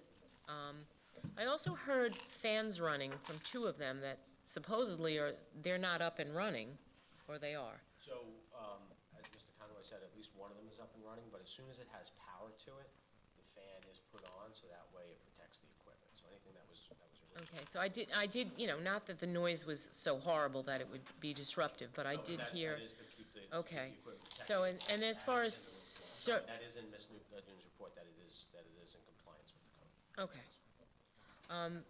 Again, how often are they serviced? So the maintenance is, so number one, let me take one step back. There is a code requirement, and we have no problem, performance bond and removal bond in case they are obsolete, to secure their. So they would be removed? Correct. Number 2, they are monitored 24/7 remotely, so we always know if the facility goes offline, we immediately know back at what we call the NOC, the operations center. If the facility goes offline, we know that, and someone is immediately dispatched. We do routinely review them to make sure that there's nothing that's amiss, but generally nothing happens because they're on existing poles. Now, if the pole was hit, and it's our pole, then we would be responsible to maintain that pole and take care of that situation. We proposed, as part of the process, an agreement with the town mentioned. That would include insurance provisions that are customary, and also maintenance obligations that are specifically detailed in that agreement that would be proposed with the town, and we did provide that to the town board. Okay. Did that answer your question, though, Rita? Was your question more about, like, physically, who goes and maintains them? Are there trucks that are gonna be now parked in front of people's homes? No, so there's generally no routine maintenance, so to speak, in that something has to be done on a routine basis. But we do drive by them, we do have people in the area, we do have operations crews that are available to go to a site in case there was a problem. But once the site's installed, it operates, it's unmanned, it's monitored remotely 24/7. There's very little to do with it, no more than any other typical utility, as was shown in Nancy's report, all the different photographs of all the other utilities that are in the right-of-way. It's very similar to that. Okay. I have a request. As you know, one of the main issues that you have to show is a coverage issue. And every single person that came up here tonight said they have no problems with coverage. People have been living here 20 years, you've heard what they said. And one of the things that Mr. Campanelli said, and I thought this was a very interesting thing, is that there's recorded data that you guys have regarding your report about coverage. Which you have now. It's in our report. Yeah, you have the data. That's the drive test data that's in the report. Well, we have the drive test, okay, so for it, and I've only seen it when I read his report. They're just maps and basically. That has the data. Does that have the actual hard data? That is based on the hard data. If you But want, I want the hard data. Okay, so here's what I could give you. Okay, if you really wanted the hard data. I can give you a ream of paper. Right. Okay, that would have numbers on it. That would make absolutely no sense to me. Well, I would imagine that the law doesn't require, I would imagine the law does require you to give me something that I can understand. So, With regard to hard data. and that's why we gave you the drive test map. That's what, so it's Well- above, let me just finish. So first off, what Mr. Campanelli said was the law was completely incorrect. Okay. So what the law is what the FCC said. And the Ninth Circuit Court of Appeals, under the Hobbs Act, completely upheld the law, which is that we only have to show a material inhibition. We don't have to show a significant gap in test, and that is the law. And that's the law of the land, and that was upheld by the Ninth Circuit recently. And that's the FCC's longstanding criteria for a prohibition of service. But without getting into that, we, in Mr. Conroy's report, okay, showed above and beyond what your local code requires. Okay, your local code has a very vague provision as far as providing the propagation maps and the drive test data. We went well above and beyond that with the data that we gave you in the report. Okay, so that, on top of that, we gave you the other raw data on the KPIs. If there is something specific that you think, other than just saying, give us the data, if there is something very specific that you believe we didn't give, we'd be happy to provide it. But what I'm telling you, based on what you just said, is give you something that you can understand, that's exactly what we did. We gave you the drive test data formulated by MAPS in a very clear, concise way, both from an engineering standpoint, that a third-party engineer could look at it and give an opinion based on it, and a layman could look at it and understand it. So we gave you both case scenarios well above and beyond what the code says, but if there's something very specific that you can articulate to us that you think we didn't give it, we'd be happy to. I have a question, yeah, I have something. I'm Oh, sorry. go ahead, no, you go ahead I first. want to understand why there's such a discrepancy in what the PA is saying in regard to, I didn't drop a call in 20 years. Yeah, so- And you're showing me a map where there's not any trucks over this. So there's, yeah, so it's real simple, okay? People say they haven't dropped a call in 20 years, okay? The data doesn't show that. The drop call data clearly doesn't show that, okay? If someone's in a car and they're not in the gap area, okay, that doesn't show up as a dropped call, okay? So I don't disagree with where you've driven, but I don't know exactly where you've driven. And I don't know exactly who you were talking to. And I don't know exactly whether they had Verizon or whether they had AT&T service or they had another carrier. So there's a lot of different, and the courts have said this, there's a lot of different anecdotal testimony that doesn't prove out whether a carrier has a need for service. And what the courts have said is the way to prove it out from a non-anecdotal scientific way is well below what Mr. Conroy did. So what Mr. Conroy did was well above what the courts have accepted. The courts have accepted propagation maps only. The courts have accepted drive test maps only. Mr. Conroy gave you both. He went above and beyond and gave you above and beyond that. If you're in a car or if you're on the street, okay, your cell phone will hold a call longer than if you walk into a building. And the way I can prove that to you, if whoever has a phone, you know when you're inside this room, you have very bad service, okay? You can't get on the internet, you can barely make a text. Sometimes you can make a text when you're sitting in this room. You all know what I'm talking about if you have one of these phones. You walk out into the lobby, outside of these brick walls, which attenuates the signal, and all of a sudden your service gets better. You walk into a building, you're in the lobby, you might have service. You walk further into the building, you get into the elevator, where the signal's not as strong because it can't get into the building, now you no longer have service. So those different colors on the maps that Mr. Conroy showed you is based on whether you're in a car or whether you're in a building, and in order to get that service into a building, you have to have a stronger signal outside because it's attenuated or knocked down by the walls of the building, and then you have to be inside. So what's happened over time, okay, is that the users of the system have increased. So when you may have had service 20 years ago, you don't have as good service now because there's more users on the system and it's getting congested. That's why, and I think the question was asked before, what's going to be the next technology? Will this be antiquated? And someone made a wild statement before that they didn't know what was going to happen next, but in 2 years it'll be antiquated. Okay, and that was an attorney. An attorney should never say that, and we should leave that to the engineers. But what the reality is what happened is 3G service was a technology that couldn't handle all this usage. And that's why the industry came up with LTE service. It can handle greater capacity. It's a better technology for handling all that capacity. But it's still trying to catch up with all the usage. The more service that's out there, the more technology that's out there, the more everyone is using it. Everyone, particularly the younger generations. And that requires more densified networks. And that's exactly what the FCC order said, which is exactly what the Ninth Circuit upheld, which that a need for service is not only a significant gap, it's also a material inhibition, which includes densifying the networks, adding new frequency bands, adding new services. If we do not do that, these facilities will stagnate and people will be unable to use the service because there's too many people using it for too many different things.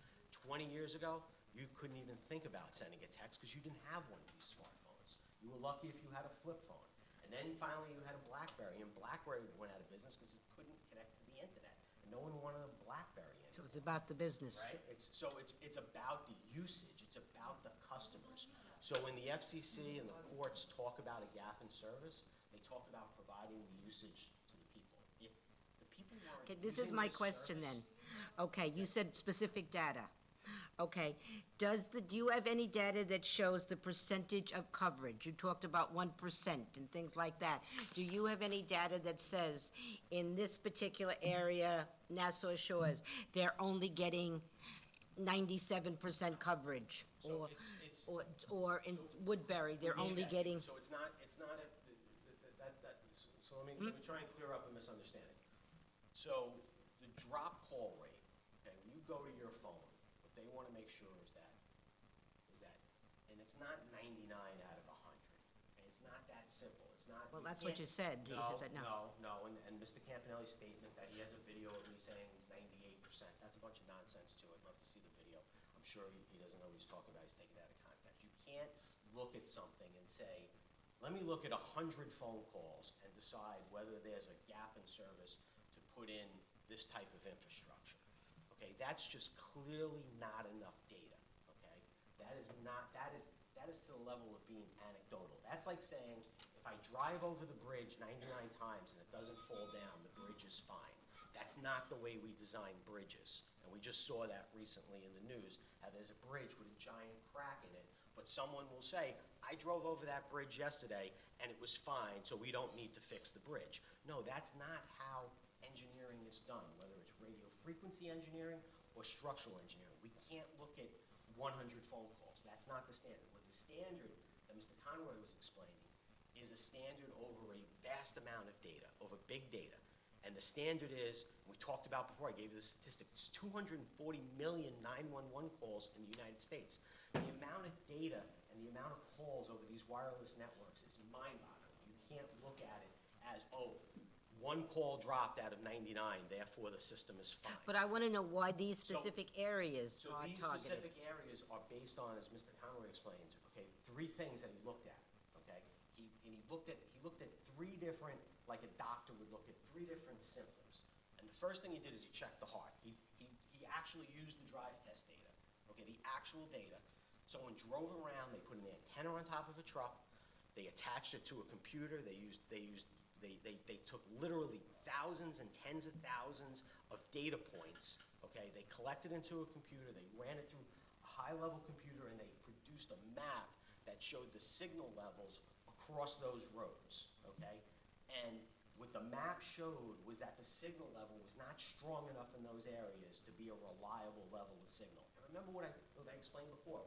When you go from outside that door I to heard that. inside this room, the signal level drops precipitously because of these 4 walls. So you can't just say, oh, I made a call in the corner, therefore it's fine. No, you have to look at it with this big of data.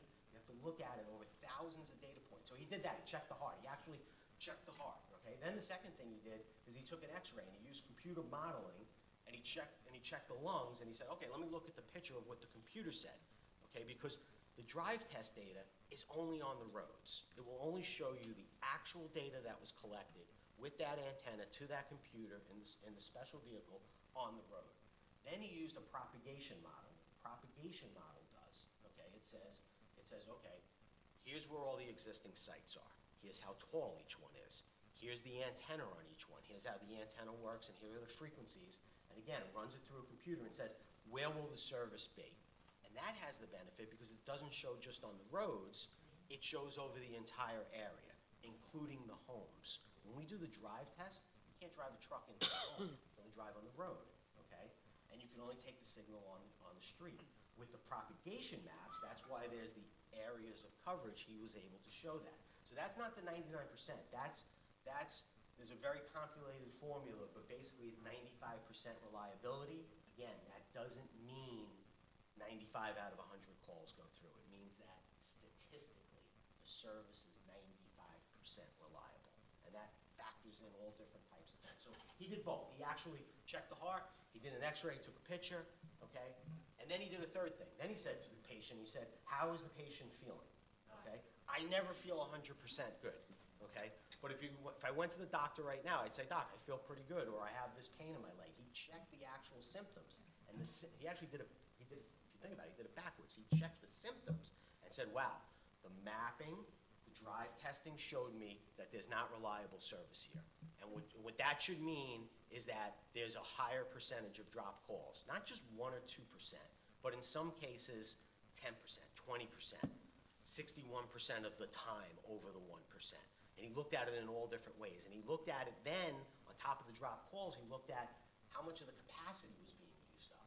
And again, the system showed that and again, you have the hard data in your report, that the system was over the capacity, well over the capacity, not even close. It wasn't just at that 70% line. It was way over that 70% line. So all 4 of those factors, all 4 of those diagnostics showed this is the area where we need sites. We sent out, the first time, 700 and something certified mailers. This time we sent out 364 plus a number of other regular mailers. You had a number of people here tonight, but when you think about how many certified mailers we sent out, you had a very small percentage. And the statement that if there was problems, people would complain, people don't complain. That's not how it works. No one comes to these meetings. Wait, hang on a second. Not for wireless, Okay, not for wireless. I've been coming to these meetings for 26 years. I can count on 2 fingers, 2 sets of fingers, how many times people have showed up and said, my wireless service is terrible and I want more sites. It never happens. They Of don't course, come people to are these not meetings coming for to that. listen. So you have to take Doesn't all wanna of listen. that It into doesn't account. So matter to what answer you say. your question, Doesn't matter. it's not, it's the percentage of drop calls over a large spectrum of data the target is 1%, and we are well beyond that in the data. So I hope that makes sense. This is such a complicated system and a wonder of technology. This is not that simple to say, oh, I've never had a drop call. That's not how these networks are designed from an engineering standpoint. I don't mean to interrupt you. You do a fine job for your client. I'll compliment you on that. But I have to say this. Who said there's a need for this other than your company? The residents who live in the area. That's not the standard. But with all due respect, that's not the standard. So It's not the standard. No, the standard, that is not the standard. The standard, the board took a sworn oath to apply the code, okay? And the federal law and the state law and the town law requires that you have substantial evidence in the record to support a decision, okay? And that evidence has to be based on more than just anecdotal statements. And that's what the courts have clearly said. We wouldn't be here trying to build these facilities, all that other speculation about that this is how we're gonna make money and we're gonna control the market. Verizon Wireless is in the business of providing the best network. Also in the business to make a It's the business. Absolutely, and there's nothing wrong with that. You know that. That's not the standard either. Every applicant Why has does rules Verizon to need you? Why can't Verizon just do this on their own? Why do they need, Sometimes they do. Crown Castle? Sometimes they do, but one other thing, there was another misstatement, okay? Crown Castle is a telecommunications provider. They have a certificate of public convenience and necessity from the New York State Public Service Commission. They are permitted to provide telecommunication service throughout the state. Yes, they do, because they run the fiber. If you notice, the name has changed to now use the word fiber in the name. They actually run fiber in various places throughout the state. So they have a fiber company, they build towers. People talked about, why don't you just go build a tower? Crown Castle is the largest wireless infrastructure company in the country. They have a whole division that builds towers. They build towers all over the country, all over the state, on Long Island, throughout the Hudson Valley, in New York City. If there's an opportunity to build a tower, they're happy to build a tower. But they also know, and you know, if we tried to build a tower in any one of these three areas, it would be far worse than trying to build these 23 nodes. Because a giant tower would have to support co-location, it would be 100 to 150 feet in height, it wouldn't be a 35-foot utility pole along the right-of-way like the other utility poles that are there. So as Rich explained, there's two options. You either go on an existing structure, which the only existing structures in this area are residential homes. Can you imagine if we had a landlord that allowed us to put antennas on top of their homes? The residents would go crazy, okay? The other option is you go on an existing tower or a water tank or a sign or something like that. There are none in this area. And where they are, Verizon's already located on them. That was the low-hanging fruit over the last 25 years. They're already on all those surrounding sites. But they can't get that service into these areas. So you don't want us to build a tower in these areas, okay? The other option is the alternative technology. We go to places where we propose towers and people scream for us to do a DAS installation, okay? I've heard Mr. Campanelli at meetings where I'm proposing a tower saying, why don't you do a DAS installation? So it's rabbit season, duck season. This is clearly, as Nancy testified, as the professional planner and as the report shows, less intrusive than the alternatives. The alternatives being build a tower somewhere. There isn't any place to build a tower in these dense residential areas. There just isn't. I still can't wrap my mind around the fact that no one has complained about this service that we know of. Well, they're not, they don't though. People don't, when was the last, did you Complain ever all have a the spot time. where you had bad service? Look, I have bad service. I've had bad service in this building all night. I am not going to make a call tomorrow to complain about my service, Please, right? And I doubt anyone else here ever has, even though there's bad service in here. I have to disagree with a few things that you said. Sure. Both Mr. Evoli and I have sat at this dais for many, many years in many different capacities. And I know we both view it as our job exactly to listen to the residents, even though our decisions cannot be made solely on anecdotal evidence. They know better than anyone else that comes up here with an application what the needs of our community are. So I do take umbrage at someone coming in and telling us not to listen to them. No, that's not what I said. I said, No, you did. You I said to said- us that we cannot use that in our do not balancing use test. anecdote, when there's a balance of expert testimony and data versus anecdotal data, all I'm telling you is that the courts have routinely said that you cannot rely on the anecdotal data. Secondly, we have many places in the town that are known dropped call areas. You could ask anyone in this room, try to drive on Route 106, and everyone talks about it all the time. You can't get a signal on 106.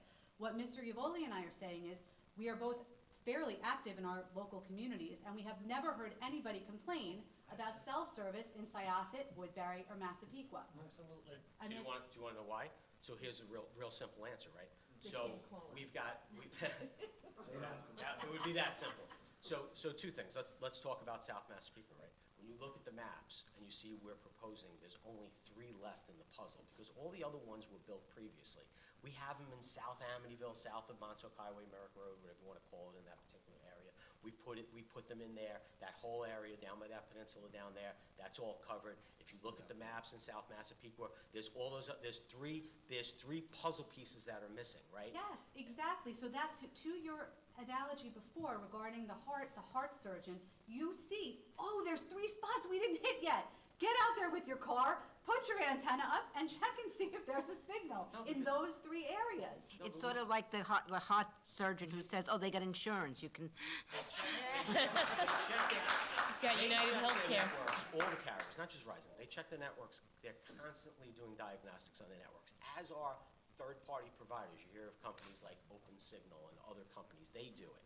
And they are constantly checking it. Remember, the networks are not static. Because of the capacity issue, the usage of the network is constantly changing, okay? So then the need in the network is constantly changing. There's constantly evolution. There's constantly modifications to facilities.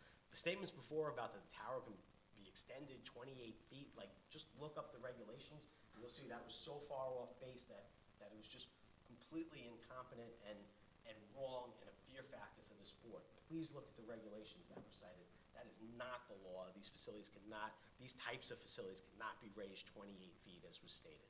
So, again, we wouldn't be here if there wasn't a need. These nodes are in areas that fill out pieces of the puzzle. If there weren't the other 100 some odd nodes It's your throughout the puzzle. town. No, it's the service for people in the community, for the emergency service providers, for people traveling through the community, residents, businesses, students, it's everyone. Everyone's using these phones. I suspect you probably even I have one right here. Okay, my father's 91, he has one. I can't believe that he actually gets it to work. How long does it take to put up one of these? Couple days. Oh, so you're talking about in the future, we may have a need for it? I'm sorry, I didn't follow. You're talking about how the technology isn't changing and it's increasing. saying that And so what I'm saying is, it's not something that if we've suddenly realized, if suddenly a couple of years from now, people start dropping calls then and having problems that it would take forever to put up. So we've been trying to do these for 4 years, okay? So the statements about 5G, again, 5G wasn't even thought of, wasn't even being rolled out 4 years ago when we started. These nodes are for 4G service. That's what they were intended for. That's what they were designed for. That's what the engineering was designed for. Because of the back and forth with the town, it's taken us 4 years to get to this spot.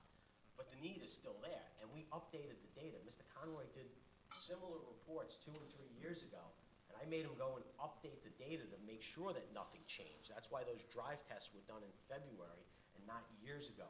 We have other reports where we did similar drive tests and similar maps 2, 3 years ago during the litigation. I had him update the data specifically for that reason, to make sure that nothing changed, make sure that we had valid updated data. And in fact, he noted to you that one of the surrounding sites had been relocated, and that's why he only had, I think it was 48 days rather than 90 days of data. So he did his homework, and that report is rock solid from an engineering standpoint. I'm not degrading, people's statements that they say that they're opposed to a facility and they've never had a problem, but that's not the legal standard, that's not the scientific engineering standard, that's not the way you build a I think bridge. the problem everyone has is the common sense standard that the only one that says there's a need here is Crown Castle. The residents don't say there's a need. No, the data says there's a They don't need. say there's, who? No, the Name data. one resident that came in here and said, you know what, I'm glad these guys are doing this. You've got these DAS things all over the place, and you need more. So- Like she so said, let me ask you a we'll question. get a spot, let's So put it over. It it's- doesn't make sense. It's the data, so look. It doesn't make sense. It does make sense, because the data is what says it, okay? Crown Castle wouldn't have come this far if the data didn't support the need to build these facilities to be able to use them for Verizon Wireless, number one. Number No. two, so in your calculus then, what's the standard? Is it we do this by democracy? So if I bring 10 people in that say, I'm in support of this, then we get an approval? That can't be the standard, right? So, You're right. Right, That can't be the standard. that can't be the The standard can't be that Crown Castle comes into the town of Oyster Bay and says, you know what, you guys need cell phone towers here, here, and here, and we're gonna put them in. no, you're right. You're absolutely right. We couldn't do that. Put him in without even asking. We couldn't, no, we did ask you. We did ask you. That's not true. That's not true. We did ask you. I gotta correct you on that. We did ask you. It was very clear, okay? Officials from the town issued permits. We were told what permits we needed, so that I have to dispute you on. But we didn't just come in and say, we need it, we're putting it here, here, and here. We showed the data. That's the point of this hearing. We showed the data. If we didn't have the data, if we just came in and had no data, then I would agree with you. But that's not what we did. We came in with the data. The data's in the reports. Look at the data. And that's the bottom line. But you are here asking for existing poles, so you did put them up without, the first ones, yes, you said you had a highway permit, and we Even these, accepted that. If you look in the record, we submitted the highway. There's highway permits on these? Yes, there's highway permits on 22 of the 24. We were waiting for 2 others, and those 2 were never built because we didn't have the highway permits. But we had highway permits on all of the ones that required new poles, and we didn't need a permit for the ones that were going on existing poles based on the former town attorney's clear letter to us that if we were going on the existing pole, we didn't need a highway permit, only if we were putting a new pole in. We met with the supervisor's office representatives, we met with the law department representatives before we put those poles in. We had highway permits, we clearly were following the rules that were in place at the time. So but nevertheless, we filed this application. Nancy's report is based on a baseline as if the poles were not there. And the irony was, one of the biggest poles that was objected to tonight was when we used an existing pole. That's why in some cases, as Nancy said, we proposed to build a new pole in a location that was less intrusive. So out of the 23 applications, look, there were 3 or 4 where there were a lot of people that opposed it, but there were also many that there was maybe 1 or 2 people that opposed it. Or maybe there were no one that opposed it. So there were a handful where I think that there was, a big objection. And if the board, says to us, look, we think that this location, we think that there's a less intrusive location, and if we look at it and it works, we would work with you on relocating it to where you might think is a less intrusive location, as long as it works from an engineering standpoint. I'm fairly confident, based on the multiple meetings we had with other town personnel, that we did pick the least intrusive spots, but now we're before this board, and this board is the one that has the jurisdiction now at this time. And if you said to us, Crown, Rob, this one is a big problem because we think you can go down the block in front of someplace else and it works from an engineering standpoint, we're willing to have that discussion because we've been having those discussions for 4 years. We've been open-minded about that. Madam Chair, you asked me the question I explained before. We relocated the sites 1 and 2 times. All said and done, we relocated almost every node at one point or another, whether it was relocating the equipment, turning the box around, changing the box, moving the pole to a different location. We've done all of that, and if you say to us that there's a reasonable alternative that would be less intrusive, then we're happy to have that discussion, because we've been having those discussions, and we have an open mind to that as long as it works from an engineering standpoint. And I think that's really important to keep in mind. Has Crown met with any of the residents of the area, the civic associations, the people that this will affect? So, has your company done any of that? Any community service, any outreach? So we've had various discussions, but not to the level that you're suggesting, I don't think. Why not?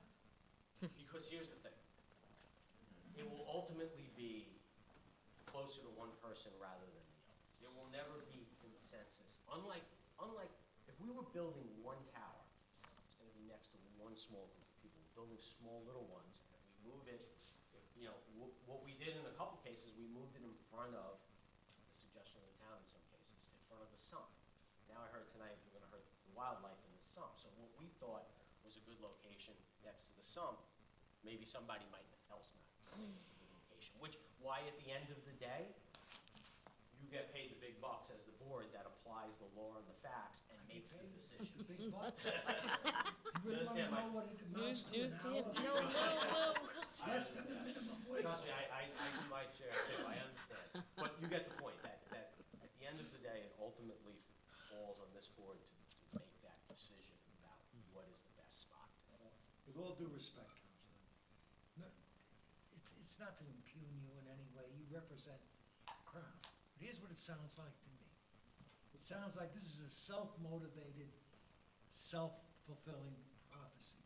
Because there's no one has come forward and said this is something we need. With all due respect to data, data can frequently represent exactly what we want it to represent. So what, I'll say this to you, say no one No one's come forward and said they wanted it. All that usage that's in the data is what? It's people using their I have devices. no It's idea. people using It would their take devices. Albert Einstein. You said it before, you use your phone when you're driving and talking to people, and that's who's using it, that's what's driving this. Well, I know that. That's what's driving it, that's What's the answer driving to me is I've never had lost a call, or the people that I'm talking to, irrespective of your truck going through it and that, and recording all these different, that's all fine, maybe from an engineering standpoint, that's the And the standpoint. people that went over the bridge said the bridge was fine. That's, you know. He got fired. He got fired. This system doesn't seem to have any Yeah. redundancy. He said there was no crack in the bridge. There was a crack in the bridge. That's quite all right. I lost your last point. I just don't understand this application from the standpoint of Crown. To me, it's just a profit-making operation. And you're entitled to make a profit. This is the United States of America. So the standard that I would ask you to look at is the standard that you swore when you were on the board to uphold. That's to apply the law. Look at the criteria on chapter 242. Look at the criteria under New York State town law. Look at the federal rules. Look at what we've submitted. Look at what the residents I have have to apply submitted. my own experiences as well. And make a decision. Okay. Thank you. Thank you for your time this evening. And thank you, everyone, for coming.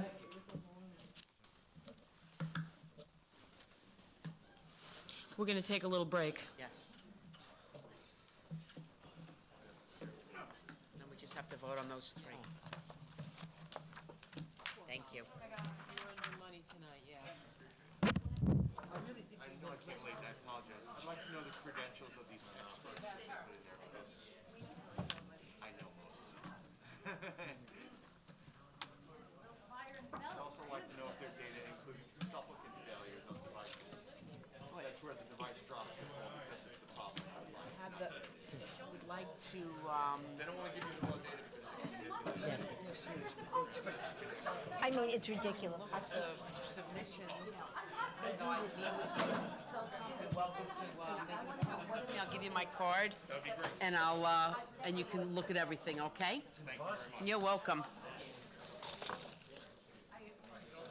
Just get in touch with me. There's 3,600 residents. That's why I'm not seeing my kids right now and getting in trouble with my wife. We'll vouch for you. Mr. Yvoli, I'm sorry, what did you say your last name was? I apologize. Jim Oleski. I used to break dance with your son Steven.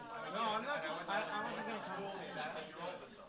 Hi. I graduated in '88. My neighbors, they wanna email it. Yep. So I was friends with, I remember Corey Kaufman, Peter Presta. Oh, yeah. They can email to me, and then I submit it to, I'll get it to the board. I saw you up there, I said, oh my God. Same guy. Okay? Good service. That's fine. The whole area. Okay, yeah, just send me an email, okay? I want to know they're experts because I am an expert in this field. Yeah, They if can it's it. manipulate their data. I tried to break it down. Well, that's what I said, Sorry, that data reflect whatever you want. He keeps quoting the Ninth Circuit. I feel like saying this is in California. Sound of voice today, we do things a little different because it's to our residents. Very, very good. I mean, that's the business case for it, and I tried to break it down, right?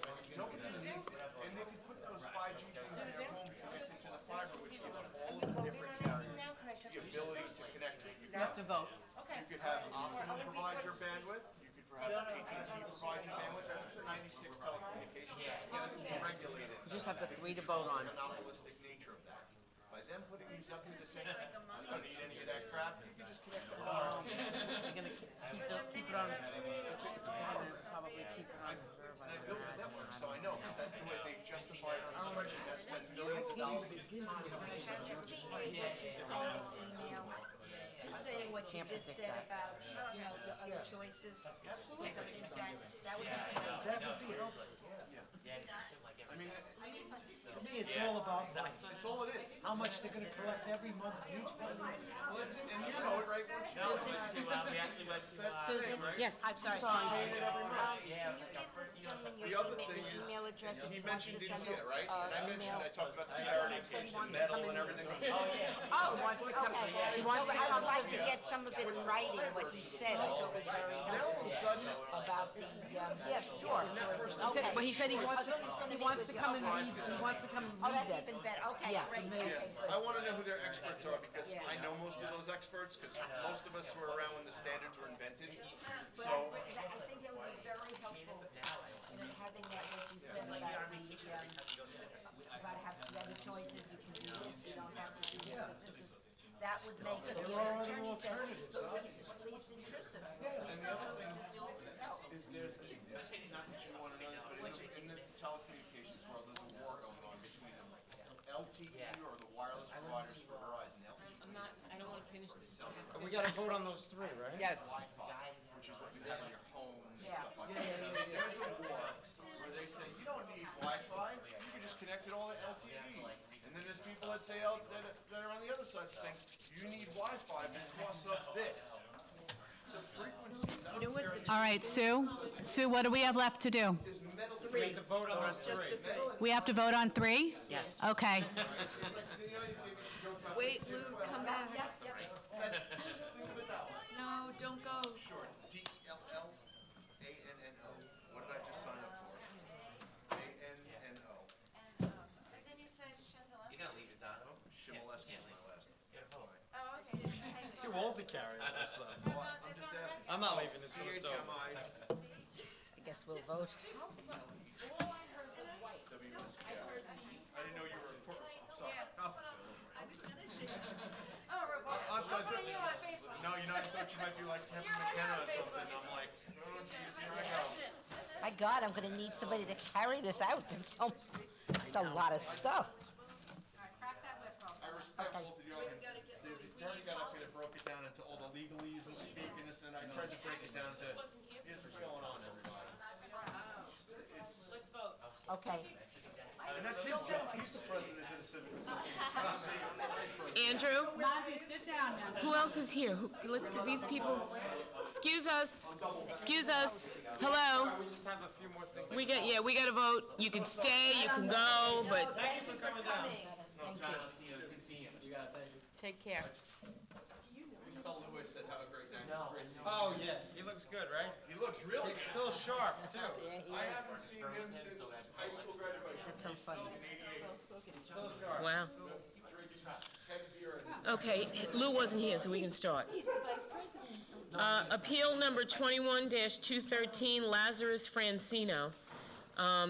We got a they want to construct a cellar entrance. How y'all feel about that? I mean, Mr. Schumacher put on the record that there's no plumbing in the basement, which He makes did. me feel a lot better about it. This isn't like a case where there's a possibility somebody could build a bathroom or build, Yes, they can. well, not without any plumbing down there. One. I mean, I like consistency, and consistently, this board does not like basement entrances. This is one that's proposed. My feeling is, you know, he did put on the record that there's no bathroom down there, but that's not to say that next week he Somebody can't could put do a that, bathroom yeah. down there. You can What about put asking a, if he can do those, what are they called the again? Bilko doors. Yeah, I don't know why I can't remember that one, but, yeah. put the Sergeant Bil- Bilko. Put the Bilko, Or we can just reject it. I mean, it's, that, you know, we, proposed. What was the purpose of the stairs? What did he? He didn't say. Didn't say. as the chairwoman said, we've been extremely consistent in our dismay at cellar entrances. That's the thing, and when they're before us, we can certainly act on them, and plus he's asking for, you know, a smaller side yard. I believe this isn't the one that was a 4,000 square foot lot either, was it? No. No. Would you Thing like is, to it's make a proposed, motion? And I agree, but I think we also have to then, when it's existing, we have to sometimes reject it too. Yes. Yeah. Because it's not fair. Yes, we do. And this is in the side yard, it's not even in the backyard, Yeah. which lends itself, what did you think of it, Lou? I mean, it's a lovely I don't home. look at cellar entrances, I never did. All right, so I'm gonna say I don't no think it's on the cellar necessary, because entrance. Now that you have egress, you could easily do that. B and C are fine. I have no Here's problem what we'll with that. do. Why don't we do this? Why don't we ask Mr. Schumacher if he would consider something else for the basement entrance, such as Bilko doors or an egress window? Put it on reserve. So let's put it on reserve until he gets back to us with an answer, Great. okay? Next one is appeal number 21-214, New York Dialysis Services. I had no problem with this. I think it's gonna work out just fine. Absolutely. I'll move it. I'll second it. Okay. So that's Rita and Rebecca, all in favor? Aye. Any opposed? Ayes have it, so moved. Next one, oh, the 24, yeah. What? 24, Hold over Appeal number 21-143, Anthony Murata. This is all existing. It's the last one, Lou, at the end of your calendar. Yeah, I went to see it and it's, you know, It's okay? it's fine. It's I All have right. no problem. Lois, you want to move it? I'll second it. And Kathy will second it. All in favor? Aye. Any opposed? Ayes have it, so moved to my And all living the- room. And everything else is on reserve. Everything else is on reserve. We're gonna get a lot more data that everyone I know is gonna go home this weekend and read this book. Lou, you'll be questioned on it at the next meeting. Okay, that ends our hearing for tonight. Thank you, everybody. I live to be 100 if I could read all I know. that. With his color code. Susan? Yes. Excellent job, everyone. The fact is that people aren't stupid, and Sorry. educated. You walking like I don't know me. about excellent. You're like a B minus. You know what my therapist told me? Go get the left one x-rayed now. Have you people tried carrying all this? I'm having a problem with it. He goes, bend, he put his hand on my knee, he goes, bend your knee, and he goes, holy crap. I'm like, come on. Who's overdoing it? Yeah, I'll go. Jesus. I don't know how I'll help.